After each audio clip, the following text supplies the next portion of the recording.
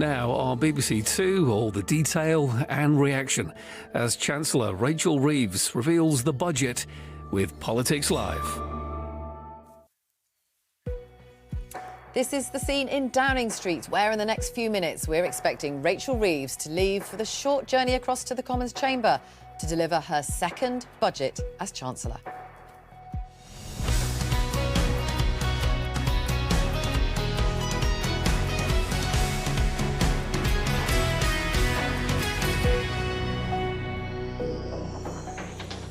Hello, I'm Vicki Young and welcome to Politics Live. I'll be with you for the next 4 hours or so, and to help guide us through all today's crucial announcements, an expert panel.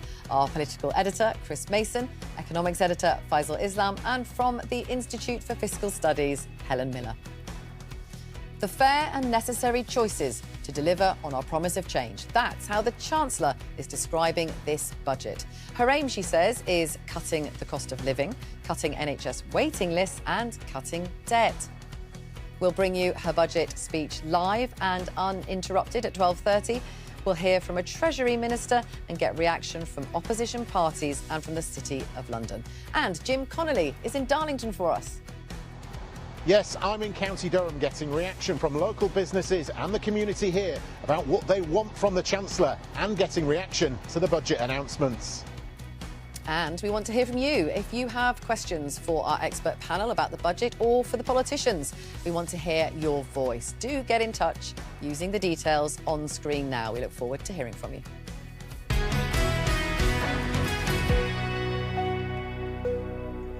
Now, we will keep an eye on that famous door in Downing Street. Number 11 is at the centre of things today. We're expecting Rachel Reeves, the Chancellor, to emerge from there in the next couple of minutes before she heads over to make that statement to a packed House of Commons chamber. Chris, what are the different pressures, often competing pressures, on the Chancellor today as she makes that speech? So all Chancellors will face competing pressures. I think they're perhaps particularly acute for the Chancellor this time round, and there's effectively three audiences that she's talking to. She's got to be conscious of the market, she's got to be conscious, obviously, of the reaction in the country, but then I think crucially politically, how it goes down amongst Labour MPs, because Labour MPs at the moment range from the grumpy to the volcanic in terms of their outlook on how the government is doing. They would wish it to do much better, but they feel it day to day and week to week in their inboxes and on doorsteps in their constituencies in terms of the government's severe unpopularity. And obviously the Prime Minister and the Chancellor are the figureheads of the government. So in the short to medium term, how does it go down amongst Labour MPs? Of course, the Chancellor will have a keen eye on the markets. And then there's, of course, for any Chancellor, that sense of how it goes down in the country. So three audiences for her to keep an eye on. Now, look, we do know quite a lot about what is going to be in this budget. I mean, that's not a new thing. Governments have trailed budgets for quite some time. This does seem to have been on a slightly different level. But what at this point are you expecting?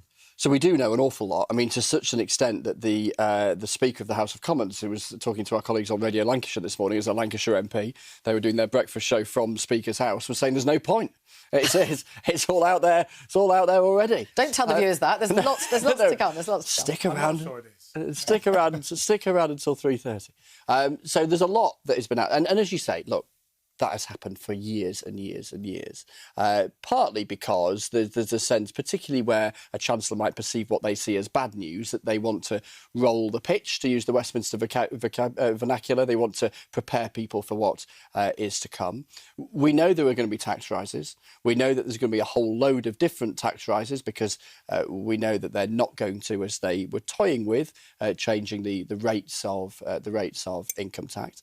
Looks like there'll be some spending cuts in there as well. Let's see where they fall. And then how does the Chancellor choose to package it, to sell it, the pitch? She's talked about fair and necessary choices. That word necessary, when used by a Chancellor, tends to point in the direction of what she sees as kind of hard news to sell, and that might be quite unpalatable to plenty of people. So that's what I'll be kind of looking out for. I don't think there's necessarily going to be any giant rabbits out of the hat. I mean, I think we've had a fair number of floppy-eared creatures munching on every blade of grass in Westminster for quite a few weeks and months, and some of them have been shoved back in the hutch. So I don't think the Chancellor just in character terms. It's just not kind of the sort of thing that she's likely to do. There might be one or two that might pretty much be worthy of that label, but it's not really her style, I don't think. Faisal, what do you think in terms of anything else that we might know that is coming? So the big moving parts, I think, and we're still sort of describing this as expected to, in terms of revenue raising, we think will be on income tax. It won't be the rates, as Chris has just said, but this income tax threshold freeze that's been in place, well, from beginning to the expected end for 7 years for income tax and 5 years for national insurance. So the expectation is that that gets extended by 2 years. And although that's not the same as the manifesto-busting tax rate rise, it should raise quite a considerable amount of money, £8-9 billion, just depending on what the precise conditions are. Details will matter in terms of this expectations game, so it is worth waiting for the announcement. But that's where I am. That's what I expect. That is significant. And she did make a big virtue a year ago of saying with a flourish, this was the slightly perhaps underwhelming rabbit at the end of last year's budget, that this wouldn't happen. And it did create, and I remember us saying in the studio at the time, that is a bit of a hostage to fortune if you do have to come back and do this. But I also recall during the election interrogating Rachel Reeves as Shadow Chancellor, saying, are you going to do this? She definitely left room for manoeuvre to do precisely this during the election campaign. And so we expect that to happen. Then there's a whole load of other, the so-called smorgasbord, or is it fruit salad, pick and mix, whatever you want to call it, Cola bottles, of smaller tax rises. And there's two ways to look at this, Vicky. Was this a desperate attempt to look down the back of the sofa for every couple of billion you could grab to fill a gap? Or are we going to see something, or it could be both at the same time, to be honest, are we going to see a series of tax reforms that many previous governments have shirked? Things like coping with the fact that fuel duty is on a downward path to zero. Things like coping with the fact, I think I understand this to be correct, Helen may correct me on this, that a council tax for a mansion in Westminster is the same or possibly more than a terraced house in Blackpool. That has literally been in place with the council tax revaluation since I think Madonna was singing Like a Virgin in 1991, right? Are they actually going to do this? This is the sort of thing we've said, of course the economists or the nerds say you should change these things, but the politics says you could never get away with this. So I just think there's two ways of looking at this. You know, is it scrambling down the back of the sofa, or are they doing what a sort of a government on the run would refuse to do, which is taking on some reforms which most people say a bit bolder. might be bold, much bolder. Helen, what are you looking for? Well, I think you're right. There's been lots of trailed about the policy measures. I'd like to see what's in the Office Budget Responsibilities forecast. I mean, the whole reason we've had this huge amount of speculation is because everyone's expecting them to downgrade the forecast. But we shouldn't forget that we don't know those numbers yet. They're hugely uncertain. They could go either way. It could be a bigger job than we expect, it could be a smaller job. And that will, I think, frame everything that Rachel has had to do or chosen to do in this budget. So before looking at the exact response she's had, looking at what it was she was responding to. Yeah, that's a good point, actually. And at that point, Faisal, this is a good moment, isn't it, to actually explain to us the black hole. We hear so much about it. What makes up this black hole, as it were? So this is essentially the gap against meeting her own self-imposed rules. The reason she has these rules is they're a proxy for kind of the confidence the markets should have that they're going to kind of keep the fiscal books in order. And so they set some rules. All chancellors do it. They're all slightly different. And so that is essentially the gap. And what happened, I think we've got a chart now showing what's happened over 5, 6, 7 years in terms of the economy. We see that big dip from the pandemic shutdowns, and then we see sort of sluggish growth. And actually, if you extended that graph backwards, you would have had under par growth all the way back to the financial crisis, with some exceptions, to be honest. So the first thing to say is that I think we're going to have a separate document. Exciting, again, for this side of the sofa, that we get an extra document from the OBR that explains why they have chosen to downgrade that productivity assessment. So this is a backward-looking assessment. They kept on saying we bounce back, and now they've thrown in the towel and said we're not going to bounce back. That has had a knock-on impact on growth in the medium term. I just think it's quite interesting to say, although there's been a lot of... It may be that we get some upgrades this year. I don't know what's going to happen next year. So there's a mixed picture there in terms of what's going to happen to the growth figures, I think. Important to remember that. But overestimating that means that now Rachel Reeves is going to have to fill that gap. So growth was lower, therefore assumed tax revenues were lower. Some of that was mitigated by wages being stronger than expected, is what we understand. All of that will come out in a giant mix and we'll have a number. And that's the bridge she's trying to cross, with the revenue rises. But there's not the only part of the black hole, is it? There's things like the welfare U-turns. Does that add to all of this as well? Yes. There are many other elements. Yes, there is that adds several billion. What she had hoped to save and bringing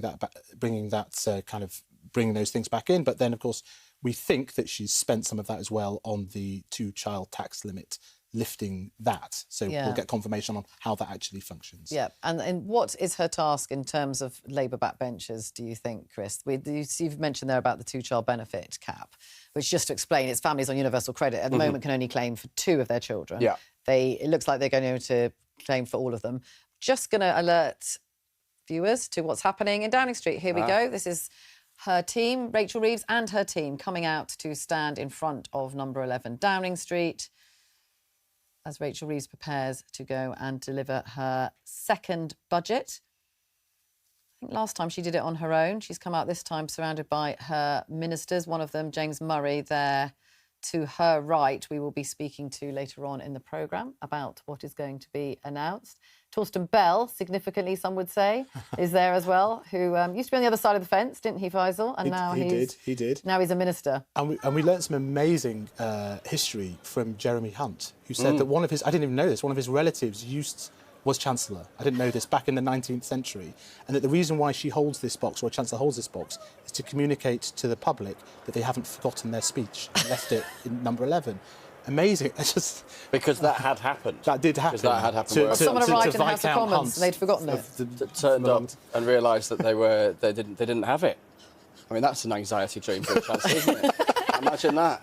Chris, just talk about the pressure that Rachel Reeves has been under throughout all of this, because if you think back to a year ago, she made, that budget, Labour MPs cheered it to the rafters, didn't they? She'd announced a big national insurance rise for employers. That was the main part of it, and then promised she wouldn't be coming back to ask for more taxes, effectively. What's it been like for her, do you think? I mean, really difficult, because so much of the framing of last year was about this kind of once-in-a-generation budget. And even if this one isn't on the scale of that one, the language that was used by the Chancellor and others, it implied a certain sense of you get through that first budget and the others are, if you like, more conventional, not as difficult for her to deliver. And she was able to say it was a legacy from the Conservatives. Yeah, and she was able to do that. And then a combination of some, external factors, the tariffs from President Trump, for instance, as well as political decisions like the about turn on the welfare changes, has made this whole thing trickier. I remember back in the summer, the Chancellor's team saying, look, when they had to make that about turn on welfare, there will be a consequence of this and you will feel it in the budget. And that plays into the tension that there's been between plenty in the Parliamentary Labour Party, Labour backbenchers and the government, a frustration from some in government that they feel too many of their MPs are not willing to be cognizant of the trade-offs that come with governing. In other words, if you do X, you can't do Y, that kind of thing. You can only spend each pound once. But at the same time, the nervousness from Labour MPs because of the unpopularity of the government. And just to pick up on your earlier thought around the whole two-child benefit cap, I think what's interesting about that as a policy idea is that way back before the election, when I was speaking to Keir Starmer as the then leader of the opposition, and he would say, oh, look, as he put it, there'll be good Labour things we won't be able to do. And I would say, well, give us an example. He would alight upon the two-child cap and say, look, that's a choice that we would love to be able to get rid of it, but we can't afford it. Clearly, that was a choice when he claimed he couldn't afford it. It is a choice to decide that you can afford it. But it's something that they think will go down well, not universally well, but well with most Labour MPs. The intriguing thing with that as a policy idea, as the Chancellor disappears into the sort of bowels of Parliament. Yeah, she's almost there, and we know she's got the box with the speech, so she's arrived within the precincts of the Palace of Westminster. The intriguing thing with the two-child cap is that whilst it is popular amongst plenty of Labour MPs and Labour activists, the polling evidence suggests it's not popular getting rid of it with the wider public. You'll recall back in 2017 when it was introduced by the Conservatives, they made an argument around fairness, that it was justified because it was fair. And broadly speaking, the weight of a public opinion is on that side of the argument. Faisal, we're going to talk about something I know that you'll be very excited about, fiscal headroom. Oh, yes. We need to explain this. this is the reason that Rachel Reeves might need to raise a little bit more tax Yes. than she might have to, because she wants to give herself more wriggle room, I guess, is one way of explaining it, isn't it? Just explain that to us. So, as we were talking before about her room for manoeuvre around her own borrowing rules, the fact is that last year and at the spring statement, which was in March, there was 10 billion of that wriggle room or headroom, a buffer, if you like, against things changing around the world. I think we can show you a chart of how that compares historically over all the budgets. Obviously, most of those there are Conservative budgets. And you see that the levels, it kind of averages about 30 billion. It's been run quite thin and close to the wire under the kind of Hunt budgets as well. 10 billion was quite tight. And there's an argument now at this point about what happened last October. Could you have anticipated the sorts of global frictions and instability from a possible, it was just before the American election, the budget, wasn't it? From a possible Trump administration, should you have put in a higher room for manoeuvre? So I think one of the key numbers the markets, certainly, and the economists will be looking for is what is that 10 billion now? If they were really going for it, they could have trebled that up to 30 billion, the average. And I think I'm expecting maybe 20, high teens, 20 billion. And that, they hope, I think, will be a strong marker for those markets. But these things all have a double edge. They'll also be looking at, well, hang on, are they spending more on welfare? Let's see what the other measures are in the round. Maybe they're not going to spend more on welfare overall, even as they do the two-child benefit.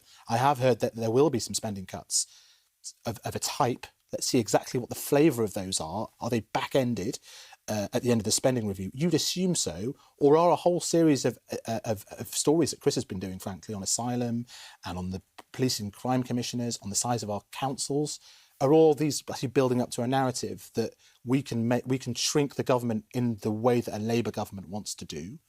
And so, but these multiple audiences that Chris referred to, like, how do you square this with the markets, your backbenchers, the public, all at the same time, whilst both trying to raise revenue and also deal with the cost of living? And trying to present a coherent argument in so doing. That's why she's doing it. Helen, so we pretty much know that taxes are going to go up, and one of the main ones she's going to do to raise quite a lot of money is freezing thresholds.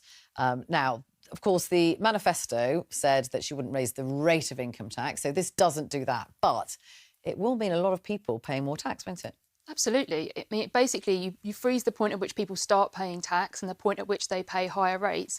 It basically means you get more people paying any tax. Those who are paying more, and some of them are paying more higher rates. It's already been one of the big changes that has reshaped our system. It's, we're having many more people who are paying any tax at all, and I think we've got a chart showing how there are now many more people paying higher rates of income tax and of income tax. So, back around 2010, only something like 6% of people were paying a higher rate of income tax, so something like 40% or above. That's already increased substantially to something like 16%. If Rachel Reeves, as is expected, goes ahead and continues that freeze, we'll get to something like 18%. So almost 1 in 5 people facing a higher rate. That would have only been something like 1 in 10 had no freezes happening. So yes, it's a stealth tax. Yes, most people don't notice it, but be in no doubt at all, this is reshaping the tax system and who pays which rates of tax. I think that there's a real question, therefore, as to how open the Chancellor is about that being a tax rise. From memory, I think Rishi Sunak, when this all started in 2021, was quite upfront. I get it, this is a tax rise, and sort of said it's the pandemic, we've got to pay, we've all got to pay.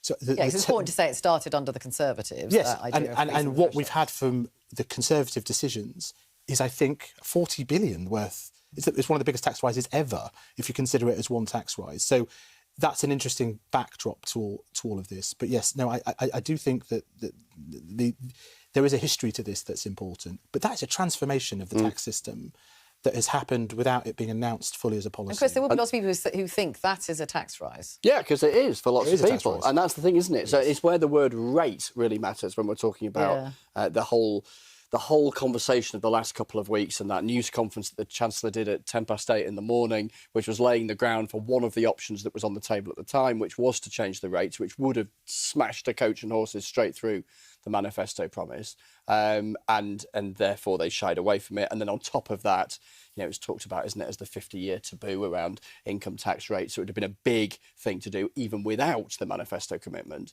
And so, yeah, they shied away from that. Labour MPs, quite a few, were horrified. Others, by the way, did think they should have just grasped the nettle and done it. But thresholds frozen means that people pass through those thresholds and therefore are paying more income tax. That's the simple truth of it.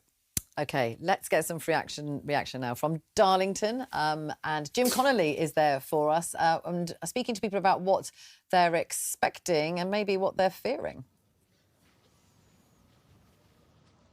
Yeah, absolutely. That definitely is a bit of a theme of it. Welcome along to Darlington. Darlington is a town that you would describe as fairly prosperous, especially in comparison with other similar-sized towns in the area. Politically interesting too, because it went from Conservative to Labour at the last election, and that happened not because Labour increased its vote share very much at all. It was actually a falling away of the Conservative vote, dropping away, and Reform, and to a lesser extent the Greens, doing really well in this area. So it's an interesting place to get a bit of reaction today to the politics of it all, but also what people are feeling. How are they feeling financially? We're heading now into a cafe where we've got a couple of people, a couple of local businesses set up to speak to us, and also just grab a couple of people having a cup of tea. So we're going to head in now, and we're going to move through. We've got John and Claire. John and Claire, introduce yourselves to us. And I'm John Elliott. I'm the chairman of VBAC Limited, a manufacturing company here in Darlington. And Claire. Hi, I'm Claire Wise. I'm a fifth-generation beef, sheep and arable farmer just local to this area. Can I guess then, what is it that you're interested in? Is it inheritance tax when it comes to farming? Absolutely. I mean, 12 months ago, the confidence was completely ripped out of our industry by a tax decision that it means that family farms like mine, not earning a lot, but yes, we have an asset base, will be forced to sell our farms to pay a very, very unfair tax. So today we are absolutely desperate for some sort of active farming tax to be put in place that makes sure that normal family farms like mine aren't driven out of business. John, what is it that you're hoping for today? Is there anything you want rather than fear? I want to see some direction towards solving our economic problem. This country's in a mess. We've got tremendous debt, 2.9 trillion, which is over £100,000 per household. We've got to see some movement towards bringing that down. And the only way to do it is by manufacturing more things in the UK for the UK. We've had a budget that's felt like it's been a long time coming. There's been drip, drip, drip of speculation. How's that been as a business owner? It's chaos. It's been chaos. And I think the good news is that probably we feel quite a bit of relief in a few hours' time when we find out what's coming. Claire, what is it that you are fearing? Because that's the thing, isn't it? Because of this drip, drip, drip, the thing that I get from everyone I speak to today is this panic about what is coming, because there's been so much speculation swirling around. Yeah, I mean, our biggest fear is that we have a large proportion of farmers in our industry who are elderly and who are vulnerable. And that's the people that this tax doesn't give time to plan for. You know, inheritance tax, you need to live 7 years. The absolute worst thing to come out of today would be that those people aren't in some way mitigated or protected against. So that's my biggest fear from today. Is there anything that would give us a bit of a glimmer of hope here? What is it that you want from the government that could make things better for people like you, businesses in this local area? Recognising we've got a problem and starting to deal with it. It's not going to be easy, but the sooner we deal with it, the better. The longer we leave it, the worse it'll be. So that's a bit of the view of business, but it's not just local businesses, farmers that are impacted here. We thought it would just be nice to just go and grab someone having a cup of tea, just to get a sense of what they want and hope from it. So we've got Brenda over here, who's kindly agreed to interrupt her cup of tea and a bacon sandwich. Right, come on, tell us, what is it that you are looking to today? Well, it's pensioners. I mean, we've worked all our life to get a pension, to get a better life. And then every time they do anything, they take everything away from us again, so we're still fighting all the way. Not just me, it's all of us, you know what I mean? We just want a decent life, so we can enjoy ourselves as well at our old age, you know what I mean? I see you've got your paper with you. You've been having a good scour through it as I've been... That's enough to give you nightmares anyway.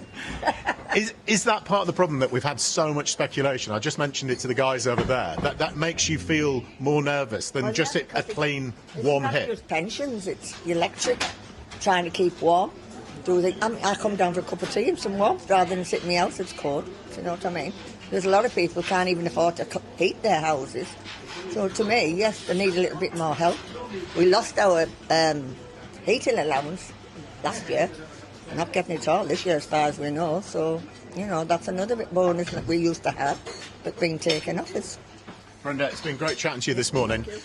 It's been a real sense here of nervousness, a sense of anticipation, because as I keep saying, there's been so much speculation around the budget this time that people are left wondering what is coming, which of the taxes that we expect are going to hit them and how is it going to impact their lives. So we're going to be sat here waiting this afternoon, watching the budget just to see what people make of it when it all comes in finally.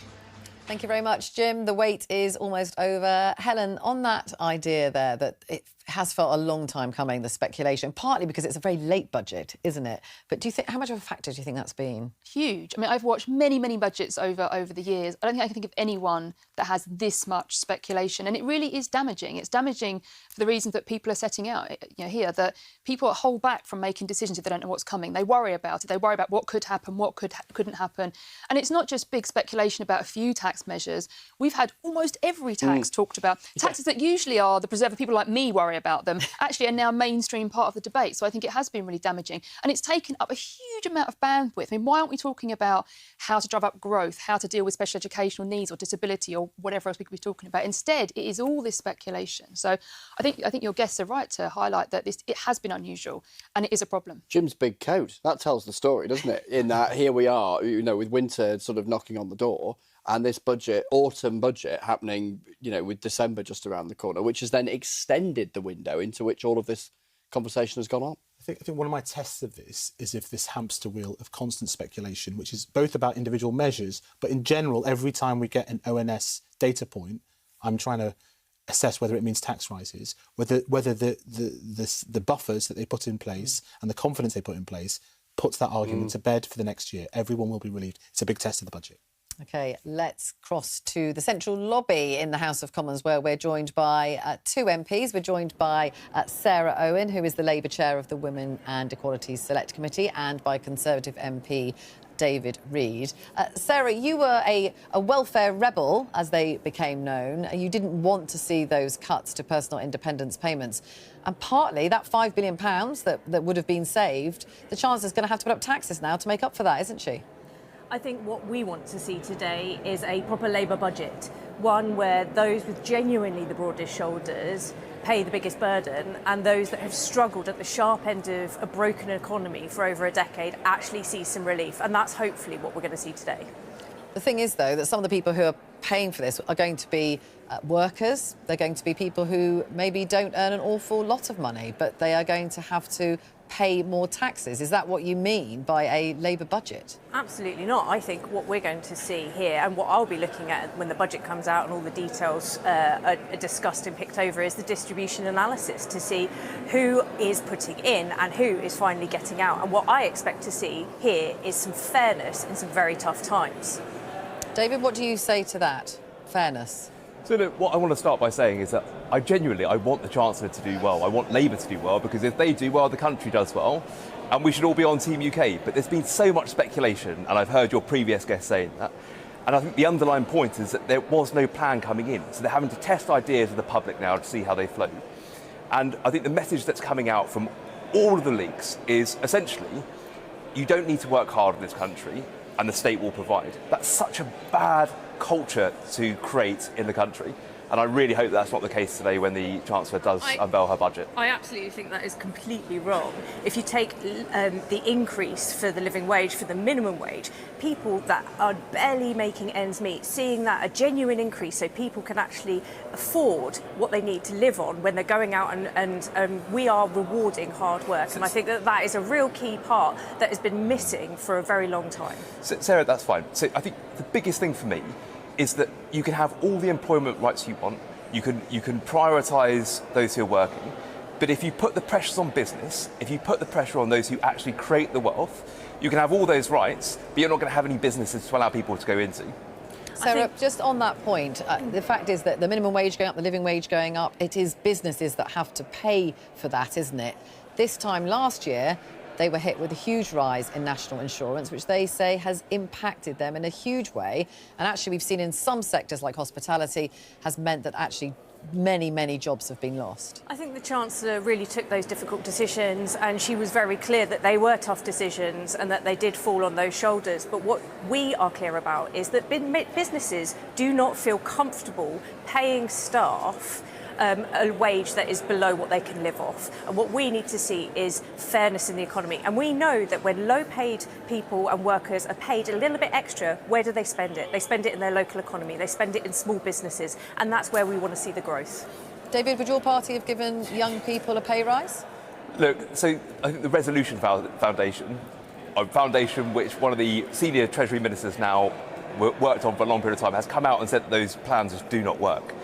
It goes back to that central point. You can have all those employment rights that you want, you can have those wage increases, but if you attack the businesses that create the jobs, you're not going to have any businesses that are there. And if people don't have money in their pockets, they won't have money to spend in those I businesses. completely And we understand. know that every time we increase the lowest incomes, we see small businesses and local economies benefit. Sarah, fine, look, and this is Labour Economics Now 101, is that I look across the front benches and you see lots of people that have worked in the trade unions, lots of people that have worked in the civil service. Now, they're very important jobs, but they're not coming from business backgrounds and entrepreneurship backgrounds. They haven't taken their own capital and started businesses. I think the view at the moment is that there's some magic money tree and that the state can just pay out. I think that's a hugely patronising thing to say about the very experienced front bench that we have. Considering, I mean, did Liz Truss have a business background before she crashed the economy? Were you speaking out against that disastrous Conservative budget? I didn't hear you saying that. So I think let's hear what the Chancellor has to say, and I think we're all hopeful that what we're going to see is a fair budget for really tough times. Sarah, and I hope you're right, and it goes back to that fundamental point that we should all be on Team UK. I want Labour to do well. But the fact that so many leaks have come out already, I just don't think that's going to be the case. OK, I thought we were going to end on people agreeing there, but maybe not quite. Sarah Owen and David Reed, thank you very much indeed. Let's have a look inside the Commons chamber. But before the Chancellor gets up at 12:30, of course, we have the weekly Prime Minister's Questions. It's probably the one time of the year where it really does take a bit of a back seat, but Keir Starmer will be taking questions from Kemi Badenoch for around half an hour between 12 and 12:30. We'll bring you all of that live, followed by full coverage of the budget. Faisal, let's talk about tax. And let's talk about the tax burden, because you know this is what we've been talking about, isn't it? That she is deciding really to fill that black hole, mainly with tax rises. How does our country compare to other countries when it comes to the tax burden? So there's two ways to look at this, historically and internationally. And this tells a really interesting story about the country. Let's have a look at the historical chart. We've got another chart, always many charts for you today. And this is what happened in history. And you'll see the UK tax burden was the highest, you know, was high in the 50s, and we're sort of getting up to those levels. So that's one of the headlines we expect, that the highs that we reported in the past couple of budget events will get even higher. That's a natural consequence of some of the things we've already talked about. But it kind of goes up and down. The pattern is quite interesting in the recent 10 to 15 years, where you see sort of after the Thatcher major years, it starts to creep up, but it stabilises sort of in the sort of 31, 32% zone under Tony Blair and under the coalition. What changes? The pandemic, it starts to go up, and it goes and it settles around 35%. And then what we've seen it heading up to about 37% in the forecast under the previous Labour plans. You would think that that's going to hit 38% if what we're hearing is right. Let's see where that number goes. The OBR will be quite clean. Let's see, though. So that is the historic high. That's a headline we'll get in the press tomorrow. But let's have a look at how this looks in terms of international comparison. That is roughly where we are now. As I said, is that 35% going to move up to 38%? That wouldn't change our position. But we're in the middle of the pack. This is not kind of extreme in terms of our international comparisons, but we might end up very close to German levels now. Now, of course, that would be for 2030, whereas that's the level now. You'd expect those other things to change over that time as they face the same pressures of ageing societies and the like. But what's the story here? We've moved. At one point, we were getting quite close to the Americans in our sort of transatlantic role. But now we're moving close to more European levels of taxation. This is something that started under the previous government. A great irony, if you think about Brexit, that we had assumed that part of the vibe behind that was to move towards an Atlantic model. But actually, after that, we have moved more towards a European model. And they could have, with the change in productivity. But basically, OBR is saying the economy is smaller than we thought it was. They have not changed the tax levels to accommodate that. They've left taxes high, and as a result, that number's going up. Helen, I was going to say, so in terms of if there were to be an alternative, which presumably the Conservatives say that there is, what would it be? Are we going to hear anything about spending cuts, for example? Because that would be one alternative. Yeah, absolutely. So the alternative is spending cuts. I suspect we won't see very many of them. And it's also worth saying that even if we did see them, we're not going to see them be so big that it would change the picture that Faisal just laid out, I don't think. I mean, I think you'd have to now do quite a lot of spending cuts to get back to where we were for that 32%. I mean, panning out to put the international and the historic together, kind of the broad sort of history here is that in the 1960s, the UK was a relatively high tax country, and then not much happened to our tax burden, whereas other countries, especially European countries, were pushing up their tax burdens. Now, in recent years, we've started pushing up our tax burden. So we've moved from a bit below the OECD average, we're moving to above the OECD average. So in part, we're kind of catching up with what other countries have been doing recently, partly reflecting the big pressures on the size of the state. I mean, there are big pressures on ageing and all those things. So could we have a smaller state? Absolutely. But it wouldn't be a simple a few billion cut. You'd have to make substantial to get this pattern reversed. I just have to break in, because on all of this, there's quite interesting things coming out of the Reuters news agency. You seem to be flashing very specific numbers from the OBR document, which would be unusual. I'm going to put it like that. But you know, there is, and there's a suggestion the OBR book has been published now. It's been published online by accident, we're hearing. Ah, right. Well, that is unfortunate. That is unfortunate. But well, I need to go and get that book. Okay, it's the first thing. But let me. A couple of the numbers that the borrowing is projected to fall from 4.5% of GDP to 1.9% in 2030. This is extraordinary that this has happened. Freezes to personal tax thresholds are expected to raise 8.3 billion in 2029-30, which is what I suggested was expected. Total growth in nominal GDP over the forecast is only around 1% point lower than in March and is more tax rich. OK, and the 10-year bond yield, we think, has dropped in response to this? Yes, which is the market response. But like that, this has come out beforehand is pretty extraordinary. Okay. But you have given the explanation that I did not know that it's. So the leak in itself is. I mean, there's leaks and then there's something like this. Yeah. OK. Right. We'll come back to that in a second. But we have been talking about Rachel Reeves and the pressure that she's been under. Let's have a look back at her year since the last time she stood in the Commons and delivered a budget.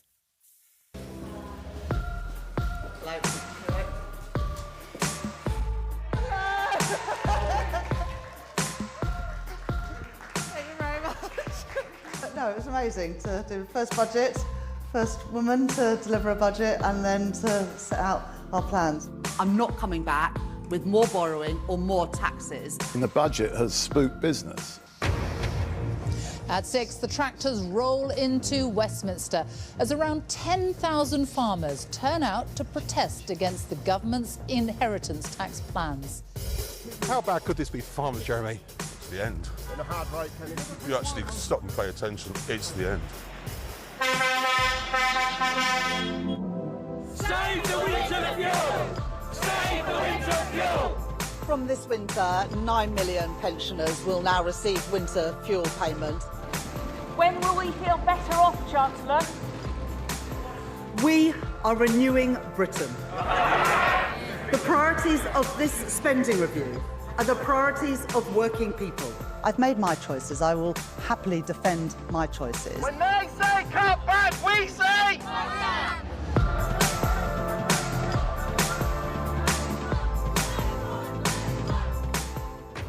Tonight at 10, a massive climb down from the Prime Minister over the government's plans for changes to the benefits system. 3 U-turns in a month. A promise made and a promise delivered. We're only getting started and the Chancellor's led on all these issues and we're grateful to her for it. Yeah! You ever seen my bricklayer? It's up to me to decide what is in the budget, and people who seem to know what is in the budget before we have made those decisions are just wrong. If we are to build the future of Britain together, we will all have to contribute to that effort. It would, of course, be possible to stick with the manifesto commitments, but that would require things like deep cuts in capital spending. Good afternoon. The BBC has confirmed that the government will not raise income tax rates in this month's budget. On Wednesday, the 26th of November, the priorities of that budget will be to tackle the cost of living, to get NHS waiting lists down and to reduce the national debt. Those are the priorities of the British people and they'll be my priorities as I go into the budget next week. Well, that was a summary of Rachel Reeves' difficult year. Things have just got a little bit more difficult for her because if you can see my panel here, they are furiously reading online what basically the OBR So someone has been somewhere leaked. has managed to hit the publish button a little bit earlier than they ought to have done. And this document is out there, and here we are digesting or attempting to digest 203. And what is it? I mean, what is it? This document in itself tells you a lot of the things that everything she's about to say. It tells you all the big stats that we were just speculating over. So, for example, the tax to GDP ratio goes to 38.3%, right? Which is an all-time high. Okay, that's going to be one of the headlines. And obviously, what drives that is the policy, which is the thresholds policy, which it costs at 8.3 billion. So it's 8.3 billion, which is going to be higher taxes on people. Yeah, so that's the freezing thresholds, not tax rates. But yeah, that seems to be the main moving part. There's all the productivity downgrades that were the motivation behind some of the tax rises. It's suffice to say we've never seen anything like this before, and it is unfortunate. Helen? This is wild. The fact that we're sitting here reading the budget before the budget has been announced is utterly They should just bring it forward. extraordinary. I mean, look, there's lots to digest here, but one thing it looks like is that I spoke earlier about the forecast being really important. I'm sort of trying to read that in live time. It looks like here there was some good news for Rachel Reeves that before she did anything, revenues were higher than she expected. So there was the productivity downgrade that we were all looking for. But there's something interesting happening in the forecast here about revenues being higher, and there's like a get out of jail clause here in some sense. So need to dig into what's happening there. But it looks like Rachel Reeves had less of a job on her hands than was expected based on what I'm reading in live time. Okay, interesting. So here we are on page 70. This is talking about the freezing of thresholds. And just literally reading this paragraph as I read it to you. This budget has extended the allowances and threshold freezes in income tax and national insurance contributions to the end of the forecast period. It means the majority would have been frozen for most of the 2020s. And then, as we were discussing earlier, freezing thresholds rather than raising them in line with inflation increases tax receipts as rising wages tip an ever greater number of workers into the tax system onto those higher rates, which is known as fiscal drag. But here we are.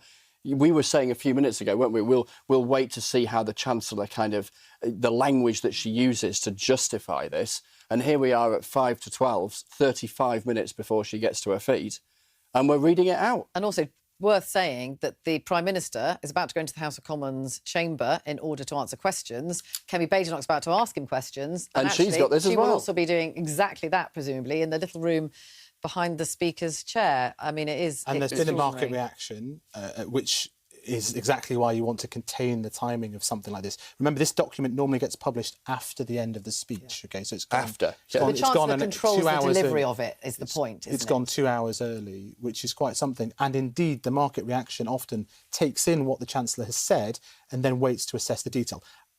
So, wow. So there's been a notable market reaction, and that has gone in the direction of the Chancellor and the government, in the sense that the yield, the effective interest rate the market would charge for government debt, went down quite sharply, what we call 6 or 7 basis points. Not a huge move, but notable. So that's a positive. Yeah, because of some of the reasons Helen was reflecting. But it takes quite a lot of time to digest. I mean, we've only just speed read about 4 pages of this, but buried in this document is everything, basically, the whole budget.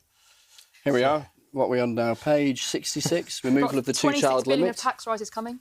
£26 billion of tax rises. OK, so that's smaller than last year. Okay, Yeah. so But not much. Last year was 32 billion. Everyone thinks it's 40. It wasn't. It was 32. That's not shy of last year. Well, the two-child limit, the government has removed the two-child limit within universal credit from April 2026. So from next April, families who are entitled to universal credit will be able to claim for not just their first 2 children, but for all of their children. And we think that is about a cost of about over 3.5 billion. I can read you the paragraph if you like. The limits, we've got 203 pages of this to read. The limit restricted the UC child element, which is currently £3,500 per year for second and subsequent children, to 2 children per family, apart from children born prior to the 6th of April 2017.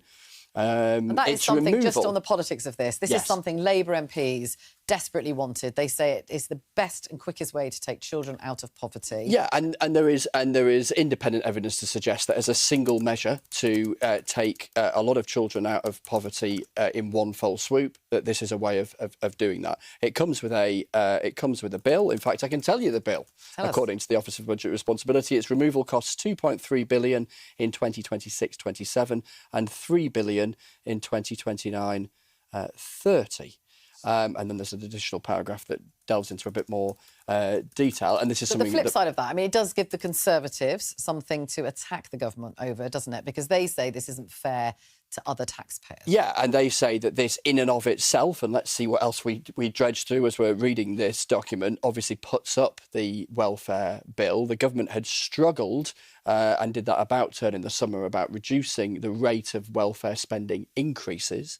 And I think the argument we'll hear from Kemi Badenoch, in fact, we might hear it in just a moment, given that she's got this document as well, is that the government's failure to deal with the rising benefits bill is why the tax rises have to be as extensive as they do, rather than trying to find a way of either reducing the growth of that bill or, as some would argue, trying to get it down. And we do think Rachel Reeves has said about there will have to be, they call it reform, don't they, to the welfare system further down the track. Yes. But of course, Labour MPs haven't shown they have much appetite for in any way shrinking that welfare bill. Quite. And yeah, I speak to people in government and they are exasperated that the idea of taking on welfare they regard as essential, but plenty of Labour MPs are not keen on.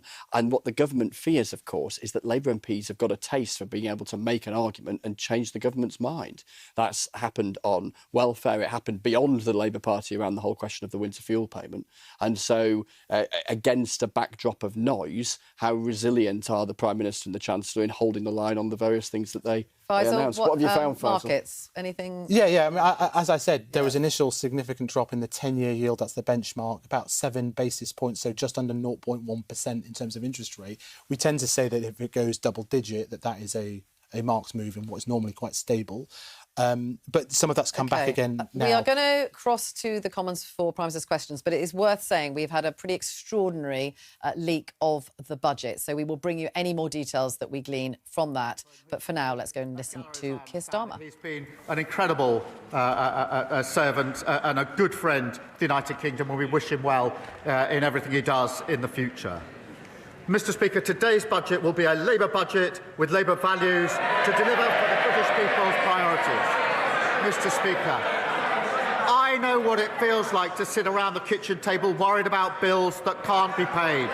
That's why this budget is for families that I know today are equally worried about the cost of living.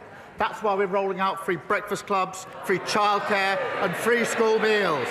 And today we'll be going further to deliver the change we're elected to bring about. Cutting NHS waiting lists, cutting the national debt and cutting the cost of living. Mr. Speaker, this morning I had meetings with ministerial colleagues and others. In addition to my duties in this House, I shall have further such meetings later today. Rachel Hopkins. Thank you, Mr. Speaker. For years and years, rail fares have gone up and up, but this is set to change next year. Can the Prime Minister confirm that commuters in my constituency will see around £400 saving on their annual season ticket as a result of this government freezing rail fares? And can he confirm this is only possible because we have a Labour government? Well, I can confirm next year we're freezing rail fares for the first time in 30 years, saving millions of commuters hundreds of pounds. And yes, that's only possible because we have a Labour government investing in Great British Railways and putting more money in the pockets of passengers. Contrast our approach with the leader of the opposition who says the minimum wage is a burden, she thinks, and she wants to means test the state pension. We now come to the leader of the opposition, Kemi Badenoch. Thank you, Mr. Speaker. And can I first pay tribute to the many farmers who have come to Westminster today to protest the shameful attack on them in last year's budget. I want them to know that Conservatives stand with them. Mr. Speaker? Yeah. They arrest them, we stand with them. Mr. Speaker, this has been the most chaotic lead-up to a budget in living memory, with resignations, hostile briefings, and... Can I just say to a couple of you, if you don't want the budget, make your mind up now. Nobody wants this budget, Mr. Speaker. With resignations, hostile briefings and leaks galore, even just in the last 10 minutes, an unprecedented leak of the OBR analysis. Mr. Speaker, these leaks have been so serious that even the former chief economist of the Bank of England has said, and I quote, that Labour's fiscal fandango is the single biggest reason why growth has flatlined. Does the Prime Minister agree with Andy Haldane, and does he have an explanation for this complete shambles? We all know the biggest shambles in living history, the Liz Truss budget. And what did she say at the time? Did she say, I don't agree, this must be wrong? No, she said, I think Liz Truss is 100% right. 100%. Not much room for flexibility. Not one thing was wrong with it, in her view. So we won't be taking lectures from her. Matters for the OBR. The Chancellor will set out the budget in just a few minutes' time. Mr. Speaker, we're talking about the leaks. The Prime Minister doesn't seem to appreciate the impact of these budget leaks on the UK economy. Even the Chief Secretary to the Prime Minister has said this morning that the leaks were unacceptable. So will the Prime Minister launch an investigation into the budget leaks and punish those responsible? Mr. Speaker, it's literally about 25 minutes before the budget will be set out in all, where we'll take further decisions. The Chancellor will set it out, but thanks to the decisions she's already taken, we've got 5 million extra NHS appointments, waiting lists are coming down, mortgages are cheaper, we've expanded free school meals. That's 100,000 children lifted out of poverty, a moral mission for this government. Compare that to the record opposite any day of the week. Mr. Speaker, he talks about the decisions she's already taken. If they were that great, we wouldn't have all those farmers outside protesting. He doesn't want to talk about leaks, but we can see that the chaos in Number 10 is having real-world consequences. Instead of focusing on the economy, they've been fighting like rats. Several journalists reported that Number 10 sources had briefed against the Health Secretary and other senior cabinet ministers. The Prime Minister then told us that these briefings did not come from Number 10. Will he repeat on the floor of the House the claim that none of his advisers has briefed against members of the Cabinet? Prime Minister. Mr. Speaker, I've been really clear about this. No one in Number 10 has briefed against Cabinet ministers. And the Health Secretary is doing a fantastic job. He stood before the electorate just before the last election. He said we'd deliver 2 million extra appointments for the NHS in the first year of a Labour government. There he is. What did he do? Not 2, not 3, not 4, but 5 million extra appointments for the NHS. They don't understand this language, Mr. Speaker, because they left everything absolutely broken. Mr. Speaker, the Prime Minister expects us to believe him. No one does. We all know that he did not have a serious leak inquiry. What he did, Mr. Speaker, was he asked Morgan McSweeney to investigate Morgan McSweeney, and then Morgan McSweeney discovered that Morgan McSweeney was innocent. All of this calls into question the Prime Minister's judgment. All of this calls into question the Prime Minister's judgment. We read this weekend that he wants the former Deputy Prime Minister back in his cabinet. He must have forgotten that she had to resign only a few months ago for tax evasion. When did the Prime Minister decide that lawbreakers can be lawmakers? Mr. Speaker, while she's scrolling through Twitter, we've delivered rail fares frozen, prescription charges frozen, the minimum wage boosted. We're focusing on the cost of living, the single most important thing for this country. She's focusing on tittle-tattle.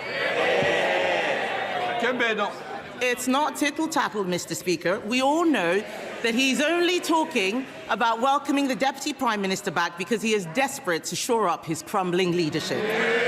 But if he were to welcome her back, will he set a condition that she must pay back the £40,000 of property taxes she avoided, the same property taxes they're very happy to put on everyone else, and will she also return her £17,000 of severance pay? Prime Minister. Mr. Speaker, the former Deputy Prime Minister is the biggest social mobility story this country has ever told. She started from humble beginnings and fought her way to the very top. I'm very proud of what she's achieved in politics. I'm very proud of everything she's done for this Labour government. That sounds like a no, Mr. Speaker. I've never heard the Prime Minister speak so highly of people avoiding their taxes.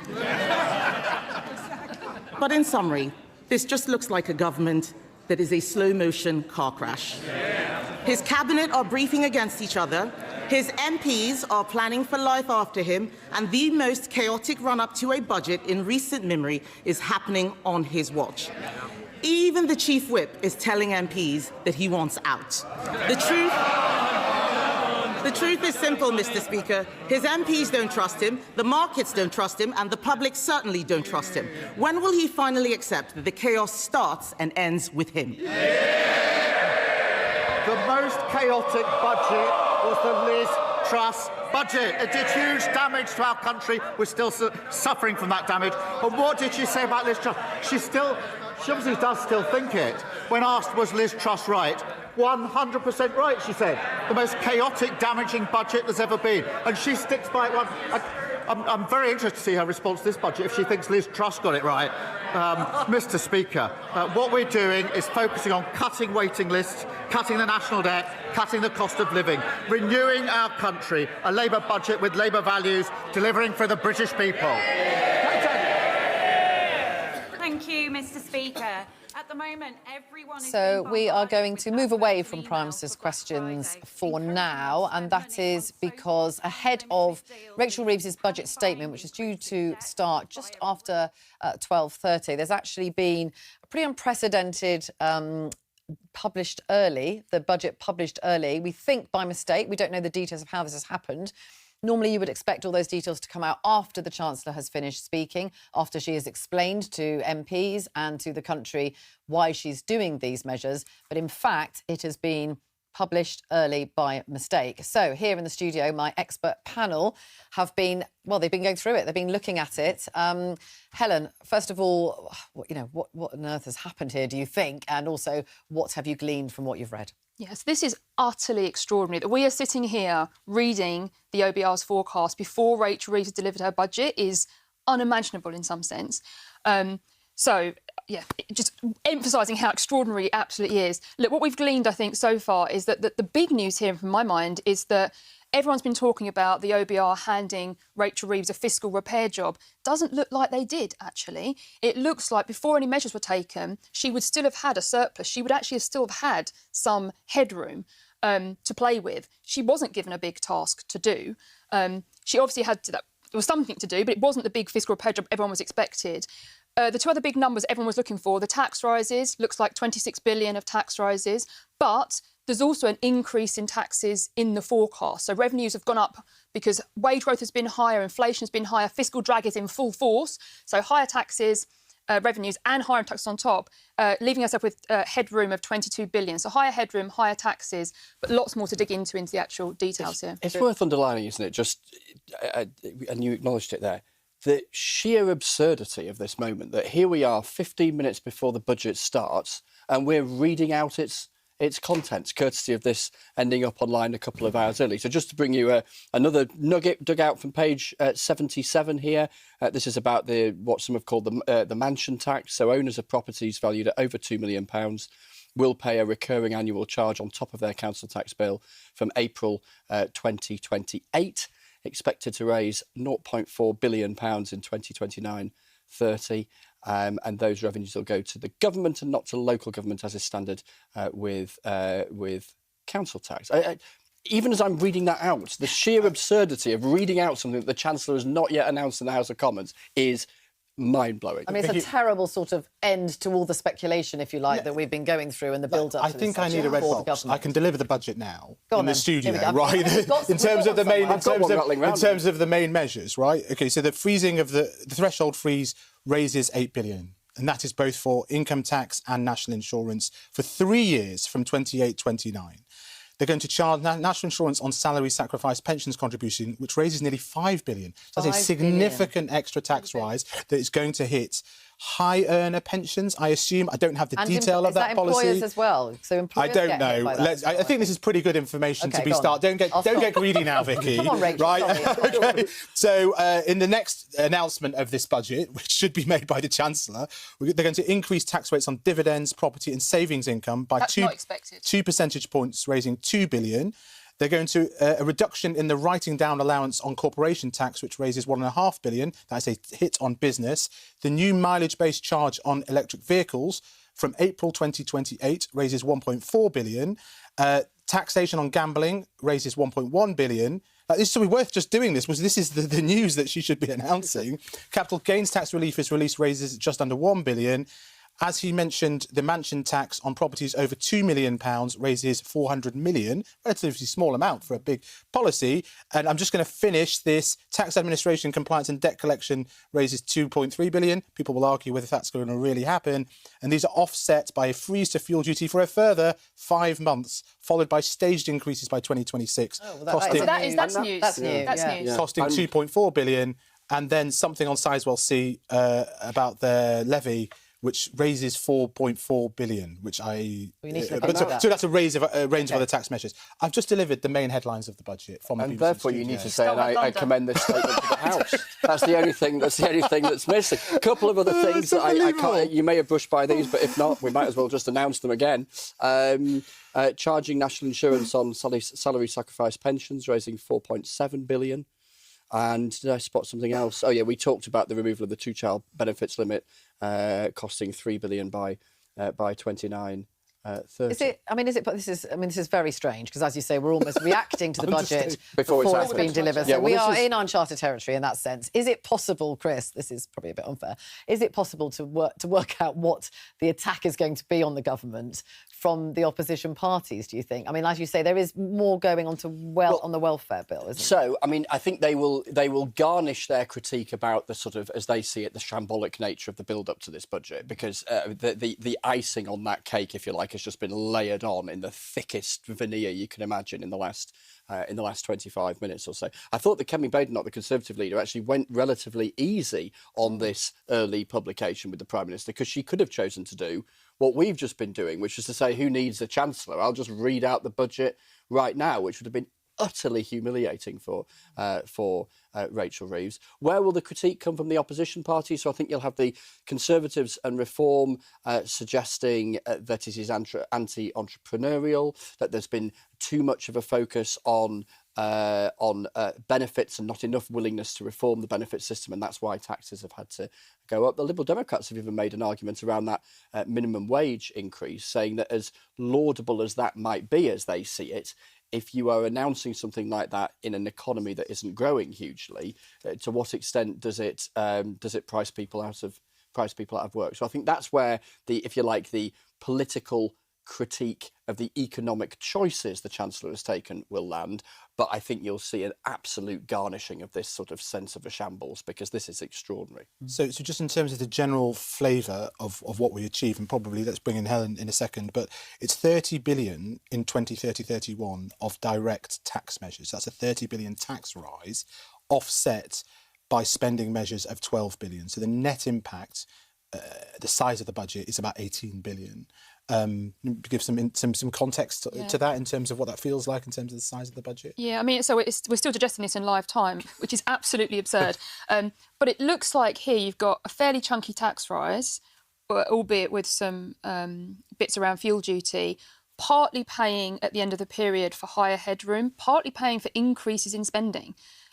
So partly this looks like, to at least some degree, a kind of a classic tax and spend budget, actually.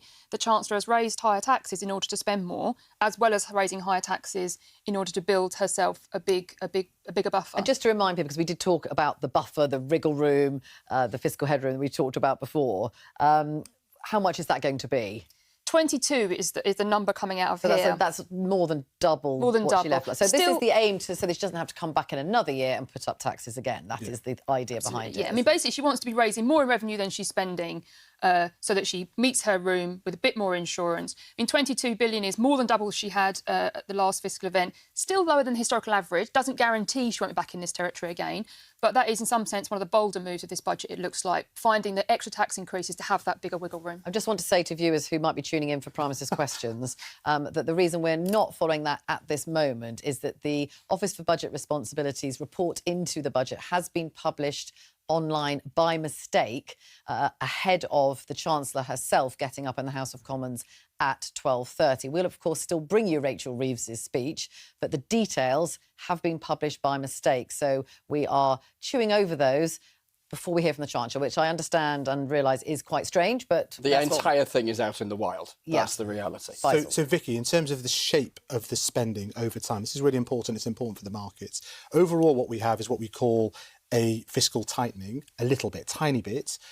So it's a budget attempting to show to the markets that they're consolidating borrowing. It happens by a very thin margin, £2 billion, 0.04%. She borrows a little bit less. It is designed to tighten rather than to give away. Okay. A small takeaway. Yeah. It's basically zero. It's basically neutral.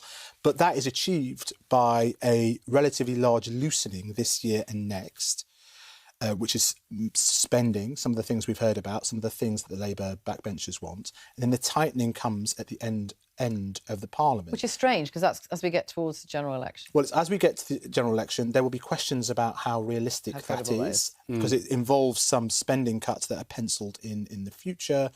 Is this really going to happen? Are they, in fact, waiting for growth to overperform on the downgrades we've heard from the OBR? That shape does matter, how plausible this is politically. What the implication of spending squeezes, and I haven't got to that page yet, at the end will be for unprotected departments. Helen will come out with some blood-curdling graphs about what this means to obscure departments. There's already been a bit of, people being slightly credulous about the spending plans that she outlined for departments, that actually these aren't very realistic, especially as you head into a general election where you might want to be spending a bit more. So that is interesting, isn't it, in terms of how much is going to be spent for government departments? Yeah, I mean, the picture, before we had any of this craziness, the picture was that, spending was going to keep increasing over the Parliament, but by less at the end of the Parliament. At the same time that spending pressures were going to keep going, ageing, disability, special educational needs. And that already looked tight in an election year where governments don't tend to like to be tightening their belts in an election year. It looks like the Chancellor's left herself a lot of work to do at the end of the Parliament here, with the big tax rises not kicking in until the election year. People will be questioning whether that's deliverable. Maybe the people won't notice if it's stealthy and it's freezes, but it's a very backloaded profile of tax rises, looking like maybe there's some paring back of spending at the end as well. So, in some sense, big news about the headroom, if she can deliver it, and delivering it means doing some tough stuff in election year. I think that's a big question for this budget, I think. Yeah, because that has to be their ultimate aim, isn't it? It's to win the next election. Yeah. And so if some of these new taxes are going to come in, that's just not what governments normally do, is it? No, and therefore there's the question about whether it is plausible, but then there is the classic sort of human nature defence that it's a fair old way away and who knows what happens between now and then, and it's not the first time you've seen this sort of thing of stuff being kicked sufficiently far down into the future that there is an expectation or a hope that things might look a little rosier since. I think as far as next year's budget is concerned, if it's Rachel Reeves delivering it, she'll just be glad if she can stand up and no one's seen the entire contents of it in advance. And in terms of, we've talked, haven't we, about manifesto pledges and their pledges on promises on not putting up tax. So it appears, of course, they haven't broken the pledge that they're not going to raise the rate of income tax. Yeah. There are some question marks over national insurance, I think, aren't there, in all of this? Because they didn't talk about the rate there. They just talked about not putting up national insurance. Precisely that. There's definitely a question around that. And then we should take a step back from the specific wording on page 21 of the Labour manifesto, which did refer to income tax rates, to underline the point we were making 40 minutes ago, but before we'd seen the actual document, that this freezing of the thresholds means, assuming there isn't any unfreezing between now and the point at which the freeze kicks in or is extended, that some people will be paying more income tax than they were. So you can have an argument, and there's an important political argument about the difference between rates and thresholds, given that it was rates in the manifesto, but the reality in terms of an income tax people know bill, if they're paying more tax. Well, exactly that. And crucially, and this point will absolutely be put to Rachel Reeves later, now we know that it is happening, she tried to make a political virtue a year ago about unfreezing those thresholds, arguing that would be advantageous, as she put it, to working people, which is how that paragraph in the manifesto begins. So in leaning into what she saw as the positives of doing the opposite of what she is doing now, there is a quote from her a year ago that is guaranteed to be thrown back to her either in the Commons in the coming hours or indeed in a news conference that we're anticipating later on this afternoon. She presumably must be ready for that. Faisal, have you gleaned anything else? What are the markets doing now? Well, I'm also trying to update our readers on the on the live page Multimedia website at the same time. So you caught me out there. Oh, sorry. But the markets that I said had reacted positively to the sort of macro headlines are now sort of digesting some of the things we just talked about, and they're sort of back at par. There's still a lot. Listen, we've got the main headlines. There is still a lot of detail and the overall narrative that we're waiting for from the Chancellor. It's an important moment for her. Obviously, any attempt at doing a kind of white rabbit is out there. Sorry, yes, I do have something actually, which I forgot, which is that some sort of energy help is coming. That was probably going to be the white rabbit. We can just, we've got a graph here showing what happened to bond yields. Now there we go. Yes. So they sort of seems to be where they were at the beginning of the day roughly. Where you can see that was just before 12. Looks like it, doesn't it? About 10 to 12. Yeah. So this doesn't help with the stability point. But I think by the end, not wanting to play down this, is a very serious issue. Yeah. But by the end of the day, things will wash out and we'll probably get to where we were. I did not wanting to downplay this at all. But I think... And we should listen to her speech in the sense that story matters hugely. How convincing it is, whether it is coherent, whether she's got explanations. So there's one explanation for the backloaded element that we talked about, which is that some of these measures are quite novel. They're quite bold to do things on not council tax, but on high value properties, to do things on electric vehicles. You can't do this overnight. It's going to take a couple of years to set up these systems. So that is why some of them are backloaded. But we can anticipate a key question being asked by the markets and why we're seeing a bit of a roller coaster. And to just bring you this, a statement from the Office for Budget Responsibility apologising, and they say they're launching an investigation after its economic and fiscal outlook. The very document that we are trawling through right now was published early, describing it as a, quote, technical error.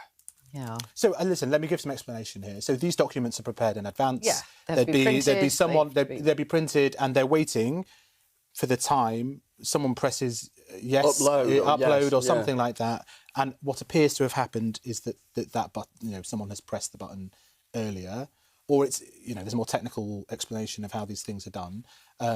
Is there? I mean, surely. No. I mean, because they go into some sort of, because things like this have happened before, and they go into some sort of Bermuda Triangle kind of drop zone. So it's on the internet, but the link it comes on and then it becomes live. It's something So I don't know that. I'm just telling you what would go behind this and why I accept the idea that this was probably entirely accidental. But someone's having a really bad day. It's an almighty cocksucker. Helen, I just want to go back for people there'll be people joining us all the time because it's coming up to the point where Rachel Reeves is going to stand up. In terms of the picture of the health of the economy, if you like, from what you've read in that OBR document, what does that tell you about the shape of the economy and how it's been doing compared to maybe what we thought it was doing? Yeah. So here's what I think I've gleaned in trying to do this. It looks like, we all went into this thinking that what was happening was that the Office Budget Responsibility was downgrading its assessment of productivity, and that was going to be the big news. They have done that. But two other things have been happening. It looks like there's been some spending pressures. So spending on things like disability and special educational needs have been running faster than we expect. That's sort of more bad news for Rachel Reeves. But the unexpected good news is that revenues, before she did any tax increases, were also substantially higher. It looks like higher inflation has meant fiscal drag is doing even more for her. Looks like there's been some change in the composition of revenues, more towards earnings. Earnings are taxed at higher rates than profits. So before she did anything, Rachel Reeves actually didn't have a big fiscal repair job on her hands. It looks like a much smaller one than we were all talking about. In response to that, she has chosen to increase taxes substantially. It looks like partly to build herself more insurance and partly to increase spending. Now, I do have some new news now. I've got to page 64 of 203. I need to catch up. And there is a big energy package, I think, of not the VAT cut on energy. No. I did this story when I interviewed the Chancellor a month ago in America. It is a shifting of the social levies to the taxpayer. OK, so just explain what that is. So on your bill, when you get your household bill, we're talking about here now, not businesses, we're talking about household bills. There's various things on that you are paying. Some of them are social levies to help households who struggle. Renewables obligation is the biggest one, I think. Green taxes, as they're called. Green taxes and some other social levies. I don't have the precise detail of that, but that's the strategy. Now, here's what's interesting. The OBR has scored this as a material impact on inflation, bringing it down in 26-27 by a whopping 0.45 percentage points if you include the rail fares freeze and the energy bills package and the fuel duty freeze extension. And they are really leaning into this idea and explains the curious nature of this, that a budget can affect inflation. So this will help the actual CPI number next fiscal year be lower than otherwise would be the case. So because she's bringing down household bills on energy, we don't know by how much. No, we don't normally get this from... This is an innovation because normally inflation target is for the Bank of England. Yeah. Now, intriguingly, in the following couple of years, this washes out and mildly, by 0.1%, increases the inflation rate. But they've used some of their fiscal firepower, some of their power in regulation to help literally bring down the inflation rate. So by keeping down rail fares, keeping down household energy bills, that keeps down inflation. Yes, this is the big thing, right? Yeah. Right. Normally, we look at the OBR impact on growth, on borrowing, maybe on employment, but the fact that they are making an argument that we have helped cut inflation. She said this, and I was like, OK, this is an interesting argument. They've really gone for it. And as I say, 0.4, but that means a notable package where she will claim lower energy bills as a result of her budget. That was, I'm going to guess, that was going to be the white rabbit. But I don't have the number. I'm going to find it of how many hundreds of pounds that helps. And meanwhile, just to bring you this from our colleague Joe Pike, in terms of what's been going on in the Commons whilst we've been chewing over all of this, which is splashes of mild panic, no doubt. So the Treasury Minister, Torsten Bell, who is sitting behind Rachel Reeves, was passing his mobile phone to the Chancellor, presumably to let know the bad news that there'd definitely be no rabbits in the budget. And then the Chancellor... Yeah, there's a mass escape of the whole... It's Watership Down. It is. I mean, and let's be honest, there was quite a few on, on College Green and Westminster, Here we go, let's cross to the Commons for the Chancellor. Point of order, Madam Deputy Speaker. This morning, we have seen an unprecedented leak of the OBR's Economic and Fiscal Outlook report before the budget. This report contains market-sensitive information. It is utterly outrageous that this has happened, and this leak may indeed constitute a criminal act. In Prime Minister's questions, the Leader of the Opposition asked the Prime Minister about this leak, but he refused to answer her question. So, Madam Deputy Speaker, please can you advise this House what steps are at its disposal to force a leak inquiry into this matter? And would it be possible to ask the Table Office to distribute copies of the report given to the House, given that everybody outside of this House has already had the opportunity to read it? Order! This is not a point of order for the Chair. The Chancellor is about to make her budget statement, and I expect members and their constituents wish to hear from the Chancellor directly.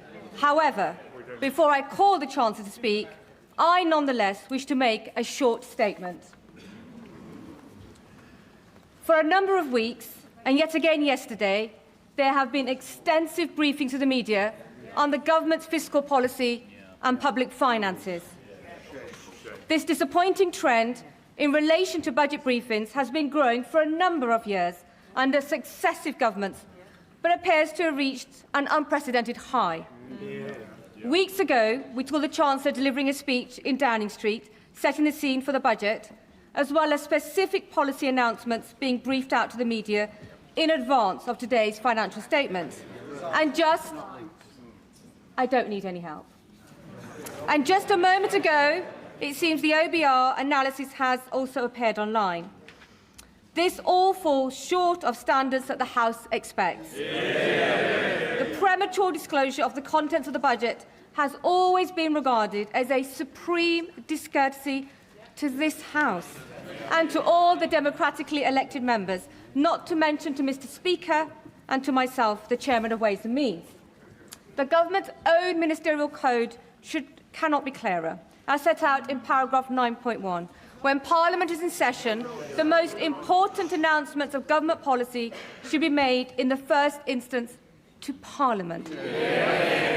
Mr. Speaker has always upheld the rights of this House and its members to be treated with respect and to be the first to hear major government policy announcements on behalf of their constituents.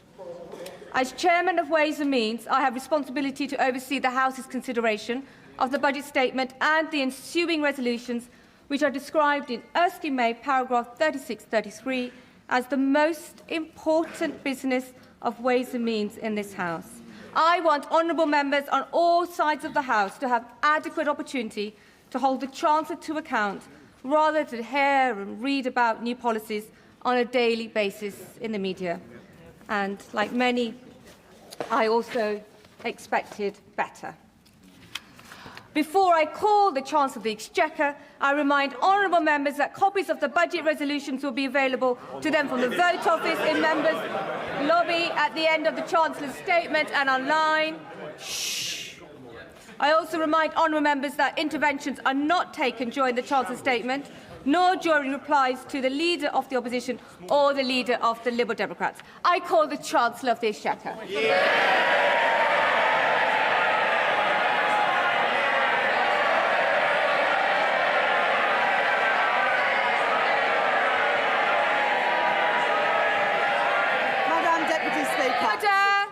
Chancellor. Madam Deputy Speaker, it is my understanding that the Office of Budget Responsibility's Economic and Financial Outlook was released on their website before this statement. This is deeply disappointing and a serious error on their part. The Office for Budget Responsibility have already made a statement taking full responsibility for their breach. Madam Deputy Speaker, we are rebuilding our economy. Over the last 16 months, we have overhauled our planning system to get Britain building, forged new trade deals with the United States, India and the European Union, reformed our visa system to bring the brightest and the best to Britain. We changed our fiscal rules that we inherited from the Conservatives and raised public investment to its highest level in 4 decades.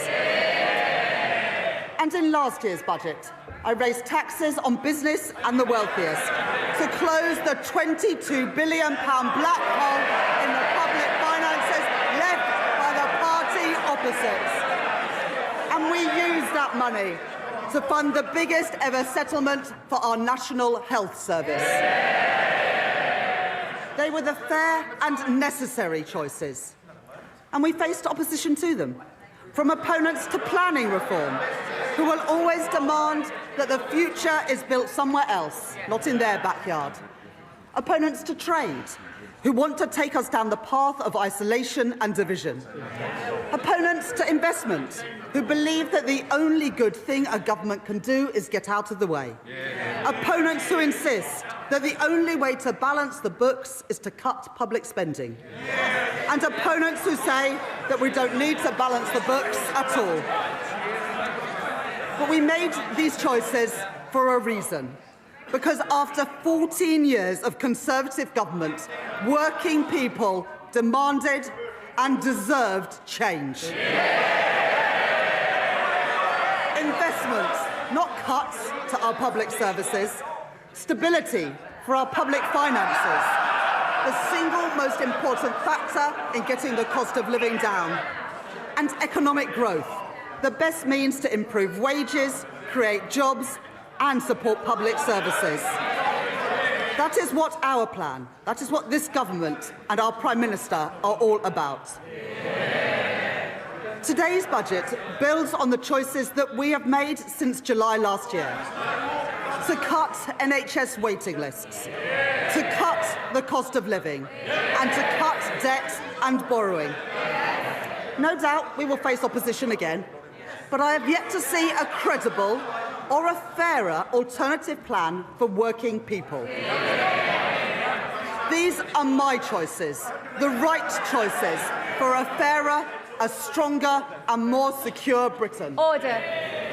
Far too much noise, and I expected so much better from you, Dr. Luke Evans. You're meant to be a leader in your community. Simmer down, Chancellor. I'm happy for them to shout as much as they like, Madam Deputy Speaker, as long as they do it from the opposition benches where they can't cause any more damage. I said there would be no return to austerity, and I meant it. This budget will maintain investment in our economy and in our National Health Service. I said I would cut the cost of living, and I meant it. This budget will bring down inflation and provide immediate relief for families. I said I would cut debt and borrowing, and I meant it. Because of this budget, borrowing will fall as a share of GDP in every year of this forecast. Our net financial debt will be lower at the end of the forecast than it is today, and I will more than double the headroom against our stability rule to £21.7 billion, meeting our stability rule and meeting it a year early.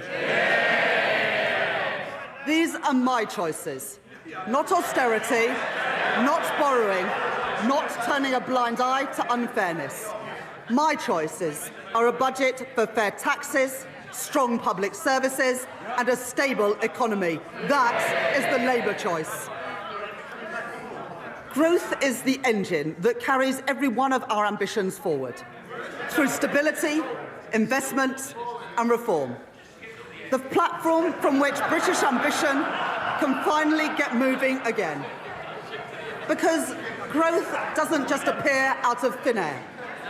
It is built patiently and stubbornly by people who take risks, by founders who bet their savings on an idea, by firms breaking into new markets, developing new technologies and creating new jobs and new opportunities, by the men and the women who work hard every day in all parts of our country. Our job is not to watch from the sidelines, but to partner with them, backing them every step of the way, to match private enterprise with public ambition. I would like to thank my team of officials at the Treasury for their hard work in preparing this budget. In the spring, the Office of Budget Responsibility forecast that our economy would grow by 1% this year. I said then that Britain would defy the forecasts, and defy them we have. The OBR have upgraded Britain's growth for this year from 1% to 1.5%, reaching the same conclusions as the IMF, the OECD and the Bank of England, who have already upgraded their forecasts. Today, the OBR have published the result of their review of the supply side of the economy. They are clear that this is not about the last 14 months. It is about the previous 14 years. The legacy of Brexit and the pandemic, and the damaging decisions by the party opposite. Cutting public spending, leaving communities and entire regions behind, starving our economy of investment and weakening our public services.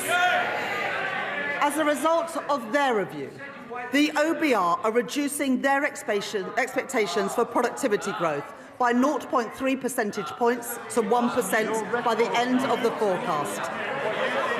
They say today, and I quote, real GDP is forecast to grow by 1.5% on average over the forecast due to lower underlying productivity growth. There is an impact on our public finances too. The OBR say that their productivity forecast will mean £16 billion less in tax receipts by 2030. These forecasts are the Tories' legacy, not Britain's destiny.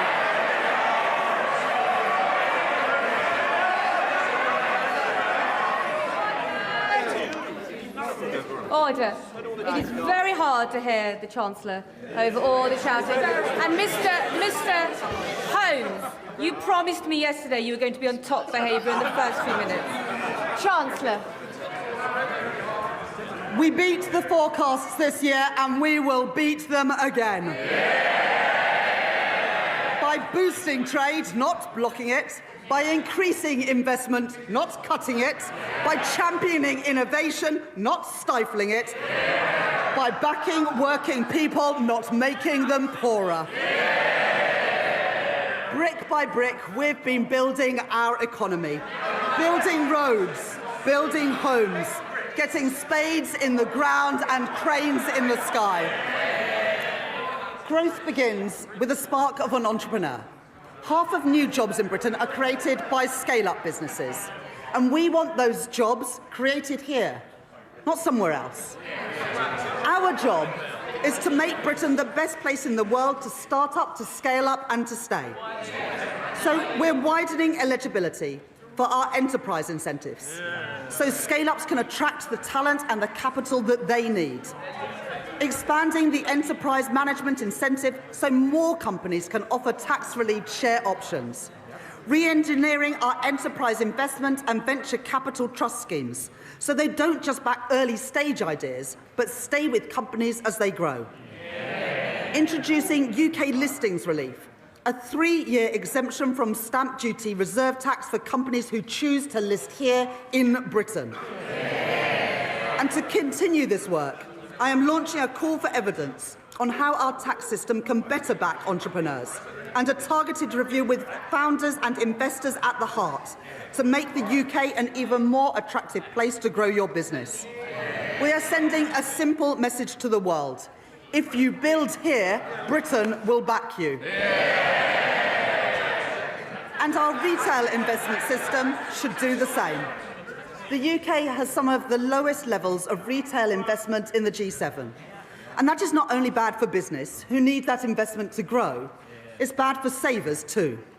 Someone who has invested £1,000 a year in an average stocks and shares ISA every year since 1999 would be £50,000 better off today if they'd put that same money into if they'd put the same money into a cash ISA.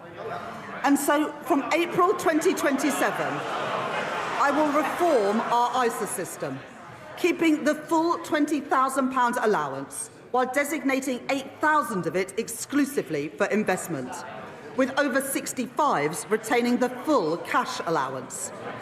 And thanks to our changes to financial advice and guidance, banks will be able to guide savers to better choices for their hard-earned money.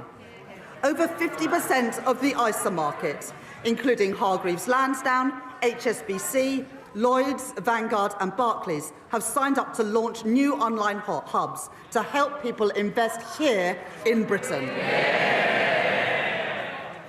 At this budget, consistent with the commitments in our corporate tax roadmap, I will retain our competitive corporation tax rate, the lowest in the G7, and retain our generous full expensing offer for business investments. I will also introduce a new 40% first-year allowance so that businesses can write off more of the cost of their investment up front, while reducing main rate writing down allowances in line with fiscal constraints. Private investment is the lifeblood of economic growth, but growth needs public investment too. When faced with challenges, previous chancellors have chosen to decrease, delay or cancel capital spending. But low investment is the cause of our productivity problem, not the solution. So my choice is not cuts, not stagnation, but to maintain the additional £120 billion of investment that I provided at the spending review. In transport, to link our towns and our cities, energy infrastructure to power our businesses, and housing, so people can live near good jobs, paying decent wages and growing businesses. That is the Labour choice. I'm grateful to the Financial Secretary to the Treasury for his work in driving our growth agenda forward. As we allocate investment for the infrastructure that is the backbone of economic growth across our country, today I will commit investment for the Lower Thames Crossing. And we're continuing to drive investment in city-region transport, in the Midlands Rail Hub and the Transpennine route upgrade, along with our commitments to the Northern Growth Corridor, including Northern Powerhouse Rail. It is this Labour government that has overhauled our planning system, and I will today provide further funding to increase planning capacity through a new skills offer, as called for by the British Chamber of Commerce and the Confederation of British Industry. It is this Labour government that has invested in nuclear power, in Sizewell C and in Culham. We are taking forward our commitment to slash electricity prices for thousands of manufacturing businesses as Make UK and many others have called for. And today I'm pleased to welcome John Finkelton's report, an ambitious plan to cut the red tape that has tied our nuclear industry in knots for decades. And within 3 months, we will set out our plan for delivering his recommendations. We are proud of our industrial heritage, and we are determined to build the industry of the future so that we buy, make and sell more here in Britain.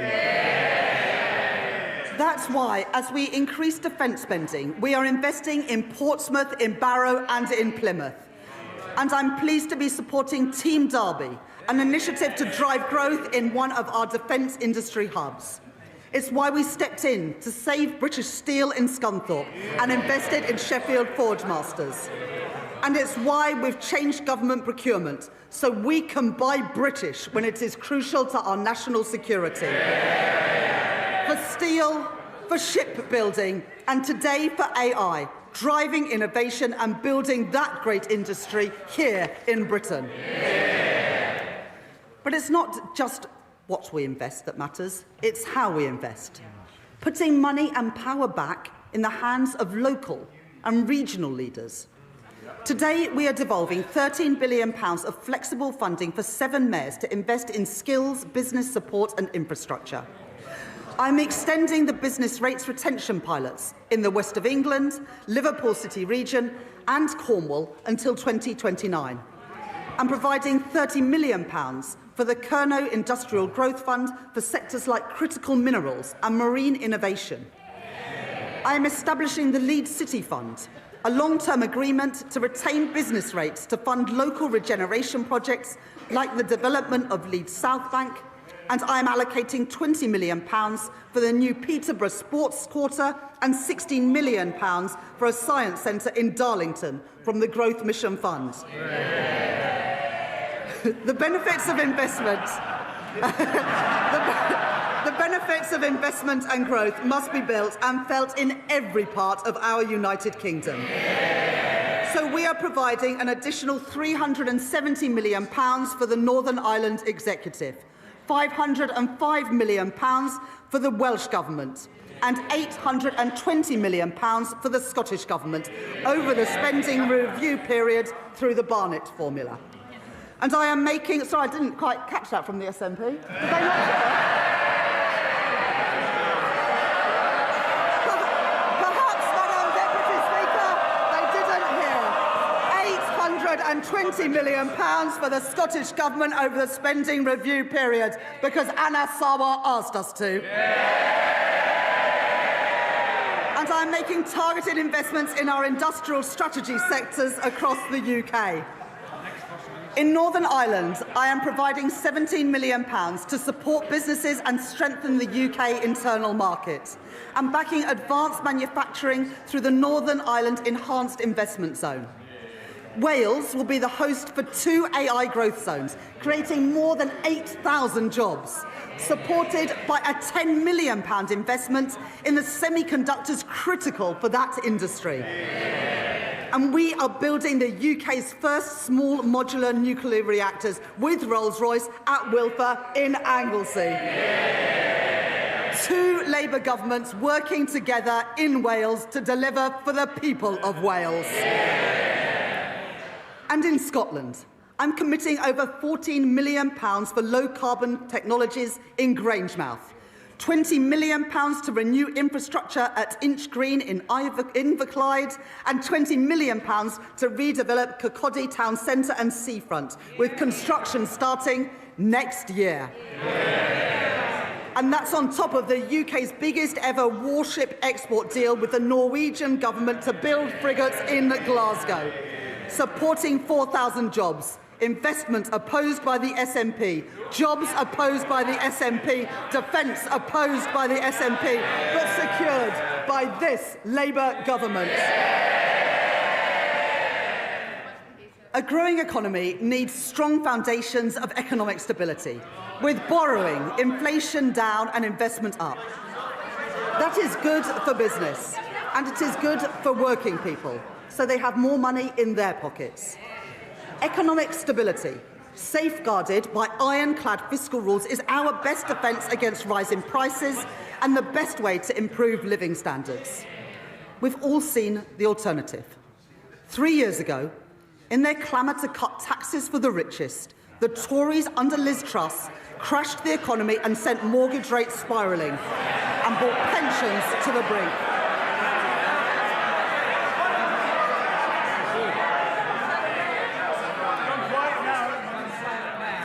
They've been so loud, Madam Deputy Speaker, and yet I can't even hear them now. Now, I know that the leader of the Green Party is a keen hypnotherapist, and he believes that he can achieve remarkable things using only the power of his mind. Unfortunately, the only things getting bigger under his approach would be the deficit and the rate of inflation. And for all the damage that the Conservative cuts did to our schools and our hospitals, they also doubled the national debt.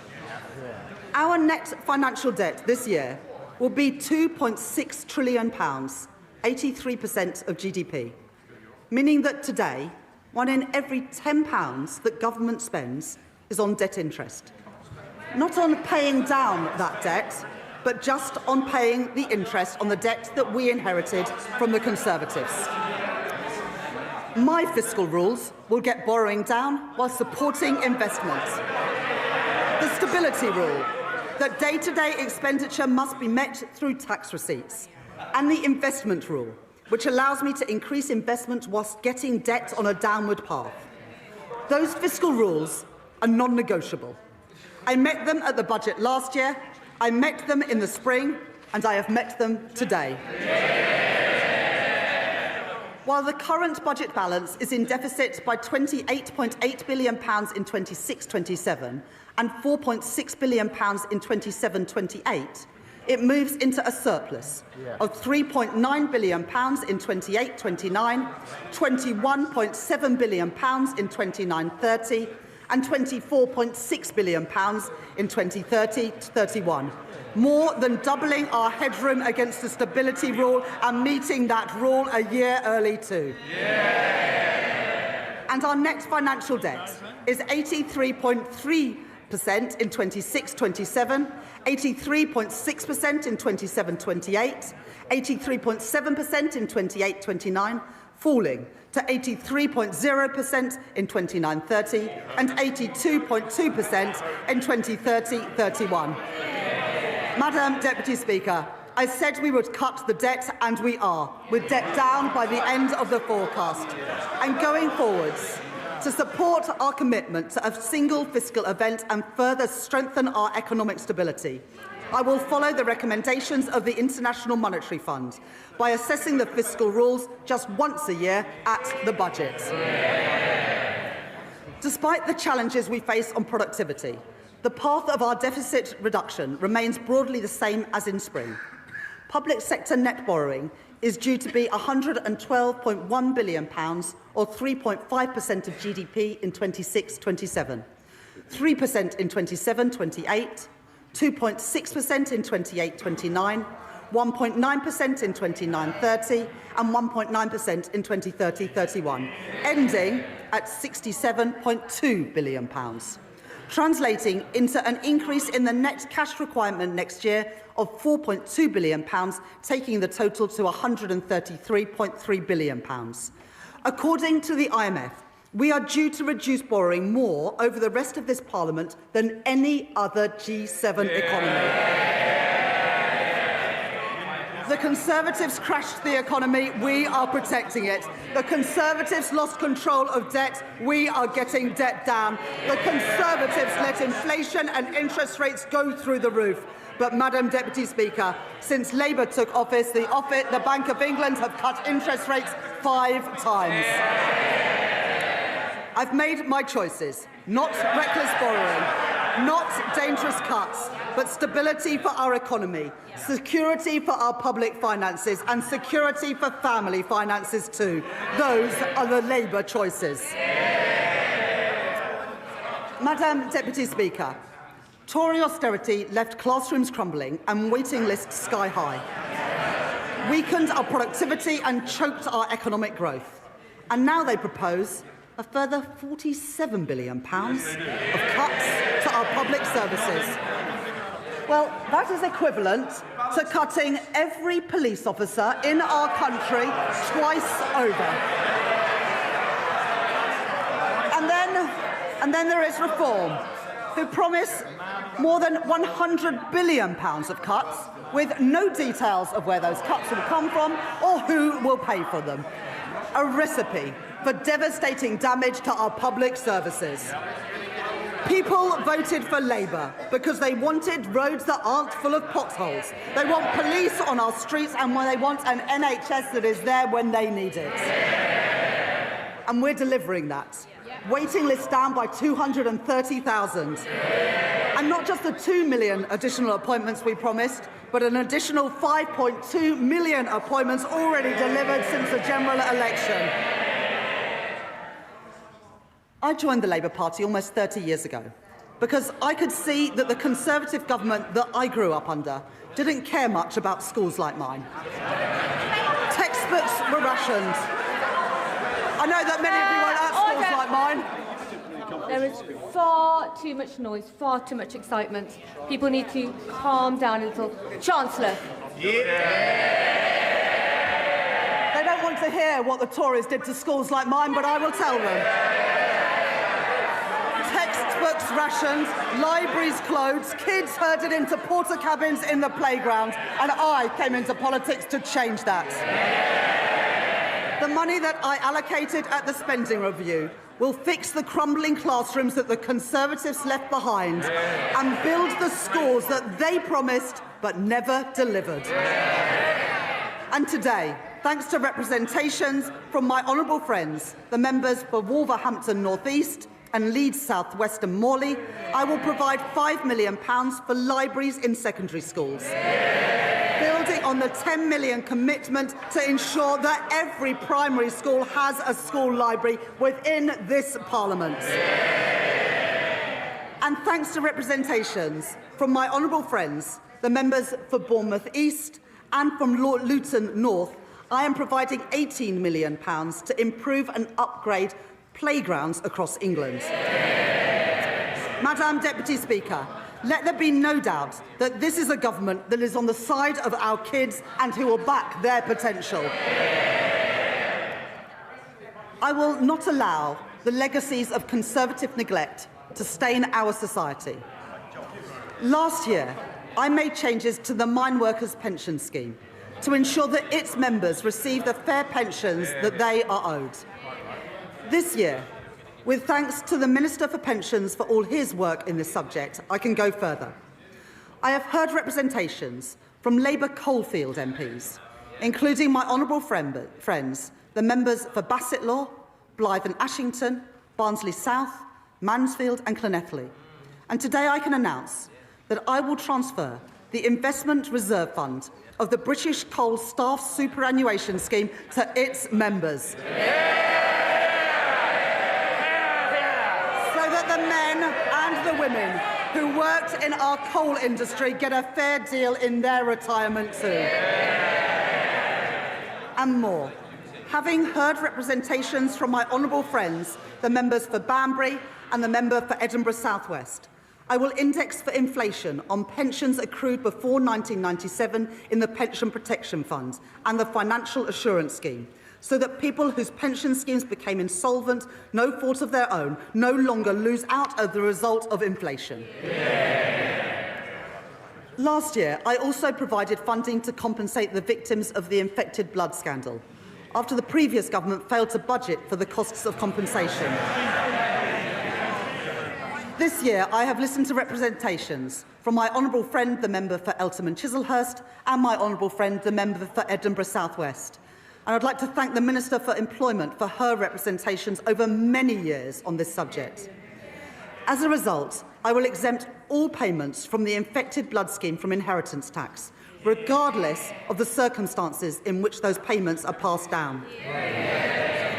Madam Deputy Speaker, That is how we should be spending taxpayers' money, on dealing with injustices and building strong public services, not on waste and inefficiency.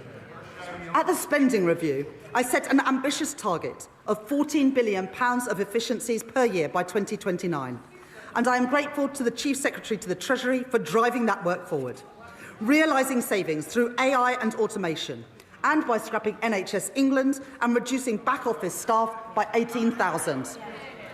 At this budget, I will find a further £4.9 billion of efficiencies by 2031, getting rid of police and crime commissioners, cutting the cost of politics and local government, and selling government assets that we no longer have any use for. These savings will be required across government, but for our National Health Service, I will reinvest all of these savings back into the care that people rely on. More nurses, more GPs, more appointments. Restoring the services that faltered under years of Conservative decline and investing in the future of our National Health Service. And today I am announcing £300 million of investment in technology to improve patient service and 250 new neighbourhood health centres. Expanding more services into communities so that people can receive treatment outside of hospitals and get better, faster care where they live. Over 100 of these will be delivered by 2030, including in Birmingham, Truro and Southall. The Labour Party founded our National Health Service, and we will renew our National Health Service. I will take the same approach for defence spending that I take to NHS spending, reinvesting savings back into our national security. In our age of insecurity, Britain will continue to stand with our allies, working in collaboration to secure a sustainable ceasefire for Ukraine, and maintaining our commitment to NATO, with the UK set to spend 2.6% of GDP on defence by April 2027. Madam Deputy Speaker, the public rightly expects that we stamp out fraud, error and waste, and put that money to good use in our schools and our hospitals and other frontline services. My right honourable friend, the Home Secretary, has already announced that she will claw back excess profits from the use of hotels to house asylum seekers, as we phase out the use of those hotels entirely. And we will consult on reforms to indefinite leave to remain and access to taxpayer-funded benefits.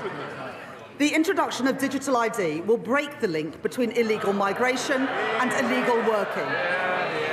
And the HMRC and the Fair Work Agency will crack down on illicit businesses that blight our high streets and undercut illegitimate firms, enforcing the minimum wage, investigating dodgy businesses, and increasing scrutiny of the gig economy, as well as tracking down fraudulent business owners who vanish without paying their taxes.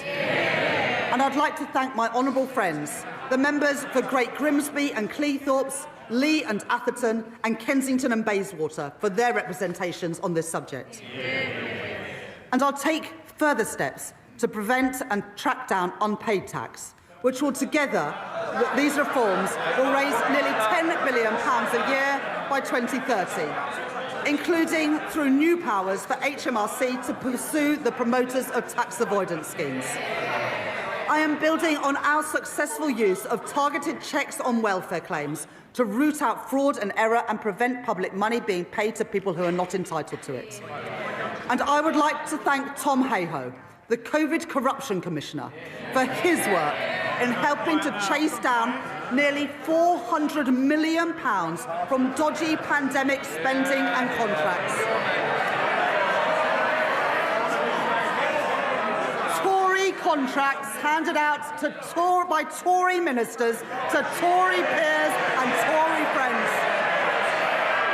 Well, that money belongs in our schools and in our hospitals. It is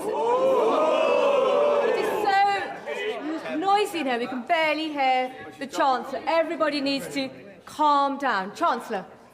Well, I wouldn't want any honourable member to miss this. So we are chasing down that money, and we've got almost £400 million back from dodgy pandemic spending and contracts. Tory contracts handed out by Tory ministers to Tory peers and Tory donors. Well, that money belongs in our schools and in our hospitals, and we are getting that money back. And finally, Madam Deputy Speaker, we are ramping up sanctions on Russia, and we are freezing known Russian assets. But let me be clear, I don't actually mean the honourable member for Clacton.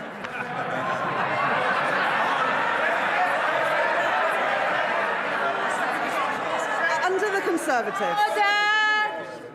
Order.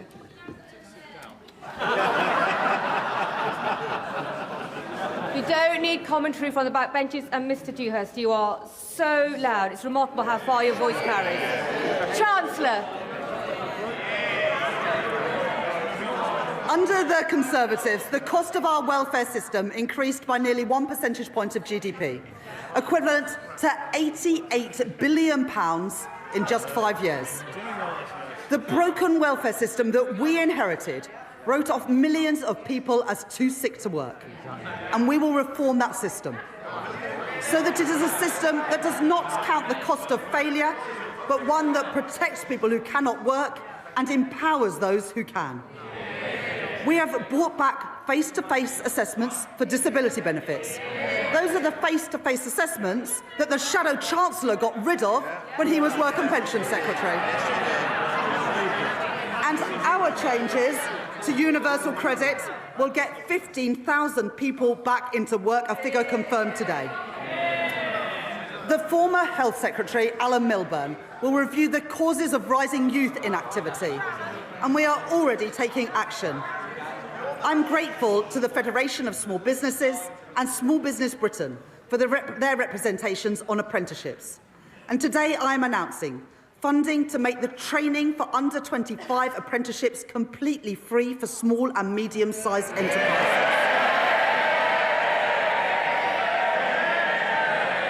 And funding our new youth guarantee, providing £820 million over the next 3 years to give young people who are let down by the Conservatives the support and the opportunity that they deserve.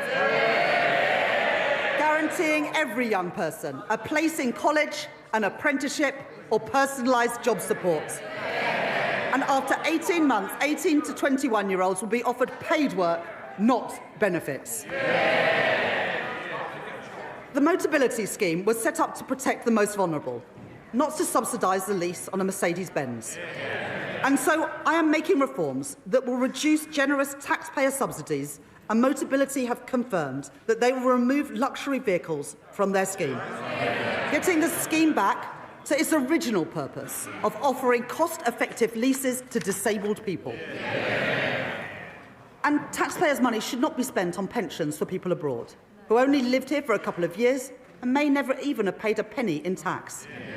The Conservatives allowed thousands of people living abroad to buy their way into the state pension for as little as £3.50 a week, debasing the purpose of our pension system. And so I will abolish access to Class 2 voluntary national insurance contributions for people living abroad, increasing the time that someone has to live or work in Britain to 10 years and increasing the contributions that they must pay. These reforms improve our welfare system. They support our young people, protect those who need it most, and put an end to Conservative waste and unfairness. Madam Deputy Speaker, to break the cycle of austerity, we need a fair and a sustainable tax system, one that generates revenues to fund the public services that we all use, and supports investment to grow our economy. That does mean that today I am asking everyone to make a contribution. The previous Conservative government froze personal tax thresholds from 2021 to 2028. And today I will maintain all income tax and equivalent national insurance thresholds at their current level for a further 3 years from 2028. While ensuring that people... Order! The noise is far too high. Chancellor.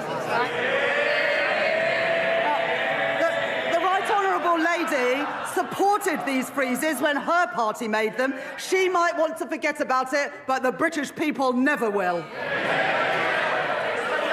At the same time, we are ensuring that people only in receipt of the basic or new state pension do not have to pay small amounts of tax through simple assessment from April 2027. I will also keep the Plan 2 student loan repayments threshold at its 2026-27 level for 3 years. Madam Deputy Speaker, I know that maintaining these thresholds is a decision that will affect working people. I said that last year, and I won't pretend otherwise now. Madam Deputy Speaker, I am asking everyone to make a contribution, but I can keep that contribution as low as possible because I will make further reforms to our tax system today to make it fairer and to ensure that the wealthiest contribute the most. The Conservatives knew that our tax system didn't work. Time and time again, they ducked the necessary reforms, leaving a system unfit for a changing economy, with unfairness that they refused to address. Currently, a landlord with an income of £25,000 will pay nearly £1,200 less in tax than their tenants with the same salary, because no national insurance is charged on property, dividend or savings income. It's not fair that the tax system treats different types of income so differently.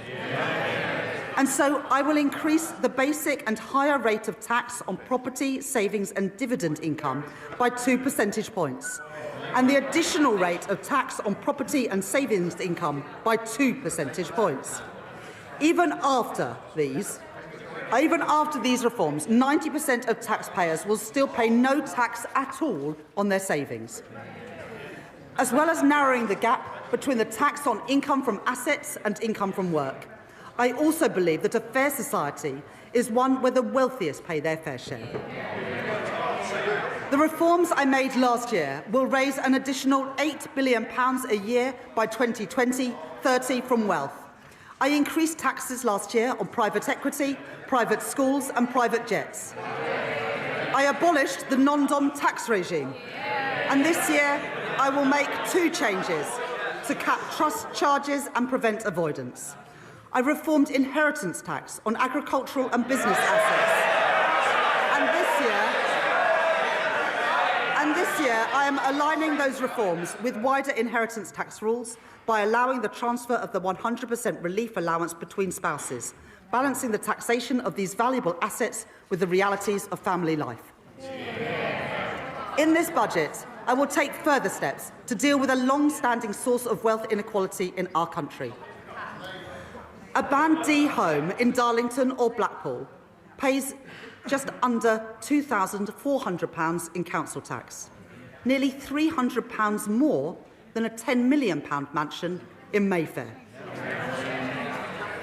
And so, from 2028, I am introducing the high-value council tax surcharge in England, an annual £2,500 charge for properties worth more than £2 million, rising to £7,500 for properties worth more than £5 million. This will be collected alongside council tax, levied on owners, and we will consult on options for support or deferral. This new surcharge will raise over £400 million by 2031 and will be charged on less than the top 1% of properties. Madam Deputy Speaker, reliefs in our tax system cost the taxpayer billions of pounds a year, but many of them no longer serve their original purpose. The government rightly provides generous tax relief for people paying into a pension, relieving income tax on all contributions and on the investment itself, as well as national insurance relief on employer contributions, at a cost of over £70 billion a year to the Exchequer. This budget makes no changes to those reliefs or to the tax-free lump sum. But salary sacrifice for pensions, which was intended to be a small part of our pension system, is forecast to almost treble in cost to other taxpayers from £2.8 billion in 2017 to £8 billion by 2030, with the greatest benefit going to the highest earners, or to those in the financial services sector putting their bonuses into pensions tax-free, while those on the minimum wage or those whose employers don't offer salary sacrifice don't benefit at all. That is not sustainable for our public finances, putting pressure on the tax that everyone else pays. And so I am introducing a £2,000 cap on salary sacrifice into a pension, with contributions above that taxed in the same way as other employee pension contributions. That is a pragmatic step so that people, especially on low and middle incomes, can continue to use salary sacrifice for their pension without paying any more in tax than they do now, and to give individuals and employers time to adjust to these new arrangements. These changes will come into effect in 2029. The coalition government introduced 100% relief from capital gains tax on business sales made to employee ownership trusts, creating a route for gains to go completely untaxed when businesses are sold. I will reduce that relief to 50%, retaining a strong incentive for employee-owned companies. And as we work towards doubling the size of the cooperative economy, the Department for Business and Trade will launch a call for evidence on how we can better support co-ops to grow. Because of the changes that I have made to capital gains tax this year and last year, receipts are forecast to increase from £14 billion this year to £30 billion by 2030. To support our high streets, I am announcing a package of regulatory changes as called for by UK Hospitality and the British Retail Consortium. And I will support the Great British Pub through our new national licensing framework, encouraging councils to back our pubs and to back late-night venues with greater freedoms.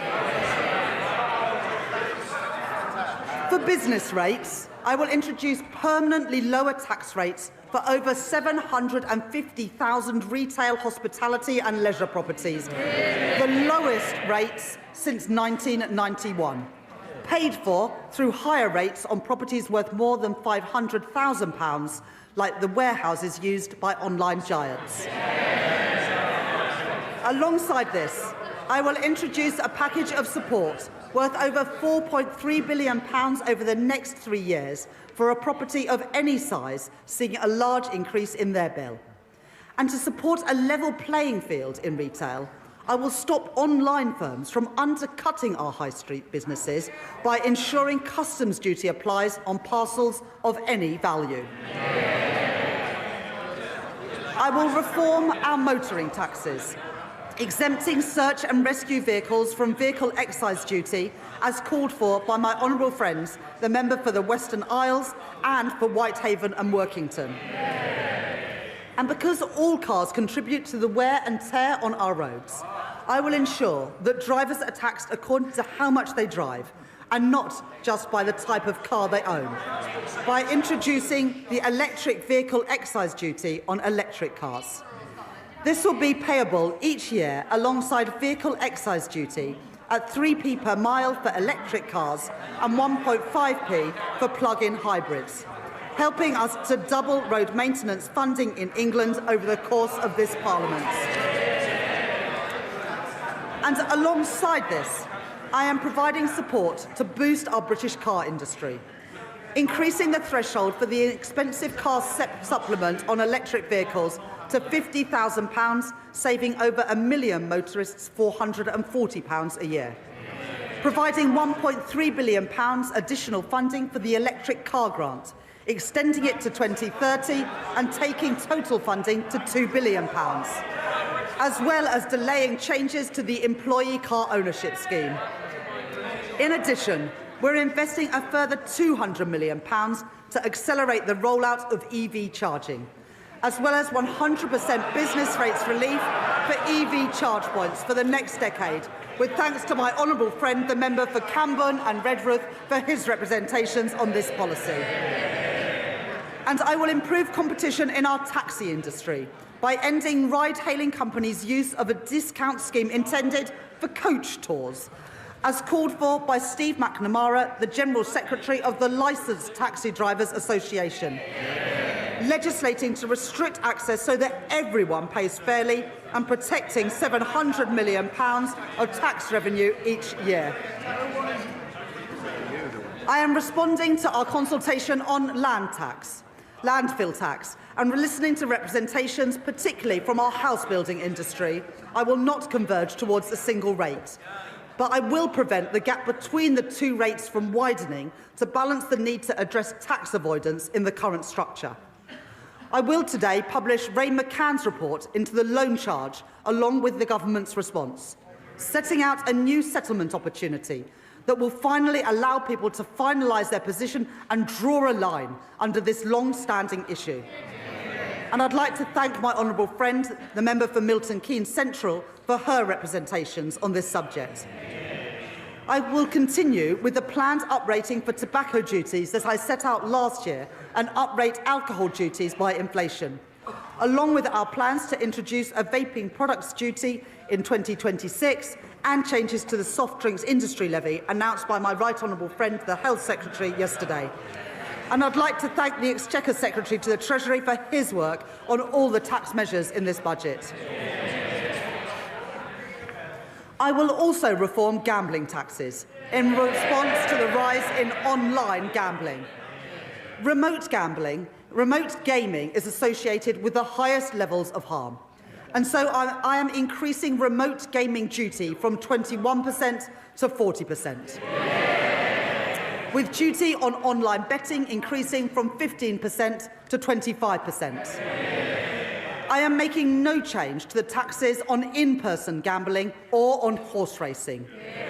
And I am abolishing bingo duty entirely from April next year. Taken together, my reforms to gambling tax will raise over £1 billion per year by 2031. As a result of the tax reforms I have made today, I can confirm that I will not be increasing national insurance, the basic, higher or additional rates of income tax or VAT. And I have kept everyone's contribution as low as possible through reforms to make our tax system stronger, closing loopholes, ensuring that the wealthiest pay their share, and building a tax system that is fairer for the future as our economy changes. On the day I became Chancellor, I said that I would judge my time in office a success if I knew that ordinary children from working-class backgrounds were living more fulfilling lives. Their horizons expanded, their potential realised. I joined the Labour Party, I came into politics, because I believe that every child has equal worth and deserves an equal chance to achieve their promise. The biggest barrier to equal opportunity is child poverty. Because for every child that grows up in poverty, our society pays a triple cost. The first and the heaviest is to the child. Going to school hungry, waking up in a cold home, or in another B&B. While other children enjoy the advantages of parents with time to help with homework, the quiet space at home to work in, too many go without. And there is also the cost of supporting a family in poverty, which ends up in the lap of overstretched councils, who can do no more than shunt them into temporary accommodation at huge cost to local taxpayers. Then there is the future cost, to our economy and to our society, of wasted talent and a welfare system that bears the cost of failure for decades to come. Young people with so much to contribute, but whose potential is suffocated early by limited life chances and missed opportunities, struggling to make their way in a society that did not look out for them. I don't intend to preside over a status quo that punishes children for the circumstances of their birth and demands that we all pay 3 times over for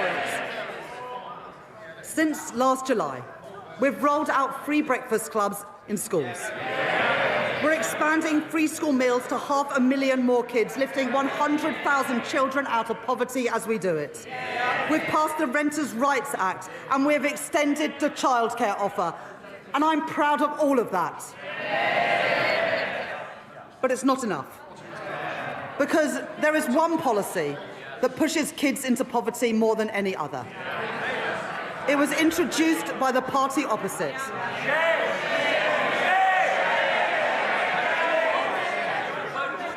They said it would save money and that it would bring about behavioural change, disincentivising poorer families from having more children. Well, even on its own terms, it failed. The welfare bill has continued to rise, and there's been no difference in the size of families. But what it has done is to push hundreds of thousands of children into poverty since it was introduced. They said they were punishing parents' choices, but it's the kids who have paid the price. They've paid the price for the policies of a party which opted for cynical gimmicks over real savings in our welfare system.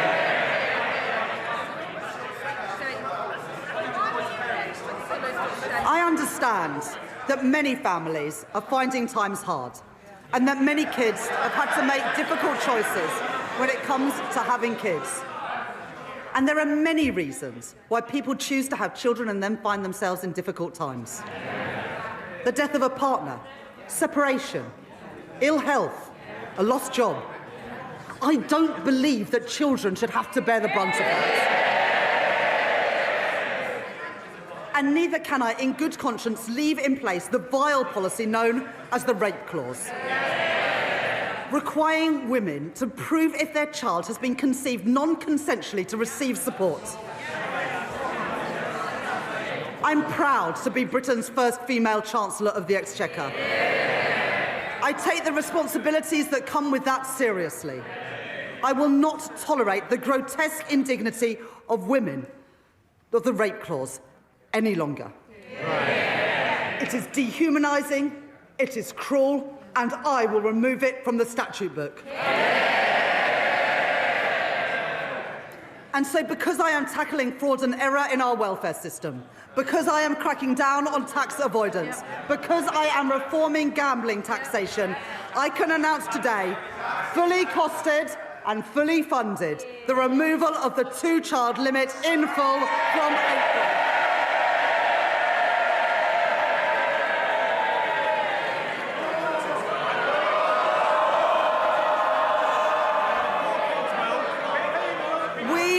This side of the house. It's amazing what people get so angry about, and we've seen their true colours today. The thing they get angry about is lifting children out of poverty. Order! Order. Our constituents will want to hear the Chancellor. I think our constituents have heard all they need to from the party opposites today. We on this side of the House do not believe that the solution to a broken welfare system is to punish the most vulnerable. We are lifting 450,000 children out of poverty with the end of the two-child limit.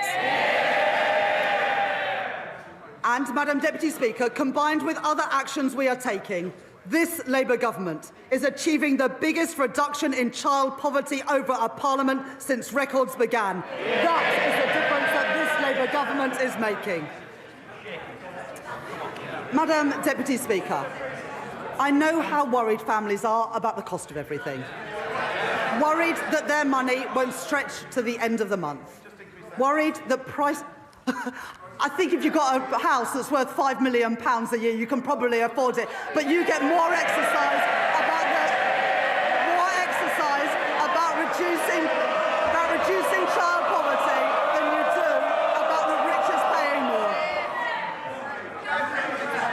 Under this government, wages have risen by more since we were elected than in 10 years under the last government, with lower interest rates already saving families £1,200 a year off a typical new mortgage, compared to that to when Liz Truss was Prime Minister.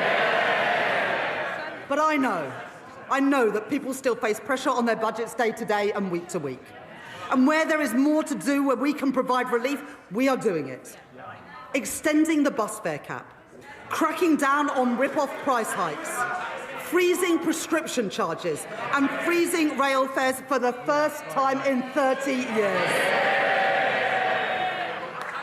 I am increasing the basic and new state pension by 4.8%, an increase of £440 per year for the basic state pension, and an increase of £575 per year for the new state pension, in line with our commitment to the triple lock. At the election, we promised a genuine living wage, and we are delivering it.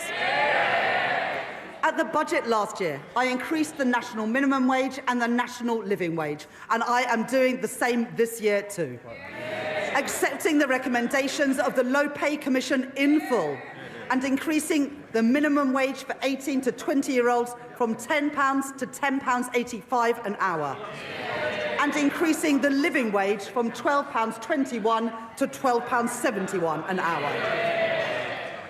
Under current plans, the temporary 5p cut to fuel duty that was introduced during the pandemic will come to an end in April, and fuel duty will be uprated in line with inflation. But I know that the cost of travelling to and from work is still too expensive. And so I am extending the 5p cut until September 2026.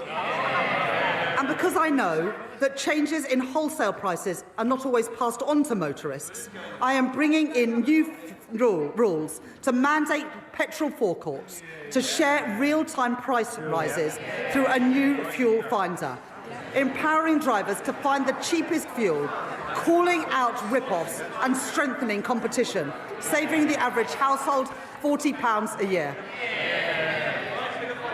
Madam Deputy Speaker, one of the greatest drivers of the rising cost of living is the cost of energy prices. The cause of high energy bills must be tackled at source, and so we are investing in energy security, in nuclear and renewable energy, and in insulation through our Warm Homes Plan. But that's not enough when people are struggling with energy bills today. The Conservatives' Eco Scheme was presented as a plan to tackle fuel poverty. It costs households £1.7 billion a year on their bills. And for 97% of families in fuel poverty, the scheme, get this, has cost them more than it's saved. It is a failed scheme, and so I am scrapping it, along with taking other legacy costs off bills. And as a result, I can tell you today that for every family, we are keeping our promise to get energy bills down and cut the cost of living. With £150 cut from the average household bill from April next year. Money off bills and in the pockets of working people, that is my choice. Not to neglect Britain's energy security like the Tories did. Not to leave working families to bear the brunt of high prices like the Tories did, but to get energy costs down now and in the future. That is the Labour choice. And Madam Deputy Speaker, one more thing.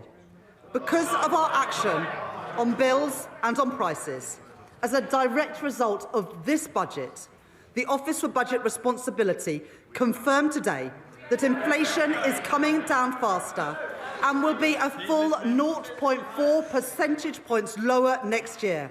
That's the benefit of a Labour government cutting the cost of living. Madam Deputy Speaker, this Labour government is changing our country. In the face of challenges on our productivity, I will grow our economy through stability, investment and reform. I've met my fiscal rules and built our economic resilience for the future. I have asked everyone to contribute, yes, for the security of our country and the brightness of its future. But I have kept that contribution as low as possible by reforming our tax system, making it fairer and stronger for the future. I have protected our NHS, maintaining public investment and driving efficiency in government spending. I've taken action on our broken welfare system, rooting out waste and lifting children out of poverty. And I have cut the cost of living, with money off bills and prices frozen. All while keeping every single one of our manifesto commitments. Those are my choices. Order. Mr. Rankin, Miss Morton, your voice carries right across the chamber. Right across the chamber. Try and take a breath every so often. Chancellor. Those are my choices. Not austerity, not reckless borrowing, but cutting the debt, cutting waiting lists, and cutting the cost of living. Those are Labour choices, promised and delivered by this budget, promised and delivered by this Labour government. And, Madam Deputy Speaker, I commend this statement to the House.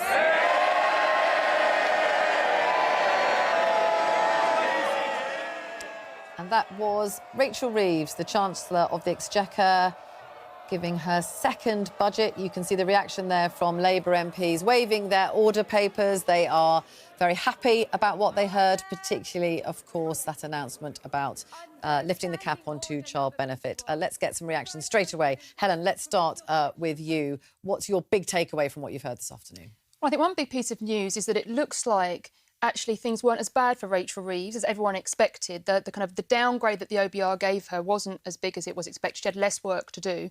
But in the face of that, we got what we expected, which was a really rather large increase in taxes. The biggest single measure there looking like the freeze to the personal tax thresholds. That will mean a big tax increase for most people.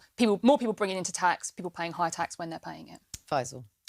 Well, I think in terms of the strategy behind this, what you see, the result of all that is the critical number that we mentioned on headroom has gone up from 9.9 to 22 billion. So that's This is more her than wriggle doubled. room, if you like. This is her wriggle room. And on top of that, a nerdy but important point, that this process of the OBR analysing, marking the homework of the government, is now going to only happen once a year. Remember that 6 months ago, this welfare U-turn was entirely caused by trying a mid-year course correction. So if you like, that hamster wheel of constant uncertainty that has destabilised confidence in the economy amongst consumers and businesses, that should stop now. There's a whole load of controversies about how they got there, but I think in terms of their strategy, you can see pretty clearly what they're trying to communicate to the markets, to the public. Chris, the politics of this, where does this leave her, do you think? So two things. I mean, firstly, it was clear that the Chancellor was absolutely boiling, apoplectic about being scooped on her own budget by the publication of that Office for Budget Responsibility document before she had the chance to stand up. In terms of what she said... Chris, I'm going to have to interrupt you. Kevin Badenoch, the leader of the Conservatives. And may I congratulate the Right Honourable Lady on delivering her second budget. I hope she enjoyed it, because it really should be her last. Yeah! What a total humiliation. A total humiliation. Last... Can colleagues who are exiting the chamber do so swiftly so we can focus on the leader of the opposition? Swiftly exit, quietly. Right. Leader of the opposition. It's a total humiliation, Madam Deputy Speaker. Last year, she put up taxes by £40 billion, the biggest tax rate in British history. She promised that she wouldn't be back for more. She swore it was a one-off. She told everyone that from now on, it would be stability and she would pay for everything with growth. Today, she has broken every single one of those promises. If she had any decency, she would resign. At the last budget, she said she was proud to be the country's first ever female Chancellor. After this budget, she will go down as the country's worst ever Chancellor.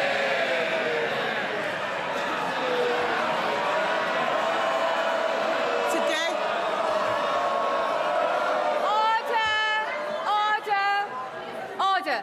And the Chief Whip in particular knows that we don't allow clapping in the chamber. Leader of the opposition.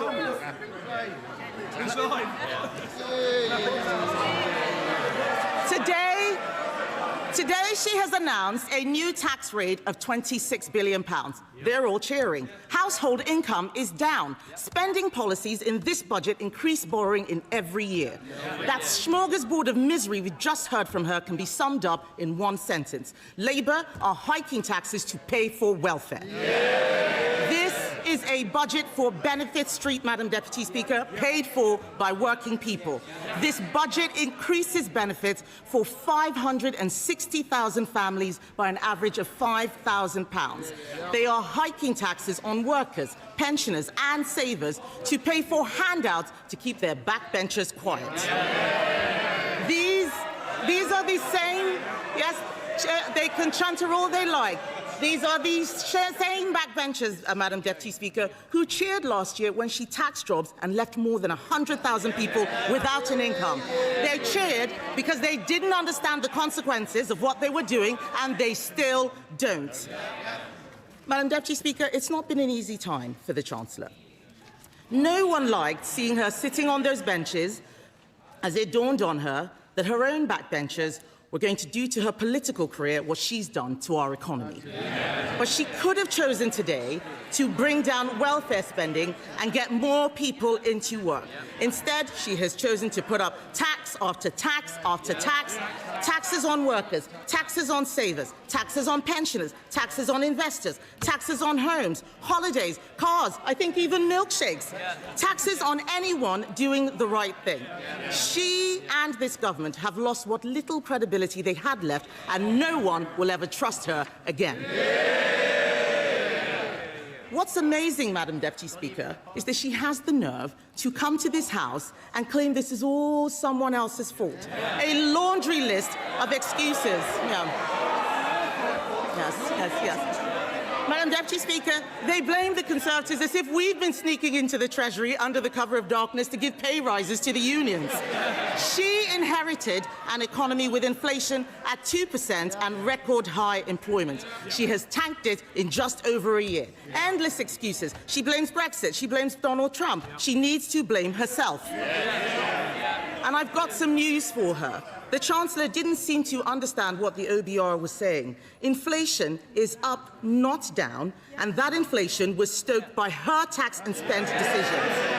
The economic fiscal outlook says that they expect inflation to stay higher for longer. Everybody else has read it. She still hasn't read the OBR analysis. She blames higher than expected borrowing costs. Where does she think they came from? Those borrowing costs are driven by her lack of grip. She is paying more, you're saying us, she's paying more to borrow than Greece. She is paying more to borrow than at any point under the 14 years of Conservative government. Perhaps if Labour MPs read a book sometimes, they would know something. That includes an energy crisis. Madam Deputy Speaker, under us we had an energy crisis sparked by a war in Ukraine and a global pandemic. What is her excuse? What is her excuse? She is taking the public for fools, but they are under no illusions whose fault this is. The fact is, the bad choices she is making today, choices to break promises, choices to put up taxes, choices to spend more of other people's money, are because of the bad choices she made at the last disastrous budget. If you want growth, you need to start with knowing what kind of country you want to be and make a plan to get there. Create certainty for the people and businesses who will drive growth. There is no growth and no plan because Labour focused on settling scores and scratching the itches they had in opposition. She promised stability, she delivered chaos. Just look at the circus around this budget. First the leaks, then more leaks to try to undo the damage. Calling panicky press conferences, U-turning on her U-turns, rolling the pitch one day only to plough through it the next. She had the cheek to talk about stability, Madam Deputy Speaker. She has become the first Chancellor in history to release the whole budget ahead of time.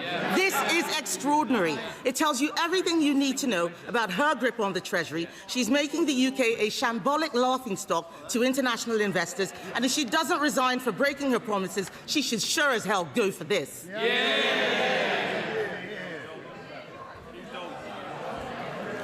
But, Madam Deputy Speaker, what have we got for all this chaos and disorder? There are 1 million more people claiming universal credit than there were at the time of the last budget. Government spending, up. Welfare spending, up. Universal credit claimants, up. Unemployment, up. Debt interest, up. Inflation, up. And what about the things that you want to go up? What about the things you want to go up? Growth, down. Investment, down. Business confidence, down. The credibility of the Chancellor, and not just down, through the floor. These figures are shocking. Does she really think that anyone will be confused by the sleight of her hand that she had in her speech? Her speech today was an exercise in self-delusion. Today, she had an opportunity to apologize and show some humility. Instead, we've been fed puff pieces in the Times and the FT showing a woman wallowing in self-pity, whining about mansplaining and misogyny. Madam Deputy Speaker, let me explain to the Chancellor. Woman... Order. Colleagues need to simmer down, most definitely, and just breathe a little and allow the Leader of the Opposition to be heard. Leader of the Opposition.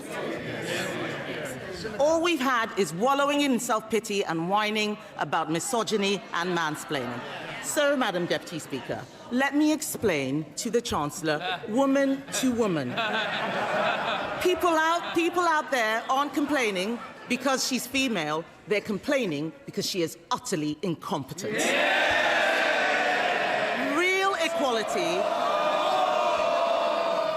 Real equality means being held to the same standard as everyone else. It means being judged on results. Take her bright idea, the Office for Value for Money. It's been closed down because it didn't save a penny. In fact, it cost the taxpayer £1.6 million. You couldn't make this stuff up. Madam Deputy Speaker, I've identified a way to save taxpayers huge amounts of money by sacking just one person, the woman sitting opposite. The ex-chief economist of the Bank of England was not mansplaining. He wasn't mansplaining when he said the uncertainty around today's budget is the single biggest reason growth has flatlined. What did the Chancellor think would happen when she went on breakfast telly to do an emergency public service announcement? I interrupt your Cheerios to bring you this frightening message about income tax. And then, unbelievably, she changed her mind 3 days later. No wonder people are in despair. She says she wants people to respect her. Order. Conservative colleagues are drowning out the Leader of the Opposition speech, so just be mindful nobody will be able to hear her at home. Leader of the Opposition.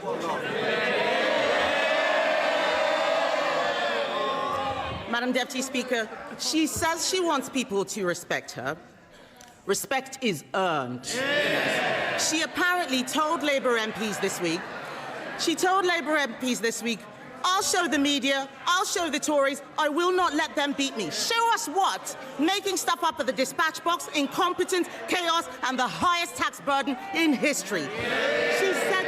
She said to them, Madam Deputy Speaker, I'll be there on Wednesday, I'll be there next year, and I'll be back the year after that. God help us. She is spineless, shameless, and completely aimless. Talk to any business.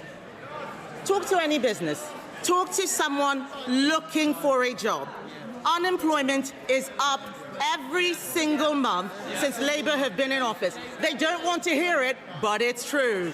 They're shouting and complaining they cannot create jobs. It is the worst year for graduate recruitment on record. Are they proud of this? Companies like Merck and Ineos slashing investment plans. Order. If you're on the front bench, I can obviously see you, Mr. Kyle. And there's no need for you to be chuntering this loud. They can see and hear you as well. Leader of the Opposition. Thank you, Madam Deputy Speaker. They don't want to hear the truth, but I'm speaking for all of those people out there who are sick of this government. Companies like Merck and Ineos are slashing investment plans. The construction sector has shrunk. How is that house building target going, by the way? I'll tell you, Madam Deputy Speaker, they are miles behind and won't even come close to what we achieved. Business confidence is at record lows. No wonder today future growth has been revised down in every year of the scorecard. The papers are reporting that 1 in 8 business leaders is planning to leave Britain. Even one of Labour's biggest ever donors, Lakshmi Mittal, has fled the country. Fled. With the passport. What we have in front of us is a budget littered with broken promises. She stood on a manifesto which promised better returns for UK savers. Today, she's putting up taxes on savings, on salary sacrifice even. She promised to give pensioners the security and retirement they deserve. Today, she slapped higher taxes on people saving for their pensions. She promised to make Britain the best place in the world to invest and do business. Today, she has raised the dividend tax rates. She and the Prime Minister had already broken their promise to freeze council tax, but today she's decided to go even further, introducing a new property tax clobbering family homes that will only raise small amounts. This is Labour's Britain. This is Labour's Britain. People who work hard, Madam Deputy Speaker, people who work hard and save hard to buy their homes get taxed more, while those who don't work, who in some cases refuse to work, get their accommodation paid for by taxpayers.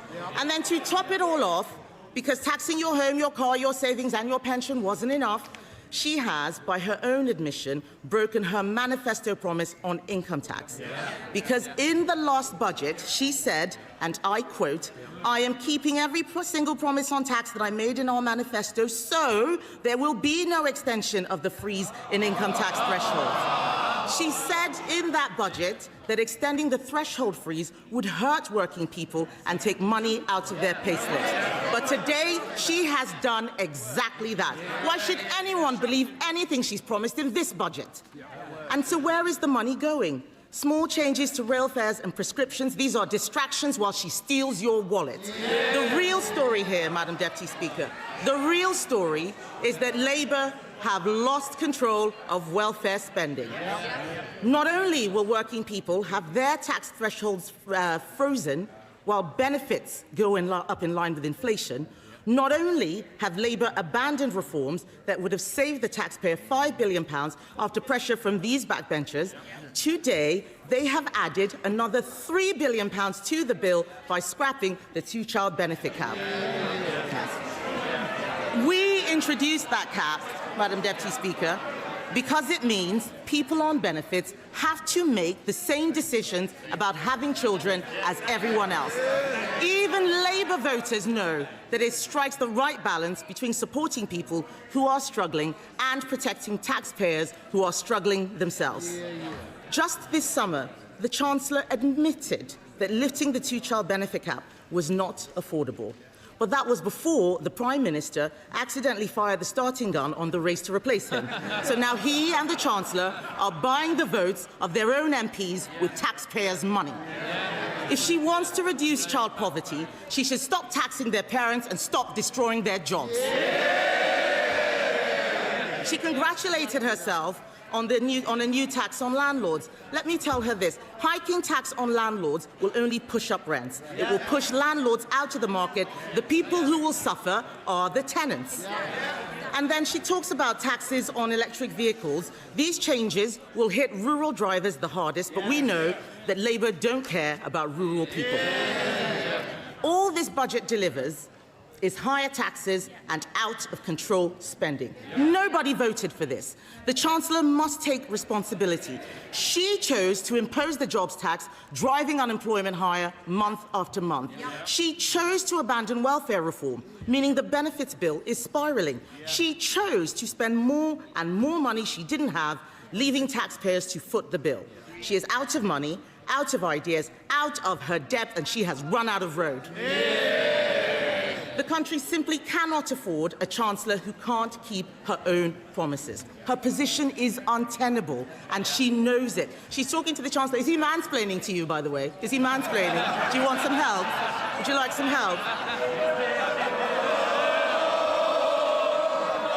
What the Prime Minister should do is grow a backbone and sack her. But he won't, because he knows if she goes down, he goes down with her. So we're stuck with them both, Laurel and foolhardy. Does she have any sympathy for the people facing Christmas without a salary because of her jobs tax?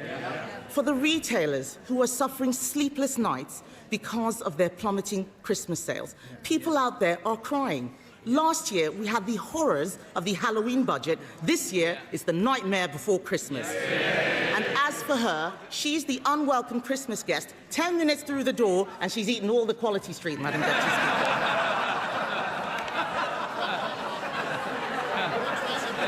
But let me tell the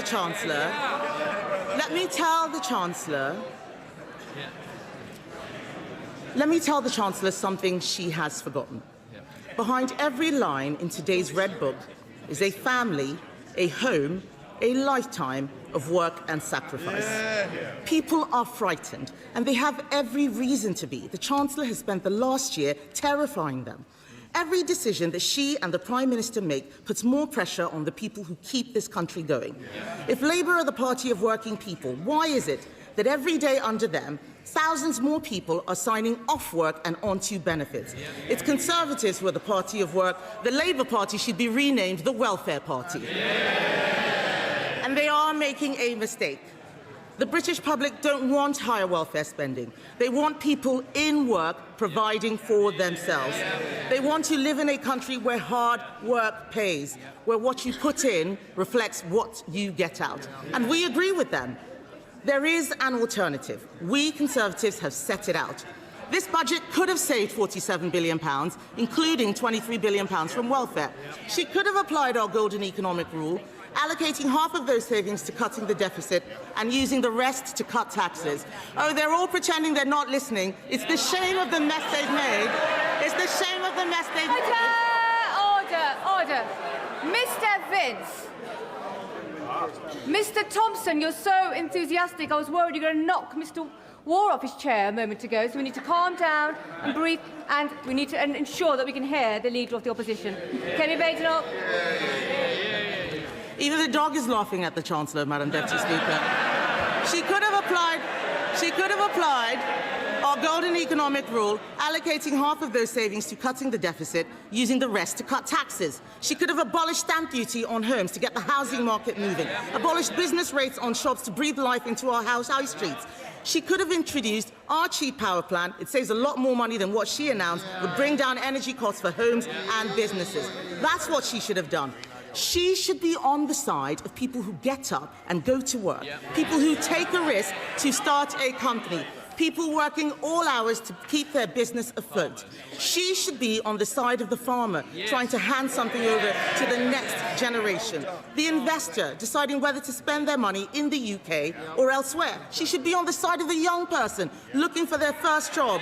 The saver, doing the right thing and putting money away for a rainy day. The pensioner, trying to enjoy a decent retirement. This country works when you make the country work for them. Only the Conservatives are on their side, Madam Deputy Speaker, and our plan for them is simple. Bring down energy costs, cut spending, cut tax, back business, and get Britain working again. That was Kemi Badenoch, the leader of the Conservative Party, doing the response to the budget. That's how it works on these days. The Chancellor gives the budget, but it is the leader of the opposition who responds, and she got a pretty positive response from the MPs sitting behind her.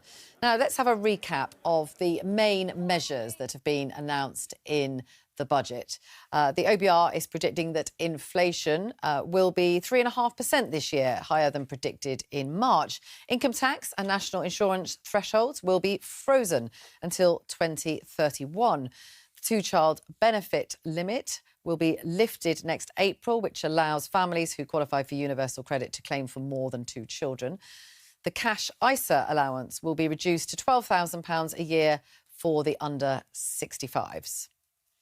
An annual mansion tax, so-called, of at least £2,500 will apply to homes worth more than £2 million. It will be higher on more expensive homes. Fuel duty will be frozen until next September before gradually increasing. A 3p per mile charge for electric vehicles will be introduced in April 2028. And an annual £2,000 cap on pension salary sacrifice schemes will come into effect in 2029, which will have the effect of many people paying more tax and national insurance. Our political editor, Chris Mason, and others are with us. First of all, Chris, to you. Labour MPs waving their order papers at the end of Rachel Reeves' speech. It's worth saying they did do that last year, and then things did unravel a little bit. What do you think Rachel Reeves has achieved here? Well, she will hope that metaphorically that moment of the waving of the order papers continues in the hours, days, weeks and months ahead amongst Labour MPs. Now, I was struck listening to her and the central measures within the budget, how focused it was on speaking to the concerns of plenty of Labour MPs and what they would like to see done. Now, you might think, well, of course, I mean, that's of course what a Labour Chancellor would seek to do, but I think there's a particular sense of the importance of that this time round because of the tension, frankly, that there is between a lot of Labour backbenchers and the government, because backbenchers, a lot of them fear that the government is desperately unpopular and they need things to go out and sell and things that they really believe in. We now have in hard copy form the two documents connected to a budget. This one, the blue one, was the one scampering around on the internet a couple of hours before it should have seen the light of day. And then this is the Treasury's budget book, which I can't claim to have read every word of, or indeed many of the words of, but just one point to illustrate that argument, if you like, that was being made in the direction of Labour MPs. Page 33 of the Red Book, talking about the impact on households, and the Treasury here claiming that on average all but the richest 10% of households will benefit as a percentage of income from overall policy decisions by 2028-29. So that underlines the argument we heard repeatedly from Rachel Reeves, that as she sees it, this is a proudly Labour budget where those with, as she puts it, the broadest shoulders, in other words, the better off, are shouldering a substantial amount of the burden, and those less well off are the other beneficiaries. And in terms of, we heard a lot, didn't we, about manifesto promises, about tax rates and all the rest of it. Taxes will be going up for a lot of people, but Rachel Reeves making the argument that this is necessary in order to stabilise the finances. Yeah, and that particularly big revenue raiser around the thresholds for income tax and that freeze to come in a couple of years' time. What was interesting was that she chose in her statement to absolutely own it, to own the fact that she had tried to make a virtue, or she had made a virtue a year ago, of doing the opposite, of unfreezing them. And so knowing that question would come from opposition MPs and from journalists, she sought to own that, but to sell it in the round as something she believes to be necessary and responsible. But it does mean, as the various books flush out, that a lot of people are going to be paying more income tax as a result of that. So you can have an argument all day long about the specific lettering and wording of the manifesto, but the reality is, courtesy of this measure, a lot of people will be paying more income tax. OK, Chris, I know you need to dash off. You've got lots of other things to do. Thank you very much for being with us today. We're just going to pop over to the City and Jane Foley from Rabobank. Thank you very much for joining us. What's been the reaction from the markets? Not much, to be honest, and that is good news. I mean, we did see a little bit of volatility come into the markets, both to gilts and to sterling, just before the budget, and that, of course, was on the leaked documents from the OBR as the market tried to grapple with what was being said. But as Rachel Reeves stood up, and indeed probably about 15 minutes into her speech, well, sterling was a little bit higher on the day, and it carried on, just edging a little bit higher as she spoke about tax increases. Now, from the market's point of view, well, that's sort of a good thing. And the reason for that is that if she wasn't going to be raising income taxes, well, she may well have been announcing more debt. And the fact that she didn't do that was brought some relief both to the government debt market and therefore to the pound. And indeed, she did pledge, of course, to keep a tight rein on fiscal public finances, and she also increased that buffer, that crucial fiscal buffer, and that was a relief to the market too. So sterling edged high through most of her speech. A little bit of that price came down a little bit as she began to speak about welfare spending, and indeed as the opposition leader took to the benches, sterling came a little bit lower. So now we are effectively where we were this morning, and no change on the day thus far, and that, I suppose, should be taken as a success for this Chancellor. Jane, thank you very much indeed for giving us the view from the City. Now, Henry Zeffin has joined us, but I've still got Faisal here as well, our economics editor. What are your takeaways from what we heard in this budget? Right, there is another... I know we got the leak of the OBR inadvertent, accidental, we're told. There's another important nerdy document that's just come out and fed into the market reaction, which is when an arm of the Treasury called the Debt Management Office actually tells the bond dealers how much debt are we going to have to raise. This was the precise thing that caused the market reaction at the mini budget. It was at this moment, it wasn't the speech. And that has gone down, seems to have gone down well, because they're having to actually physically borrow, as in issue bonds.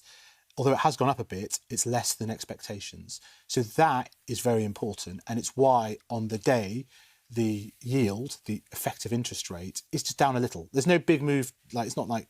But the Chancellor will be happy with that. Very, very happy with having done this. Now, if you look at this red book, which didn't get leaked, which is the actual budget document, you get a much more So, they'll be happy that some of it stayed in the box, or as it were.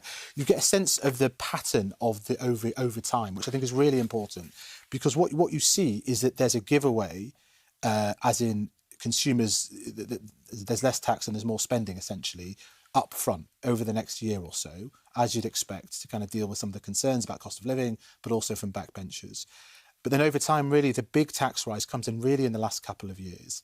Now, that pattern is odd in terms of the electoral cycle. It does raise some questions about whether this is really going to happen. And you kind of have, like the old football cliche, game of two halves. It's kind of budget really is a budget of two halves. At the minute, the markets aren't saying, well, we don't really believe any of that's going to happen. It's a reasonable question for us to pose, and I'm sure we will when the representatives come in. But they're getting the benefit of the doubt from the markets. We've also got Helen Miller here from the Institute for Fiscal Studies, also scouring these books. What's your big takeaway from this? We talked, didn't we, at the beginning about actually that things weren't quite as bad for the Chancellor in the run-up to this as partly she led us to believe, actually, and that we all thought was going to be the case. Yeah, absolutely. So the reason we've had months of speculation is because we thought that the forecast would be downgraded. It doesn't look like the downgrade is as big as most people expected, actually. There has been a productivity downgrade. Actually, spending is running faster than people expected, partly because there's more spending on disability, special educational needs. But actually, higher revenues before any measures have kind of ridden to the rescue. Revenues were up partly as a result of inflation. Fiscal drag is in full force. So actually, Rachel Reeves had a smaller repair job on her hands.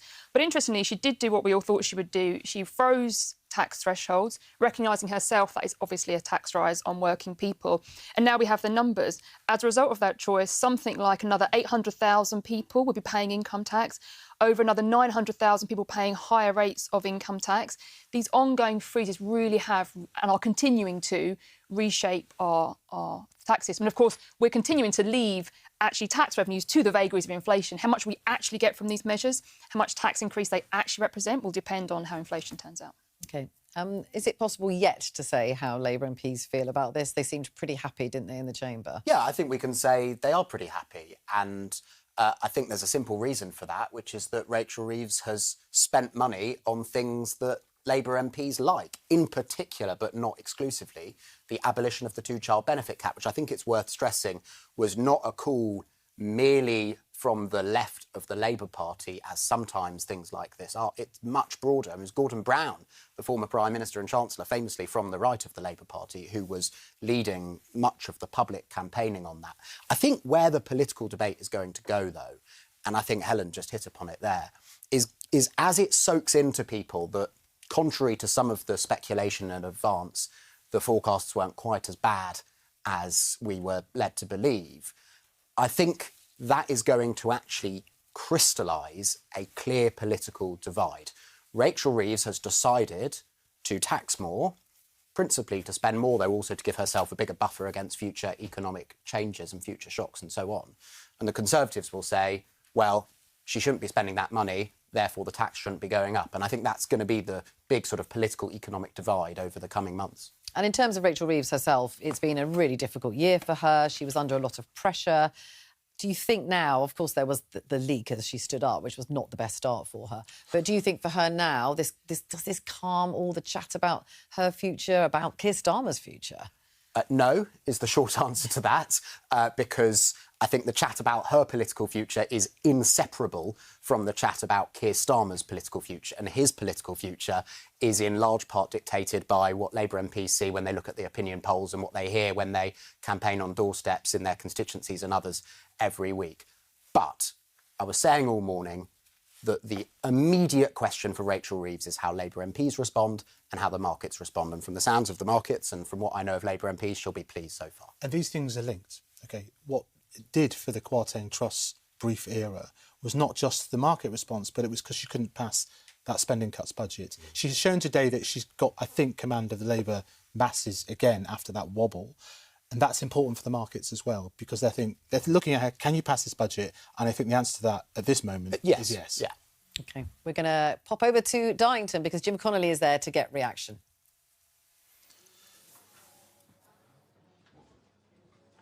Hi there, Vicki. Yeah, today is all about cash, but it's also all about how people are feeling. And that's what we've been discussing today, how people are feeling about the budget, how people are feeling about the money in their pocket.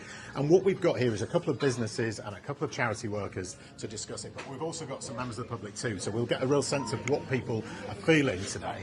One thing's really interesting. Often when we come to places like this, you get a sense that maybe people are talking about the budget just because we're here, but actually today it is the genuine chatter in the cafe. Hello, guys. You've been watching it with us all day. Would you like to introduce yourselves? Yeah, I'm Abby Knowles. I am regional area manager for the Trussell Trust in the North East. And yourself? Hi, Jim. Yeah, I'm Craig Walsh. I'm the director of Castle Homes, an estate agency based here in Darlington. We've been watching it today, reading some of the reaction coming through. What's your big takeaway from it all? Yeah, OK, well, I suppose the good news is that all of the scary stuff that's been leaked out over the last few months mostly hasn't come to pass, although it has done its damage, paralyse the market. I think the big takeaway for me, though, is on landlords. Another 2% increase in the tax that they pay. There's a lot of questions around it. Does it apply to properties in limited companies? How does it sit with the current special tax regime, Section 24? But ultimately, it's coming right on the back of the Renters' Rights Act. There's a lot of nervous landlords there, and I just worry that it's going to break some people. And also, ultimately, it's going to be paid by the tenants, isn't it? That landlords are a business. The higher the costs, ultimately, the more rent that they're going to have to charge. Abby, what are you making of it all today? You've got a very different perspective. You're looking at it from the eyes of people that are really struggling out there. What do you make of it, and what's in it for those people? Well, we're really delighted, actually, by some of the announcements in the budget today, and particularly the removal of the two-child limit, which has really, over the last couple of years, pushed people into poverty, bigger families, but pushed people towards food bank use as well. So Trussell's end-of-year stats came out quite recently, and in those we saw that 1 in every 3 food parcels that were given out by food banks in our network went to families with 3 or more children. So what the government's done today in removing that two-child limit has been incredible. It's going to be make a massive difference to those families who are struggling and using our network for food parcels. It's going to lift 470,000 children out of poverty in the next 2 years. That will be an incredible achievement for this government, who have ran on a policy of sort of reducing child poverty and reducing the need for food banks in this country. And it will reduce some of the pressure on our network as well. We're seeing hugely increased levels of food bank use on this time 5 years ago.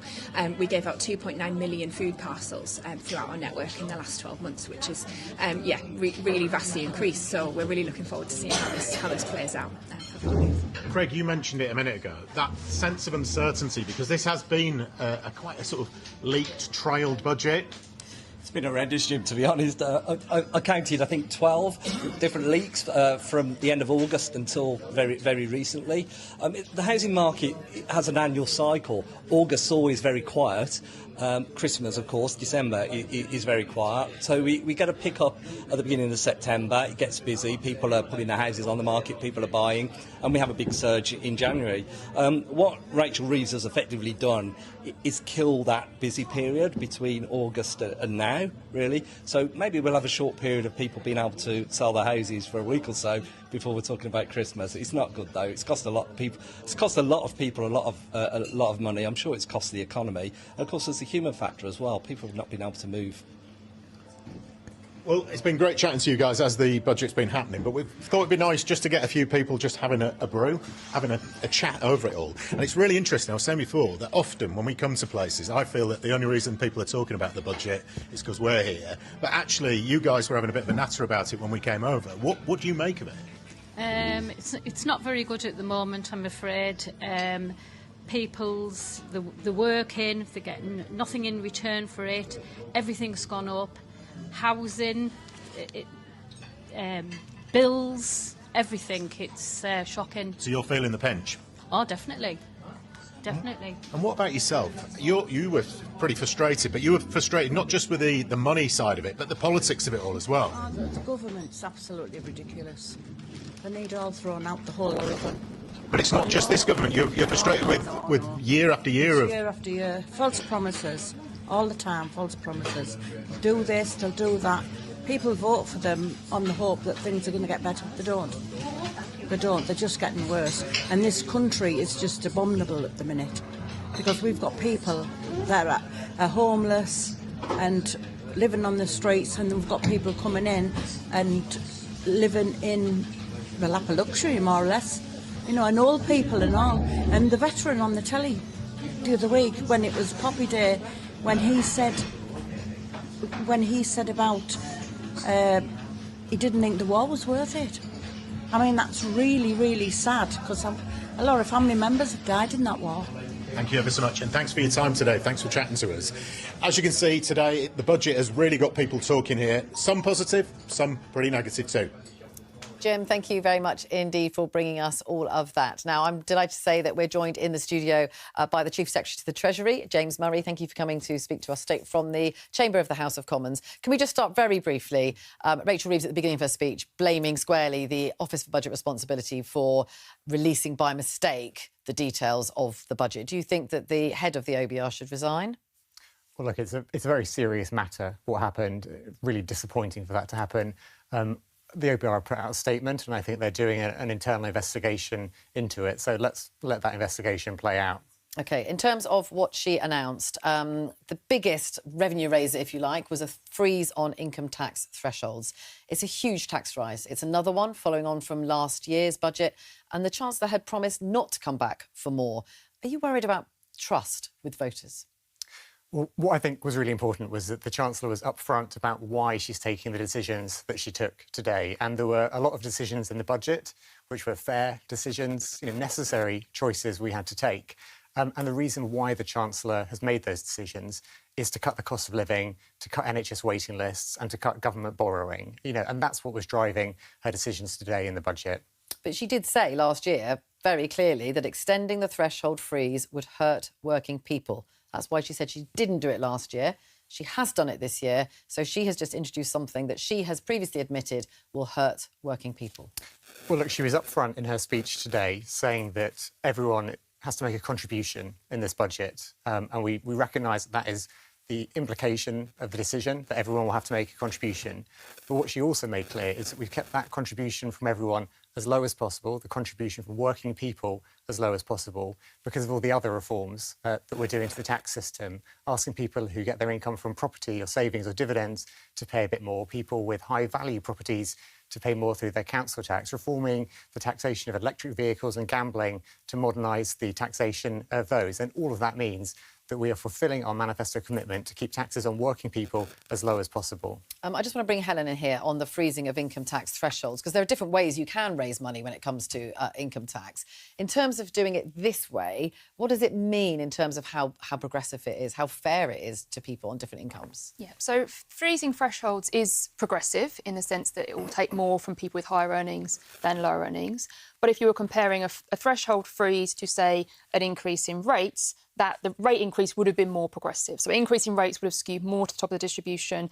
Relative to that, a threshold freeze skews more to lower income people. One way to think of it is that you're changing the threshold. For everyone above that, it has the same effect. So in those terms, actually, it would have been more progressive to raise the rate, which actually Rachel Reeves did warn us that she might well do. No, but what makes it progressive, what makes it fair, is that to keep the contribution from working people as low as possible, we've chosen to increase taxes on the income people might get from property or dividends or savings, and also the high-value property charge. So that's a way of making it progressive. But you're not denying that people some people will be paying tax for the first time. So they weren't paying tax previously. They are on very low salaries, and they will be dragged in to paying tax for the first time. Well, almost 1 million of them. The Chancellor said very clearly in her speech today that we're asking everyone to make a contribution. But we're keeping that contribution from working people as low as possible because of the other choices that we've taken. So you see it as a package of changes that the Chancellor announced in the budget today. It's a fair set of choices. They're necessary choices to achieve what we want to achieve, cutting the cost of living, cutting NHS waiting lists, cutting government borrowing. But together they are fair.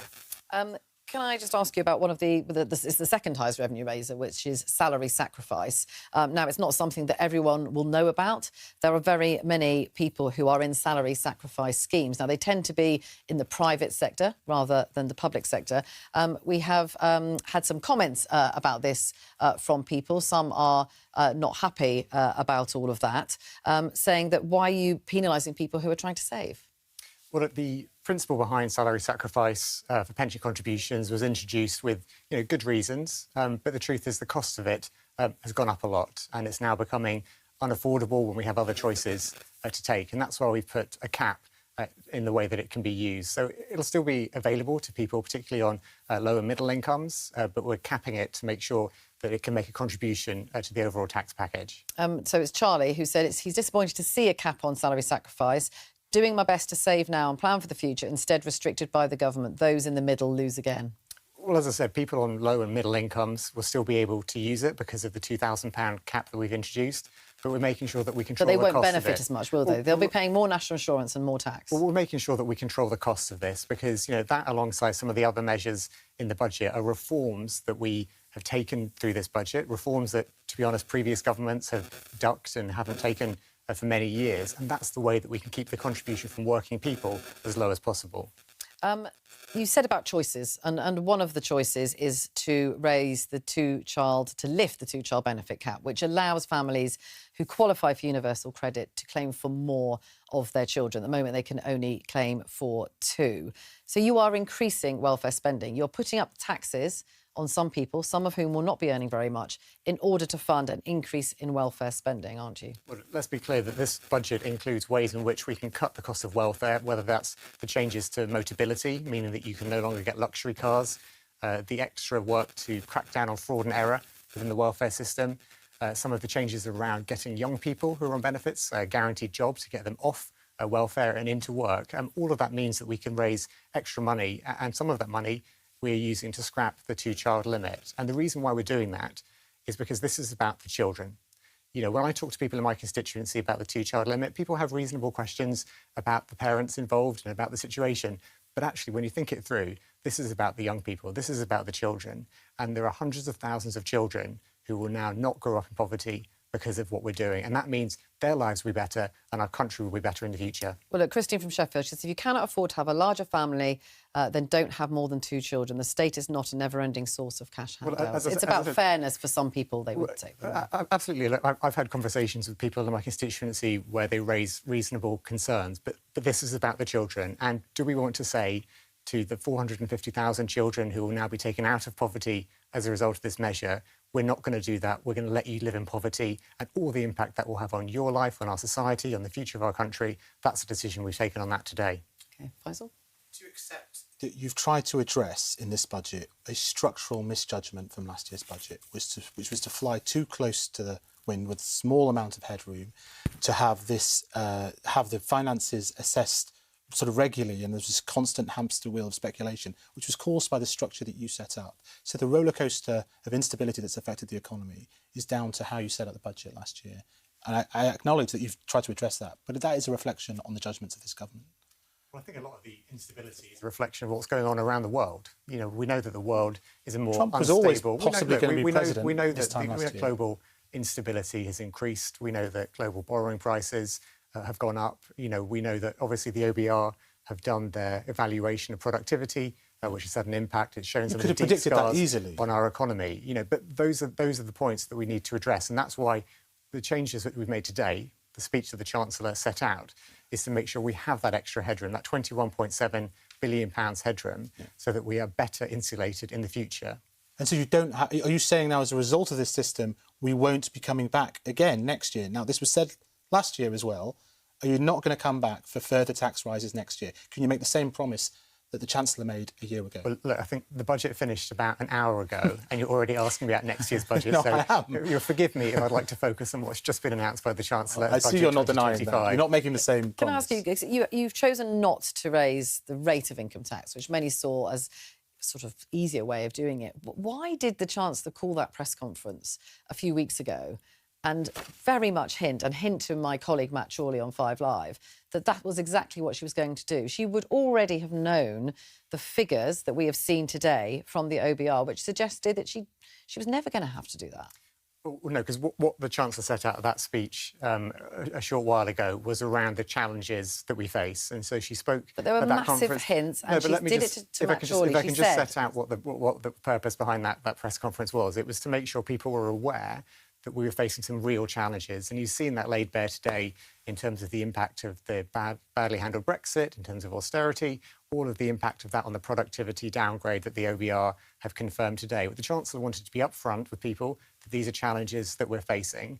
Obviously, after that point, it's an iterative process between the OBR and the Treasury getting towards the final budget, But you must have which is known at announced that today. point that things were not as bad as had been told to us. No, as I say, things continue to be iterated between the OBR and the Treasury. But what we did know is that as a result of the OBR's evaluation of productivity, there were some real challenges ahead. In the OBR's report, James, it says that their final fiscal forecast was finalised on the 30th of October. That's before Rachel Reeves did that press conference. Sent to the Chancellor on the 31st of October. They say no further adjustments were made to their economy or fiscal forecasts after this, other than to take into account the impact of policy measures that the Treasury told the OBR it was going to do. So it's not the case that their forecast appreciably improved after that press conference by Rachel Reeves, is it? That's what I said. It's an iterative process where the Treasury submits measures to the OBR, the OBR has a response. So it iterates. But the point that the Chancellor was making at that press conference was about the challenges. And she spoke about those challenges today, about the impact on productivity and the fact that the decisions of the previous government mean the growth forecasts over the coming It's years slightly alarmist, has been I think, revised down. some people would say. We've heard from businesses who say that, you know, they've not been investing because of their concerns. We've heard about people saying that the housing market has ground to a bit of a halt, all waiting for what was going to be announced. Was it really necessary to, you know, bust into Breakfast Live TV news and cause quite a lot of alarm? Look, I think there were some big decisions taken in the budget today, and the Chancellor wanted to set out the context around those decisions. And then you can see the package of decisions that we've announced in the budget today and why we've taken those decisions. You can see what we're doing on the back of the decisions we're taking, and that is to cut the cost of living with the cut in energy bills and the freeze of rail fares and prescriptions. It's to protect the NHS so we can continue to get more appointments in the NHS, open 250 new neighbourhood health centres, and why it's so important to get government borrowing down. Because at the moment, £1 in every 10 of taxpayers' money is spent just servicing the interest on debt. Now, that is money that should be spent on taxpayers' priorities, not on interest. We're determined to get that down. Can I just ask you one other thing on here? £5 billion of efficiencies by 2031. I mean, I have to say, we've heard this a lot, haven't we? How confident are you that that kind of saving can be found? Yeah, we're absolutely determined to do this, and we've got a process set out in the budget documents about how we're going to work with they're called non-executive directors, people from outside who come in and look at departments to work out how they could be better run. We're going to work with them to work out where the efficiency should come from, because the number one job well, certainly my number one job as Chief Secretary of the Treasury is to make sure that public money is spent wisely. And you've seen some of the changes we can make right now, getting rid of the police and crime commissioners, getting the money back from dodgy asylum hotels or COVID fraud. But in the future, in 29-30, as you said, we want to make sure that we're making serious efficiency savings so that public money is spent well. I'm going to bring Faisal in just to say that the Office for Budget Responsibility are holding a press conference right now where, of course, they will be, I assume, explaining how the early release of that document came about. Faisal? Chief Secretary, can you confirm that the mansion tax, council tax scheme, could that be the first steps of a full council tax revaluation that's been avoided since 1991? And likewise, the electric vehicle scheme, could that be the first steps towards a national road pricing scheme? No and no. No. Right, OK. What's confirmation? You understand why I asked the question. You're making a claim this is a big reform. If I can explain to you a bit more context on that. So with the high-value council tax surcharge, that's very specifically targeted at those high-value properties. It starts so high. Those high-value properties, making sure that they can make more of a contribution. And with the electric vehicle charging, this is about saying, look, at the moment, if you have a petrol car, you basically pay per mile through fuel duty, right? When you fill up the tank, you pay on every litre of petrol you put into the tank. At the moment, electric vehicles don't make a contribution. And so we're changing that through this new electric vehicle system where they will pay every year about 3p per mile and that will be fair. So they then contribute to the public finances, into the upkeeping of roads and all of the infrastructure that people need as motorists. We've heard someone's got in contact about this, actually, Mr Charles, saying, what is the point in the government offering EV, electric vehicle subsidies, if they're going to then take it away with a per-mile tax? So we want to get those subsidies now to make sure we're supporting manufacturers, particularly British-based manufacturers, to produce more electric vehicles, to help with all the jobs and the economic boost that provides, but also to make sure people can transition to electric vehicles. Now, I think what governments have known for a long time is that fuel duty on petrol is in decline because of the shift to electric vehicles. That creates a pressure in the public finances, and governments over the last 15 years have ignored that. What we're saying is, look, this is a long-term fiscal sustainability question. We want to bring in the new system now to make sure that we've got solid public finances going into the future. OK, thank you very much indeed for joining us today and giving us some of that context. James Murray, the Chief Secretary of the Treasury. That's what you are, of course you are. Thank you very much indeed. It's been a long day already. Labour backbenchers, do you think they are happy with all of this? And in terms of welfare reform, Rachel Reeves has sort of nodded towards asking them, something of them, that they might have to cross that bridge a bit later on. Do you think that that is going to happen? I think when you look at the figures in these documents and you see how much welfare spending is forecast to rise over the next 4 or 5 years, I think it's hard to see how any Chancellor, any Labour Chancellor, certainly Rachel Reeves, isn't going to want to try to find ways to reduce that.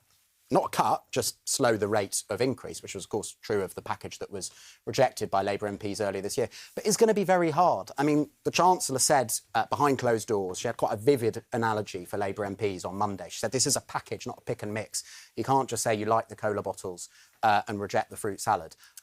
I think that was probably delivered more in hope than in expectation. The reality, I think, just given the sequencing, given how these things work, is that Labour MPs will not, when the next package of welfare reform comes along, be thinking, well, we're so grateful for the two-child benefit cap. It's just not how they operate, especially if, and it's a big if, this Labour Party is still in such a precarious position in the polls. Yeah. Helen, in terms of the state of the finances, if you like, and what, looking ahead, actually, for Rachel Reeves now, because we've said, haven't we, that, last year she said she wasn't going to come back for more.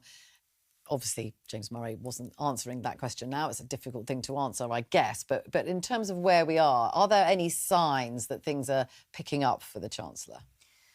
Well, the higher headroom that she's given herself, if she can pull that off, should be a good sign for the public finances. But, of course, what ultimately matters to the country is not that we think we're going to do it in the future, but we actually deliver it in the future. And the fact they've given themselves so much work to do at the end of the period, that the tax rises are coming in at the end, the concern has to be that when we get there, when we get to that election year, actually the spending cuts, the efficiency savings won't be found, the tax rises won't come in as much as expected. And that will matter for the state of the public finances if we end up actually borrowing more than we expected, having a higher debt. And the track record of at least recent governments hasn't been good here. They often promise things in the end of the period and don't actually deliver them. I think stepping back from all of that, actually, in some sense, there was a simpler choice that the Chancellor made here. Partly she was making a choice to raise taxes to give herself a bit more buffer against the future.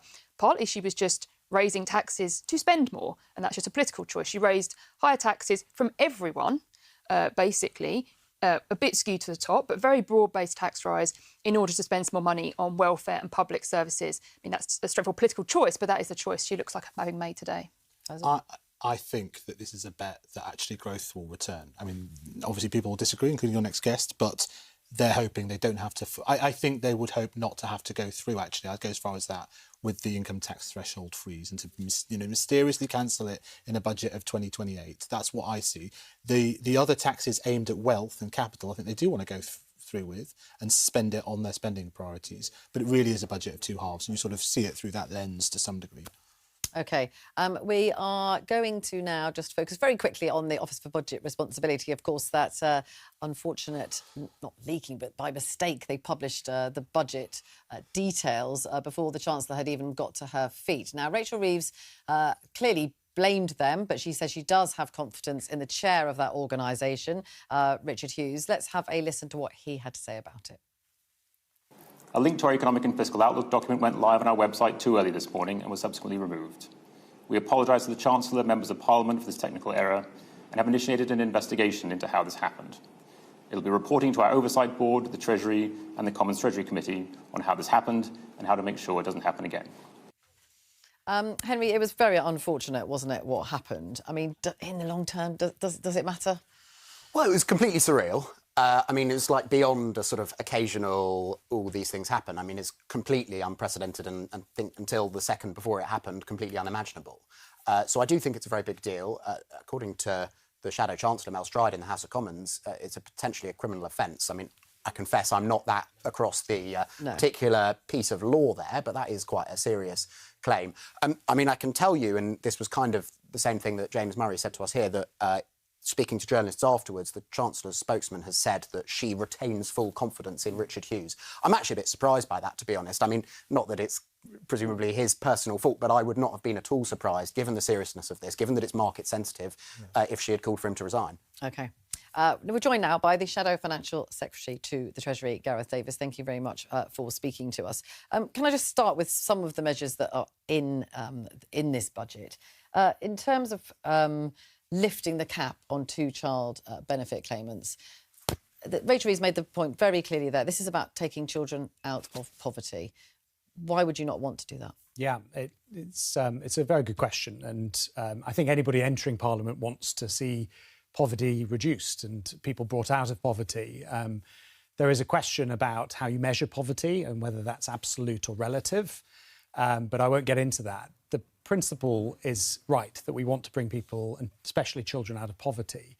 We fundamentally believe that the best route out of poverty is through the dignity of work, the security of a regular paycheck, and work should pay. And that's what were our fundamental principles in government. And a lot of these families are in work.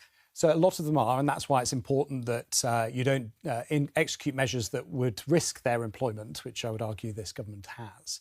But on the specific policy, we just fundamentally don't believe that it's fair.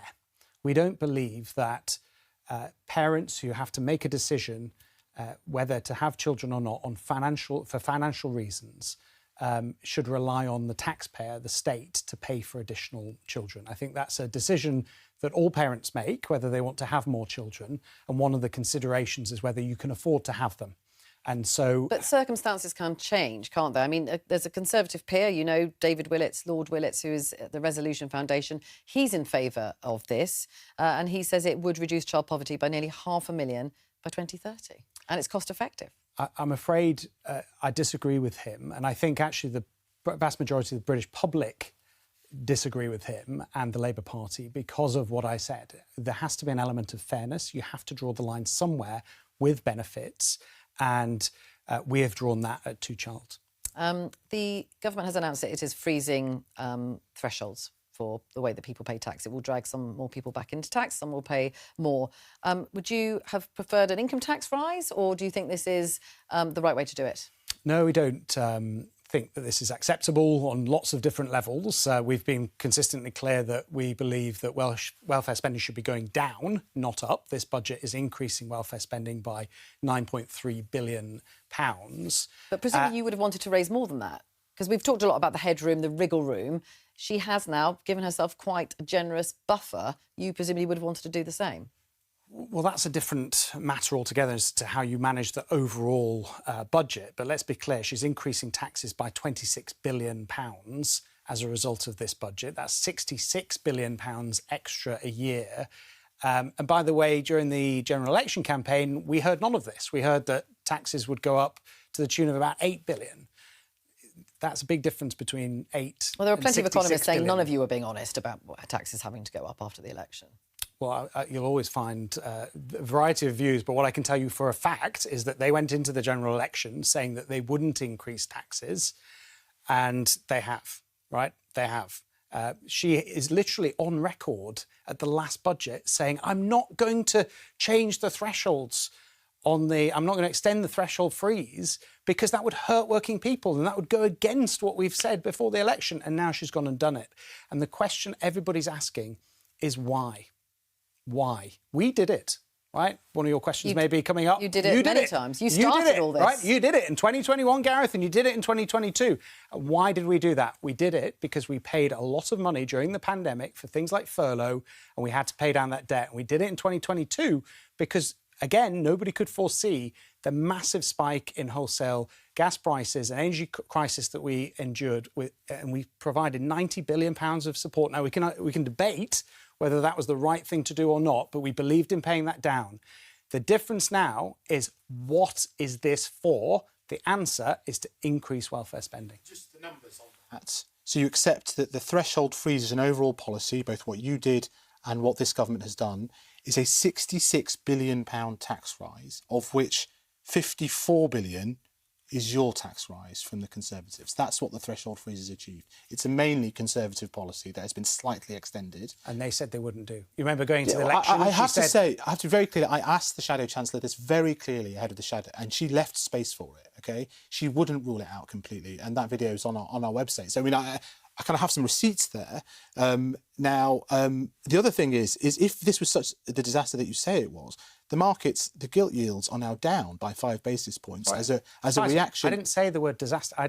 No point did I say disaster. What I'm saying is there's a lack of trust here among the British public because they were told one thing and today we've heard another. I'm very happy to debate the virtues of what the policies announced today are, but my point, which I think a lot of your viewers will be screaming at the TV right now to you, is we were not told about this, and that is wrong. But when you did it, and it ended up being a £50 billion tax rise... Which we told people we were doing it and explained did that ever breach your manifesto? Was that consistent with the very narrow promises that you have made? I'm saying all politicians have made this narrow promise, assuming people don't notice this tax threshold. And everybody took everybody for fools ahead of the election. This is completely unacceptable as a line of questioning, if I may say, because you're missing... You cannot ask me these questions without referring to the global pandemic. By the way, I remember coming on in this very show and you questioning me as to why we weren't providing more support to people out there.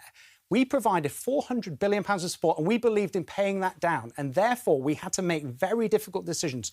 My point and my explanation earlier as to why people are mad about this is because we had to deal with a global pandemic and a global energy shock.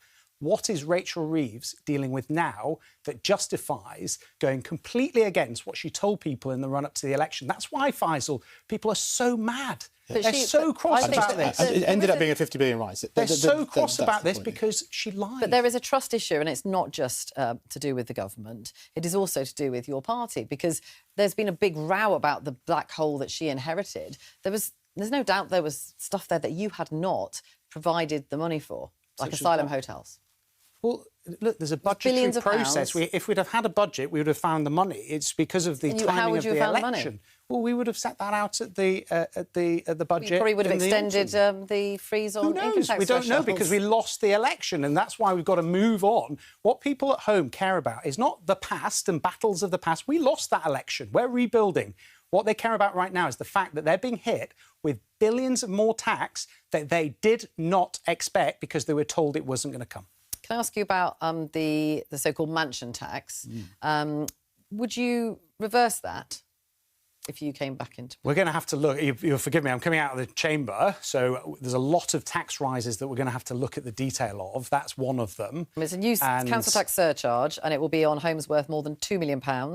And it will be, an extra £2,500 a year. We'll look at the detail. But in principle, the idea of getting people who have got a lot of assets to pay a bit more. There's the broader shoulders argument. Part of the issue is all the people that used to live in those houses have moved abroad to Milan and Dubai because of this government. So I think it's not perhaps as much money as they... that is a disputed I'm not sure. Well, I can tell you a lot of people are moving, including... But most people will not be moving because of that. So there will be a lot of people in that banding. I bet you a lot of people are moving. In fact, one of Labour's biggest donors has just announced, as Kemi was saying in the chamber, has just announced he's off. Right, so they may think that this is a clever policy. But in principle, do you not think that there is a lot of wealth that is not being taxed enough? I think a lot of people in this country are paying a lot of tax, including those at the top band, as you put it. And the issue for us is that the more tax goes up, we're now at historic levels. I think it's 38% of GDP. People will leave. you know, and they are leaving. It's disputed by some economists, but I can tell you there are real-life examples of people who pay a lot of money into this economy who are leaving. Not just because of mansion taxes or whatever Labour come up with on that, but the non-dom, the national insurance, the whole mood music against investment. They're putting taxes up against dividends, you know, enterprising people who take dividends from investments, who take risk. It's the whole mood music, which is meaning that people who pay a lot in taxation are leaving the country. Just very briefly, on the welfare bill, you've talked about reducing that or just stopping it getting bigger. What about the triple lock on pensions? Well, we've been clear. We introduced the triple lock. It brought, you know, to your earlier point about poverty, 200,000 pensioners out of poverty. But that's untouchable in your view. And we have been very clear that we are committed to the triple lock. OK. Shadow Financial Secretary to the Treasury, Gareth Davis, thank you very much for speaking to us. What do you make of that? Well, I think you can see there in real time the Conservatives still wrestling with the fact that they were in government 16, 17 months ago. And I think it is just politically difficult for a government for an opposition as they now are, but obviously a party that was in government so recently, to kind of try to separate out what is new and what is still, you know, years which were planned for by their Chancellor. Does there come a point where that fades? You know, the Chancellor talking about the legacy that she's inherited. Does that argument start to fade, obviously? Well, certainly they'll be hoping so. And one thing, by the way, I'm picking up from Conservatives I've been speaking to since the budget and since Kemi Badenoch's response is that they are really, really impressed with Kemi Badenoch's response in the House of Commons. Now, you might say that's an obvious thing. Conservative MPs think Conservative leader is good. Shock. That wasn't actually the case just a few weeks ago. I mean, Kemi Badenoch was, and I don't think I'm overstating this, a laughingstock in Westminster just a couple of months ago. And she has radically and rapidly improved her performances in the House of Commons, especially in the eyes of her own MPs. And that's important because it means that her leadership looks a lot more stable. Vicky, I think it's worth... Obviously, the vibe, as they say in Westminster, has been max doom about the economy. There may be a route through where the economy just... You know, this year they upgraded the growth to 1.5%. If we sort of pootle along at that rate, I do wonder if the opposition parties may be a bit beached describing an economy that is an absolute disaster and near recession when the figures it's worth giving context to that. show that. I mean, it's a sort of middling number, isn't it? It's a middling number, but it will end up probably being but... the second fastest in the G7. Now, actually, going forward, it has taken... They've trimmed the growth figures because of the OBR productivity changes. But, you know, sometimes where Westminster gets itself on the assumptions about everything, you know, can be confounded. And you do get this sort of dynamic where the opposition parties are assuming the gilt yields are going to surge, it's going to be another Liz Truss mini-budget. That is not the market reaction right now. And also that we're going to be close to recession. That was the central, I would say, forecast of where we were in January. And we grew 1.5%, which is not at all bad given where we were. We could do a lot better. OK. Well, let's get reaction now from the Liberal Democrats. Their Deputy Leader, Daisy Cooper, is with us. What is your reaction to the budget, given what Faisal's saying, actually, that maybe things are, you know, potentially turning a corner for the Chancellor? Well, look, I don't think it's good enough for us to expect and just, you know, be happy with the fact that it could pootle along, I think was your expression. I mean, who wants an economy that pootles along? You know, we Liberal Democrats, we want an economy that's going to be turbocharged. And we think that there's a £90 billion Brexit black hole in our economy, and the government could have gone so much further on growth today. And we think it was because they said nothing at all about Brexit. It was a botched budget and a really big missed opportunity. And would you be opposed to the tax rises that they've made? Look, they're making absolutely the wrong tax rises. Look, we Liberal Democrats have said you could raise a windfall tax on the big banks that, if we do nothing at all, are set to receive £50 billion from the taxpayer over the next 5 years. So we said let's have a windfall tax on the big banks to raise £30 billion over the next 5 years. Isn't the danger they pass that on to customers? No, it isn't, because the particular windfall tax we were talking about would be levied on the reserves, not on the money that is saved for spending, for example. But I think what is unforgivable is the fact that the Chancellor announced today that income tax threshold will be frozen for another 3 years. That means that by 2030, the British public will be paying an additional £67 billion in income tax as a result of both the Conservatives and now Labour's stealth taxes on income tax. We should not be taxing struggling families in a cost of living crisis. How would you make up that, given that she is trying to balance the book? She's given herself more so-called headroom or wriggle room, so she hopes she won't have to come back and ask for more tax rises. How would you fill that gap? Because you've talked about closer relationships, trading relationships with the EU, but that wouldn't happen overnight, would it? Well, look, there are things that could be done right now. We have called for this windfall tax on the big banks, which could raise £30 billion over the next 5 years. And a closer deal with Europe could raise £25 billion a year. These are really big sums, and the Chancellor is just simply not looking at them. That's why we found it so frustrating. The mansion tax, in terms of, people with much more expensive houses paying more. Now, if you look at where Lib Dem MPs represent, including yourself, 6 Lib Dem MPs in London, 24 Lib Dems in the south east of England, this is going to hit London and the south east of England, isn't it? What do you make of that plan? Well, if the Chancellor was very serious about going after wealth, then she would be looking to raise the digital services tax on people like Elon Musk. She'd be looking to raise this windfall tax on the big banks. These proposals, as far as we can work out, will raise really quite small amounts of money in the grand scheme of things, £400 million. It's going to be very, very complicated. There's undoubtedly going to be lots of appeals against valuations. It's not going to come into effect for another 2 or 3 years. So I don't think it is the right thing to do. And we'll look at the details, but I'm not convinced that this is a good measure. I remember it was quite a long time ago, but your party was very much in favour of a mansion tax. I mean, some people will suspect that you included, St Albans, your constituency, has got the 4th highest number of property millionaires in Britain outside of London.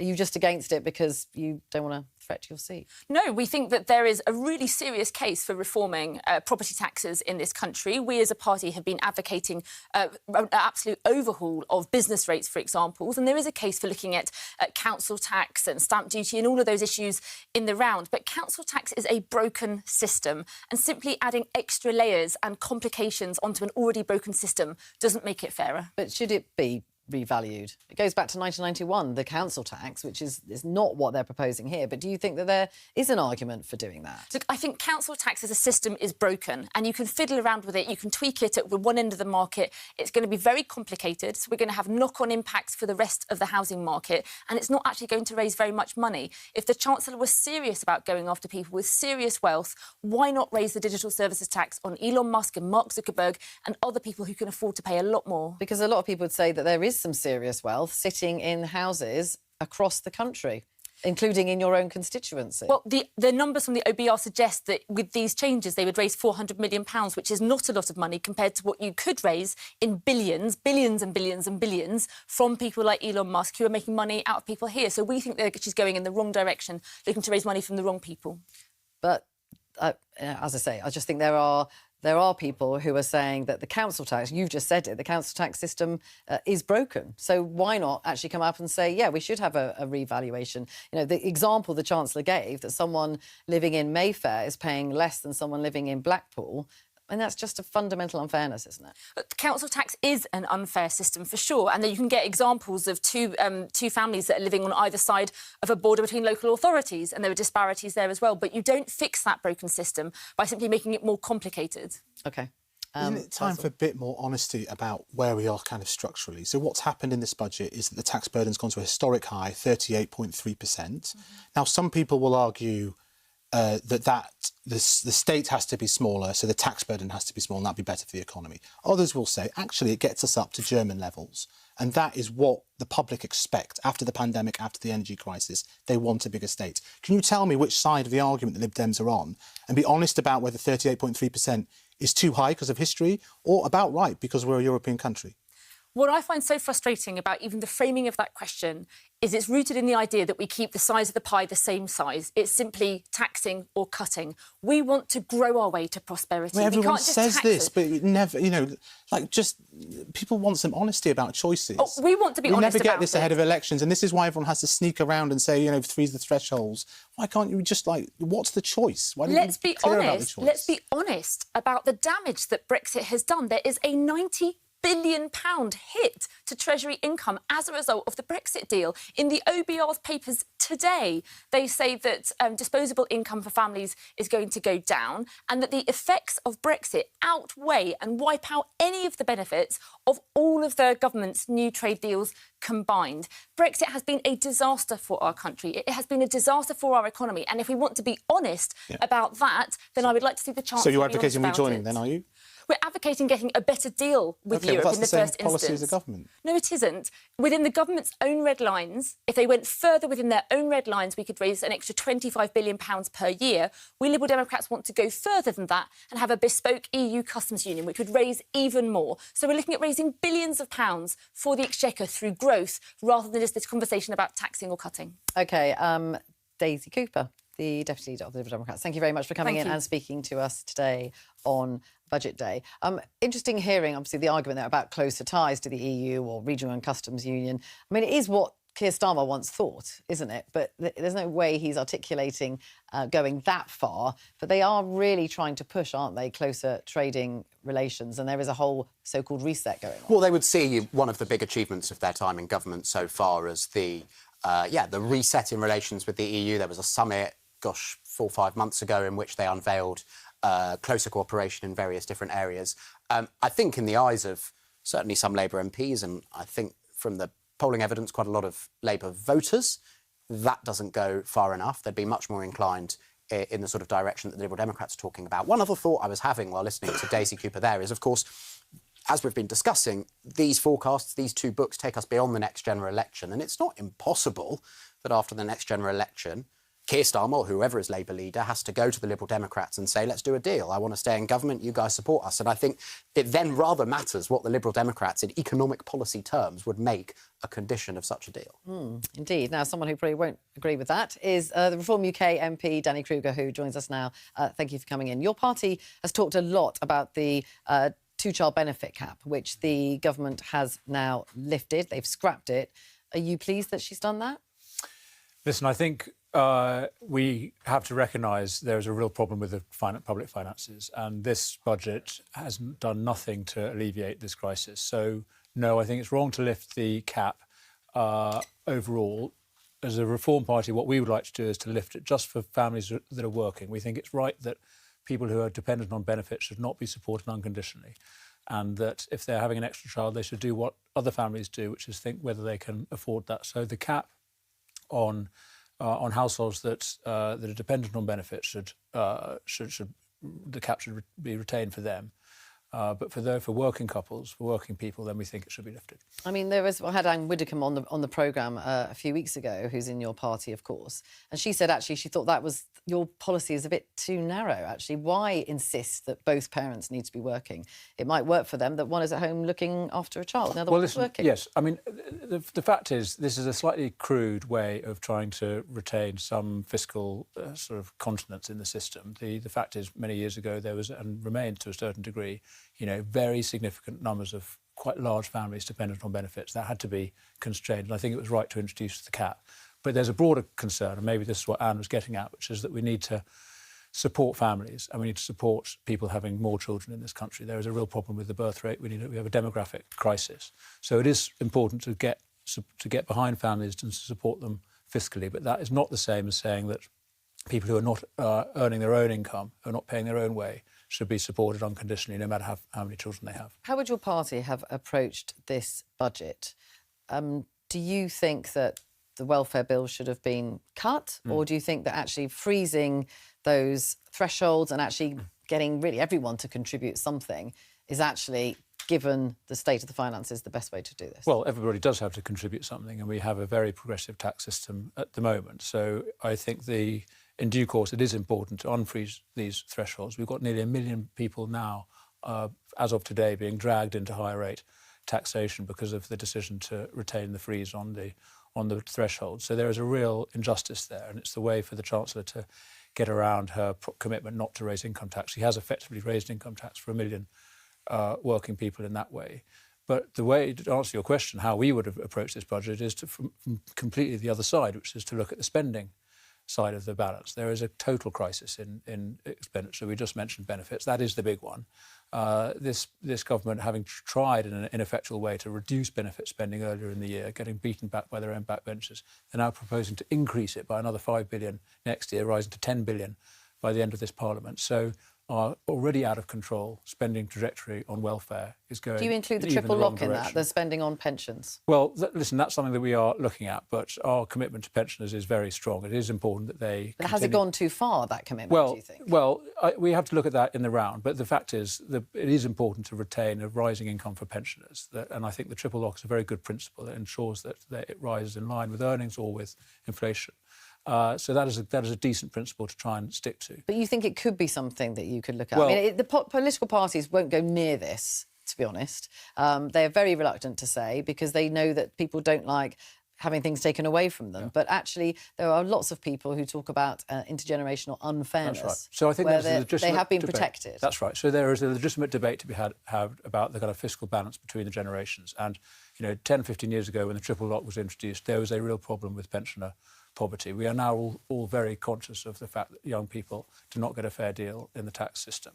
So what can we do to right that balance? That's something that Reform is looking at. But we do remain committed to the principle that pensioners should be properly supported because they are unable to increase their income by working more. So they have to have us support them with rules like this. I just want to ask you while you're here, because it's been quite a difficult week for your party. Have you spoken to Nigel Farage about the allegations of racism that he has faced when he was at school? Only to express my sympathy for what seems like an extremely unpleasant, very political attack on him for... you think it's politically motivated? Well, it clearly is politically motivated. It's being put about by his political opponents in the media. We heard it in the Commons today.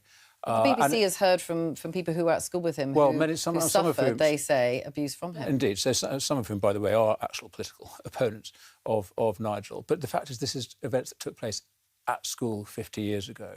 He is denied saying anything directly racist or offensive to people. I'm not sure what more we can do other than the exchange of he said, he's she denied said.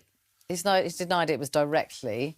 racist. Well, but it's not saying that he didn't say things to these people who have told us that they did. 50 years ago at school? I mean, the fact is, he can't account for every remark he made.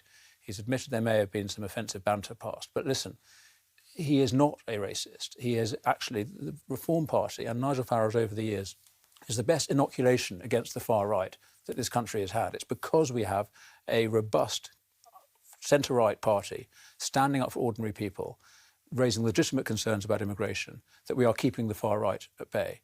So people who worry about racism should worry about what happens if Nigel Farage doesn't get into number 10.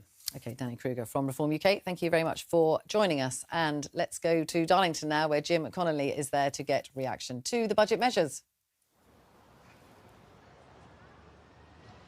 Yeah, a cold and damp Darlington now. Thankfully, we've got some refuge over here in a cafe. Darlington, interesting because it got 2 mentions in the budget today from the Chancellor. We've got 2 really different businesses inside ready to talk to us, and we're just going to pop in now and grab a couple of them. Hello, guys. Introduce yourself for us. Arnab Basu, CEO of Chromic Group. And yourself? Caroline Elliott from the Cheese and Wine Shop.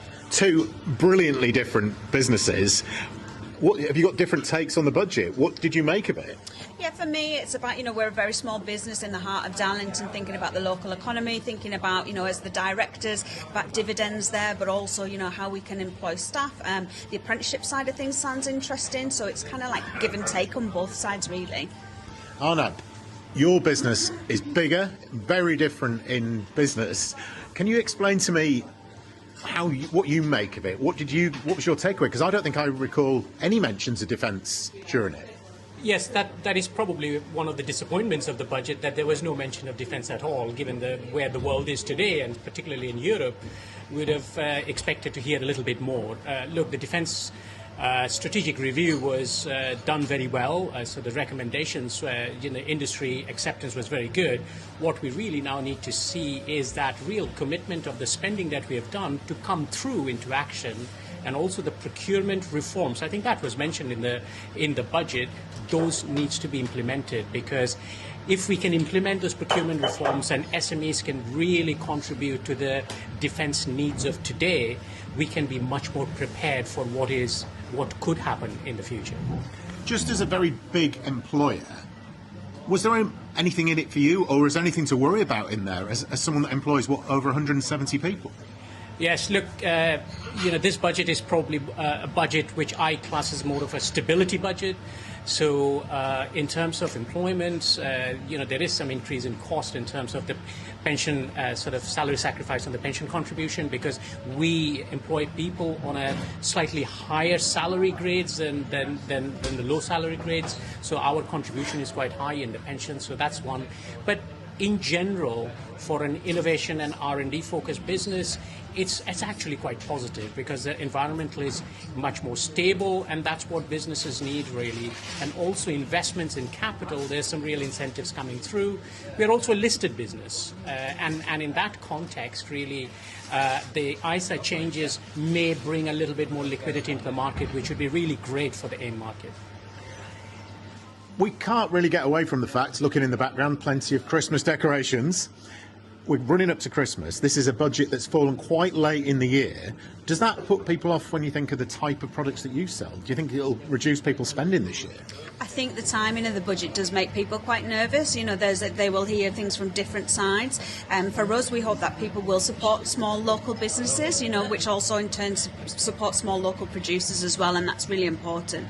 Have you worried about the fact that this has been a budget that's been so heavily trailed? We've had quite a lot of in-out announcements. Does that make people a bit reticent to put their hands in the pocket and buy luxury items such as cheese and wine? I think so, but then also on the other side of things, when people are thinking about budgets, they want to spend a little bit more for something really good quality to take home. You can get a good night out, you could pay for that, or you could pay for a similar amount and take it home and enjoy time with the family as well. Arnab, does that sort of indecision, that in and out feeling of this big budget affect your business? Because you need stability to be able to make big investments, I assume. Look, we do business internationally, so we sell in 64 countries. So any movement in currency affects us, because we have got 50% of our operations are in America. So we employ people in America. Our business costs are about half in America. So yes, stability is the key to all of this, because over the last few years, post-COVID, we have gone through a lot of events, the macro events that affected the whole business environment in the UK, starting from COVID to the war to the inflation and all of that. We need a period of stability, and I think this budget creates some of that environment of stability, and hopefully that will go forward for a few years, where businesses can really build and grow. What would you have liked to see in there that wasn't in there? Was there something that was missing today that would have really helped your business? Look, a couple of things. I mean, as I said, we're a listed business. One of the key things is the equity markets in the UK have suffered over the last few years, particularly the AIM market, and we would have liked to see more structural reforms in taxes, such that there was more incentive for people to invest in equity, bringing more liquidity into the market, so that innovative companies, that junior market where innovative companies are there to grow and really produce products which helps the UK PLC to grow, could have been incentivized. Vicki, it's interesting. Often I feel that when we come to places like this and talk to people, it's only politics because we're here with a microphone and shoving it in their face that they want to talk about. But actually today, the budget has got people talking, both positive and negative. But there's definitely a sense, I think, of some level of relief now that it's out there, people understand what's in it, and they can now go forward and pick through it as a business. OK, Jim, thank you very much indeed, and thank you to all your guests for bringing us their views on all of this today. Now, I'm joined in the studio by Ellie Chams, who is the Green Party MP. Your party has always been keen on higher public spending. Are you in favour of the billions of pounds of tax rises that the Chancellor has announced today? We think that the tax system needs to be made much fairer. So we were very vocal in the run-up to the budget, saying that what the Chancellor should do, the big lever she should pull, is wealth taxes. We need to tax wealth fairly. Now, quite interestingly, today, the Chancellor seemed to acknowledge, that we've won the argument on that. But she's done itty-bitty bits and pieces. She has one of the key policies we were arguing, equalised national insurance on income from assets as in the same way that you have it on income from going out to work.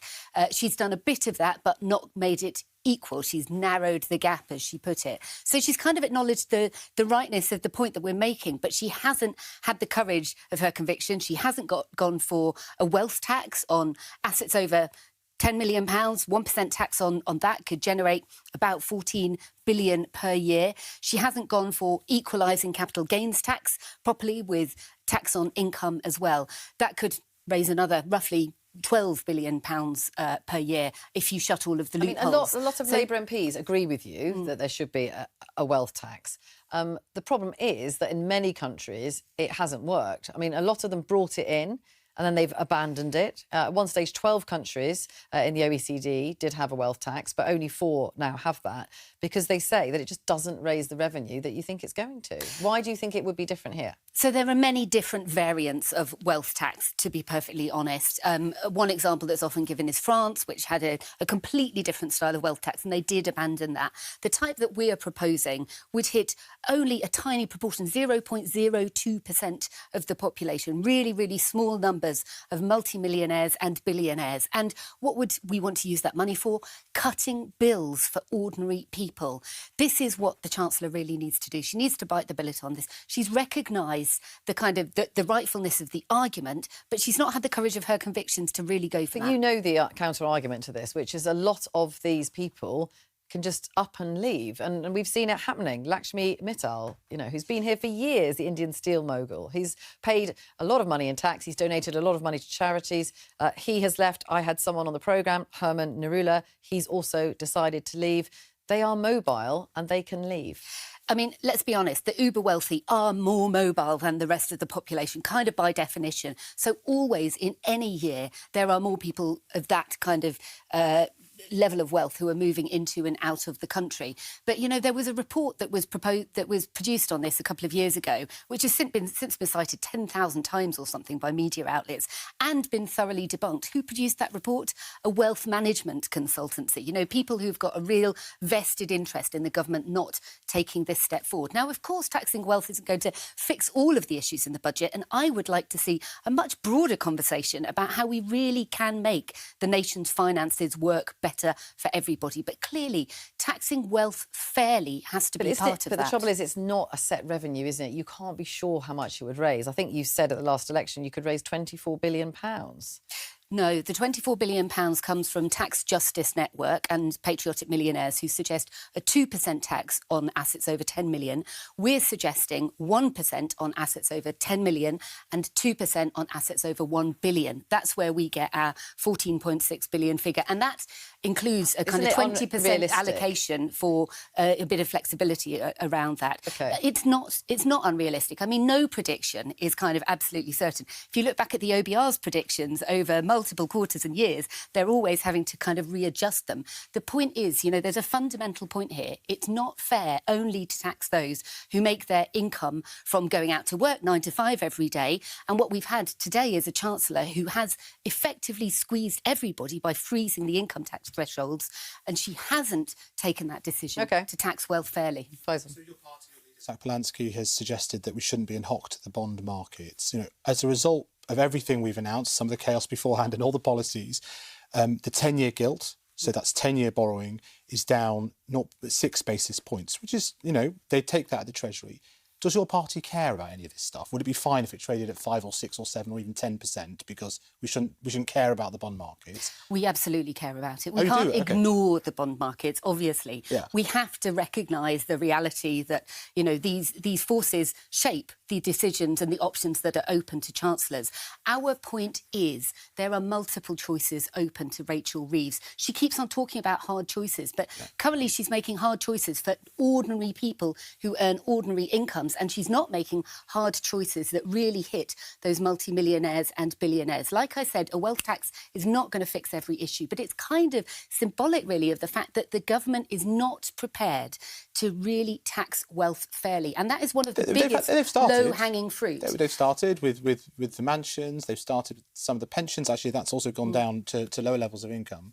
But I mean, that's what I mean about we seem to be winning the argument on the kind of, the basic argument of we should tax wealth more fairly. But what she brought forward, she's brought forward a few kind of bits and pieces, papering over the cracks type policies rather than really biting the bullet. But, that's because they can score these policies credibly. And in the absence of this, what would happen is expectations of interest. If your policies, as I understand them, would happen, is not the risk. The interest rates would go up. You'd end up spending more on debt interest. Interest rates for households would go up too. And that would be disastrous for the economy. I really don't think so. And I mean, actually, it was quite interesting to see Rachel Reeves giving a whole section of her speech over to kind of trying to criticise the Green Party and the impact that we might have. The growth that she's really worried about with the Green Party is the growth in our popularity, the growth in our vote share. Isn't it significant that she's using her big moment on TV to kind of call out the Green Party because she realises that huge numbers of the British population really find attractive what it is we are offering. We are talking about making this country greener and fairer. OK, Ellie Chance from the Green Party, thank you very much indeed for coming in and giving us your reaction to the budget. Henry, this is probably a good point to recap on everything that's happened today, since we've been going for almost 4 hours. Where would you say, compared to where we started the day and the build-up to this budget, it's been called chaotic, but where we are now, do you think Rachel Reeves can feel that maybe a corner is being turned? That's probably too strong, but I think she'll be pleased with how things have gone. Let's leave aside the extraordinary thing that happened with the Office for Budget Responsibility essentially publishing the budget half an hour early. I think there were, in the very immediate term, 2 tests for how this budget went down. It sounds a bit narrow and parochial, but I think it's correct. One was how it went down with the markets, and from what Faisal was saying, their reaction has been pretty benign. They'll be very, very relieved about that in government. And then the other was how it would go down with Labour MPs. It's gone down well with Labour MPs because she is spending money, yes, that she's raising via tax, but she's spending money in places that they want a Chancellor, a Labour Chancellor, to spend money, especially the abolition of the 2-child benefit cap. That is something, it's worth reflecting, that Rachel Reeves and Keir Starmer had long resisted. But the politics of the Parliamentary Labour Party has moved, and they have moved in policy terms too. It's very significant, of course, in terms of what it means for lots of people, but it is a symptom of how politics has developed since they came into government. Faisal, do you think there's any sort of traps, there's any issues coming up that will be causing them some sleepless nights in the Treasury, do you think? Definitely. I think when you do this many policies, I think there's 43... I think it's 40... So, someone said that there's 43 different tax-raising measures, most of them pretty small, some of them big. There's some strange things going on, for example, with student debt. There's a 6 billion figure in there, which I just have to unpick. There's all sorts of unintended consequences when you affect these things. They will argue that they're reforming, and this is going to ruffle feathers. Others will argue that some of the reforms, for example, the so-called mansion tax, that it's a little bit it's not as smooth as you would hope. It's creating more inefficiencies in the market. But yeah, I think that I'm on what we might call pasty tax alert for the unintended consequences of probably something we haven't even mentioned yet. OK. Despite having it for 2 hours more than we should have you have had a long time to look at this. What's your excuse, Faisal? Right, I'm going to cross to the central lobby of the House of Commons because we are joined by Stephen Flynn from the SNP and Ben Lake from Plaid Cymru. Stephen Flynn, first of all, what's your reaction to the budget, to what you've heard today? It's been chaos for the last couple of weeks. It was chaos in the hour or half an hour running up to the Chancellor taking to her feet, as well as we were all given the budget by the OBR, and then it was chaos during the budget as well, because what the Chancellor actually told the public was that growth has been downgraded, living standards are going to rise slower than expected, and energy bills come April are going to be £400 higher than the Labour Party's promise pre-election. This is a Chancellor who is the most unpopular in post-war Britain. It's a Prime Minister who's the most unpopular in post-war Britain. And when the SNP win the elections in Scotland in May, they'll both be out of a job. Ben, are you happy with this budget? It does lift the 2-child benefit cap, which I think you wanted to happen, and you could argue it's broadly redistributing wealth. Well, of course, I'm not going to stand here and not welcome something that we've consistently called for in the lifting of the two-child cap. And it is quite interesting to reflect on the fact that just 12 months ago, the Chancellor actually resisted and indeed opposed that measure. So that I do welcome. But I was also hoping for a bit more on the cost of living. And that is by far and away the highest sort of concern that my constituents relay to me. And the OBR report sadly suggests that real household incomes will grow slower as a consequence of this budget than previously forecasted. So that is a concern of mine, because I know just how much my constituents, households across Cerrig and Braceli, already struggle. So that's a bit of a concern, and I had hoped the government and the Chancellor would have brought even more to really tackle the cost of living, because ultimately that's what will be used to measure their success at the next election. Stephen, is your party, is the SNP planning on freezing tax thresholds in Scotland?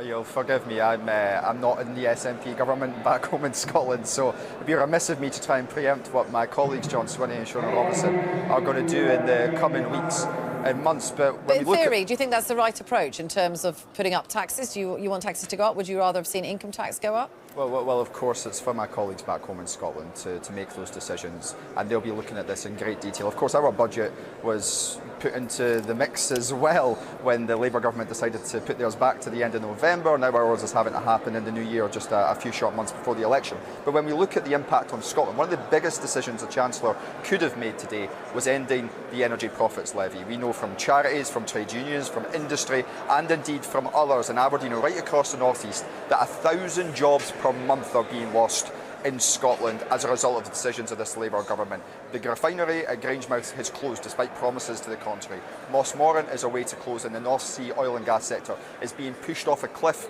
and my constituents' jobs are on the line. That was a moment for the Chancellor to protect the workforce, to protect our energy security, and to make sure that we can actually deliver our renewables future. And she chose not to take that, and instead sticking to her ignorant approach that she's had up till now. You received a record financial settlement for Scottish Public Services in June in the spending review. But actually, there are public sector strikes on the horizon in Scotland. NHS waiting lists of 2 years or more are up. Some would say you're not spending the money wisely. I think if you look at the figures that were just announced this week, waiting lists in Scotland are down. Educational attainment in Scotland, our young people, 95% of them go on to positive destinations. And while we've had junior doctor strikes and so on down here in England over the course of very many years, there's not been a single one in Scotland. I was looking across the road at St Thomas, walked past it on very many occasions to see people outside on strike. I went back home to Scotland. That was not the case because we value our workforce back home in Scotland. We were making sure that they had the pay increases that they deserved for the very difficult job they are doing in very difficult circumstances. Ben, do you think Plaid Cymru, or do you think the government now should use Wales's enhanced income tax devolution to raise rates? Because actually there is more power that could be used, isn't there? But it hasn't been used up till now. Well, of course, the problem we have in Wales is that we don't have actually as many powers as our compatriots down up in Scotland or indeed in Northern Ireland. But you do have some. We do have some powers, yes, but it's the powers that were originally devolved to Scotland and Northern Ireland back in the 90s. And the problem we have is if you don't have powers over the thresholds and the actual bans themselves, then your ability to actually make meaningful change and raise significant money is limited, given the tax base is very different in Wales than it is in England. OK, thank you very much to Ben Lake from Plaid Cymru and to Stephen Flynn from the SNP. Let's have a little recap of what has been announced in the budget. The OBR has said that inflation will be 3.5% this year, which is higher than predicted in March. Income tax and national insurance thresholds will be frozen until 2031. Two-child benefit cap will be lifted next April. The cash ISA allowance will be reduced to £12,000 a year for the under 65s. There will be an annual so-called mansion tax of at least £2,500, which would apply to homes worth more than £2 million. Fuel duty will be frozen until next September before gradually increasing. A 3p per mile charge for electric vehicles will be introduced in April 2028. And an annual £2,000 cap on pensions salary sacrifice schemes will come into effect in 2029. As Faisal was saying, an awful lot of measures in this budget. But on the politics of it all, Henry, I mean, the build-up to this budget has been, well, it's been incredible. It's been like nothing I can ever remember. But do you think that Rachel Reeves has steadied the ship? Yeah, I think she'll be pleased so far with how things have gone. Her very immediate term tasks here were to stabilise the mood of Labour MPs and not spook the markets. She's done that, so big tick as far as she's concerned. Obviously, let's see what comes out, if anything comes out, as people go through all of these documents in detail. I think the other big political thing here is actually we can see the shape of the next few months, probably next few years, of political argument coming into view. Rachel Reeves, in response to forecasts which were not as bad as many people expected, has made a big political call, which is to raise more money from lots of people in tax in order to spend more money, principally on benefits. That is a big political call. It is one which many supporters of the Labour Party and many Labour MPs will be very happy with. It is one that their opponents will attack relentlessly as classic Labour. And Faisal, what does it tell us about the public finances? Well, I think she's bought space. She's bought space politically, and she's bought space with the markets because, and this reflects the slightly nerdy interaction between doubling the headroom and also now only assessing whether or not she meets her own rules once a year. Really important when you consider the dynamic of the past year, which definitely has been destabilising, where they had to kind of course correct the budget at the spring statement, which led to the welfare cuts, rushed, which then led to the U-turns, which certainly cost more credibility than they would have earned by doing that cut up front. That all goes, right? These are the fiscal plans now for the next 6 to 9 months. Henry will know better if the backbenchers will let this budget fly through. But certainly the markets won't be constantly asking questions, knocking on the door of the Treasury saying, are you going to course correct in some way? You're going to raise more taxes, you're going to cut spending. You know, that kind of goes away for a few months. And I guess their hope upon hope is that some of the stability they hoped would be there, fosters some conditions for growth. And you get a bit, a feel-good factor is too much, but you get some of the animal spirits of the economy that aren't weighed down by these tax increases, which is a big move in the other direction, to invest in the economy and for consumer confidence, for people hoarding their savings to start going out and spending. That is the key dynamic, some space now for the economy to get back to some sort of normal following some self-inflicted wounds. Yeah, and the position of Keir Starmer, briefly, do you think it's intertwined, isn't it, the two? They're intertwined, but his position is not principally about the economy. As far as Labour MPs are concerned, it's about the polls. He needs those to improve before long, or he's going to be in real peril. OK, we will be back tomorrow at 12:15. We'll be talking about the budget again, and if you've got anything to say about that, please do get in touch with us, send a video note or message us. But tomorrow, 12:15, here on BBC Two and on iPlayer.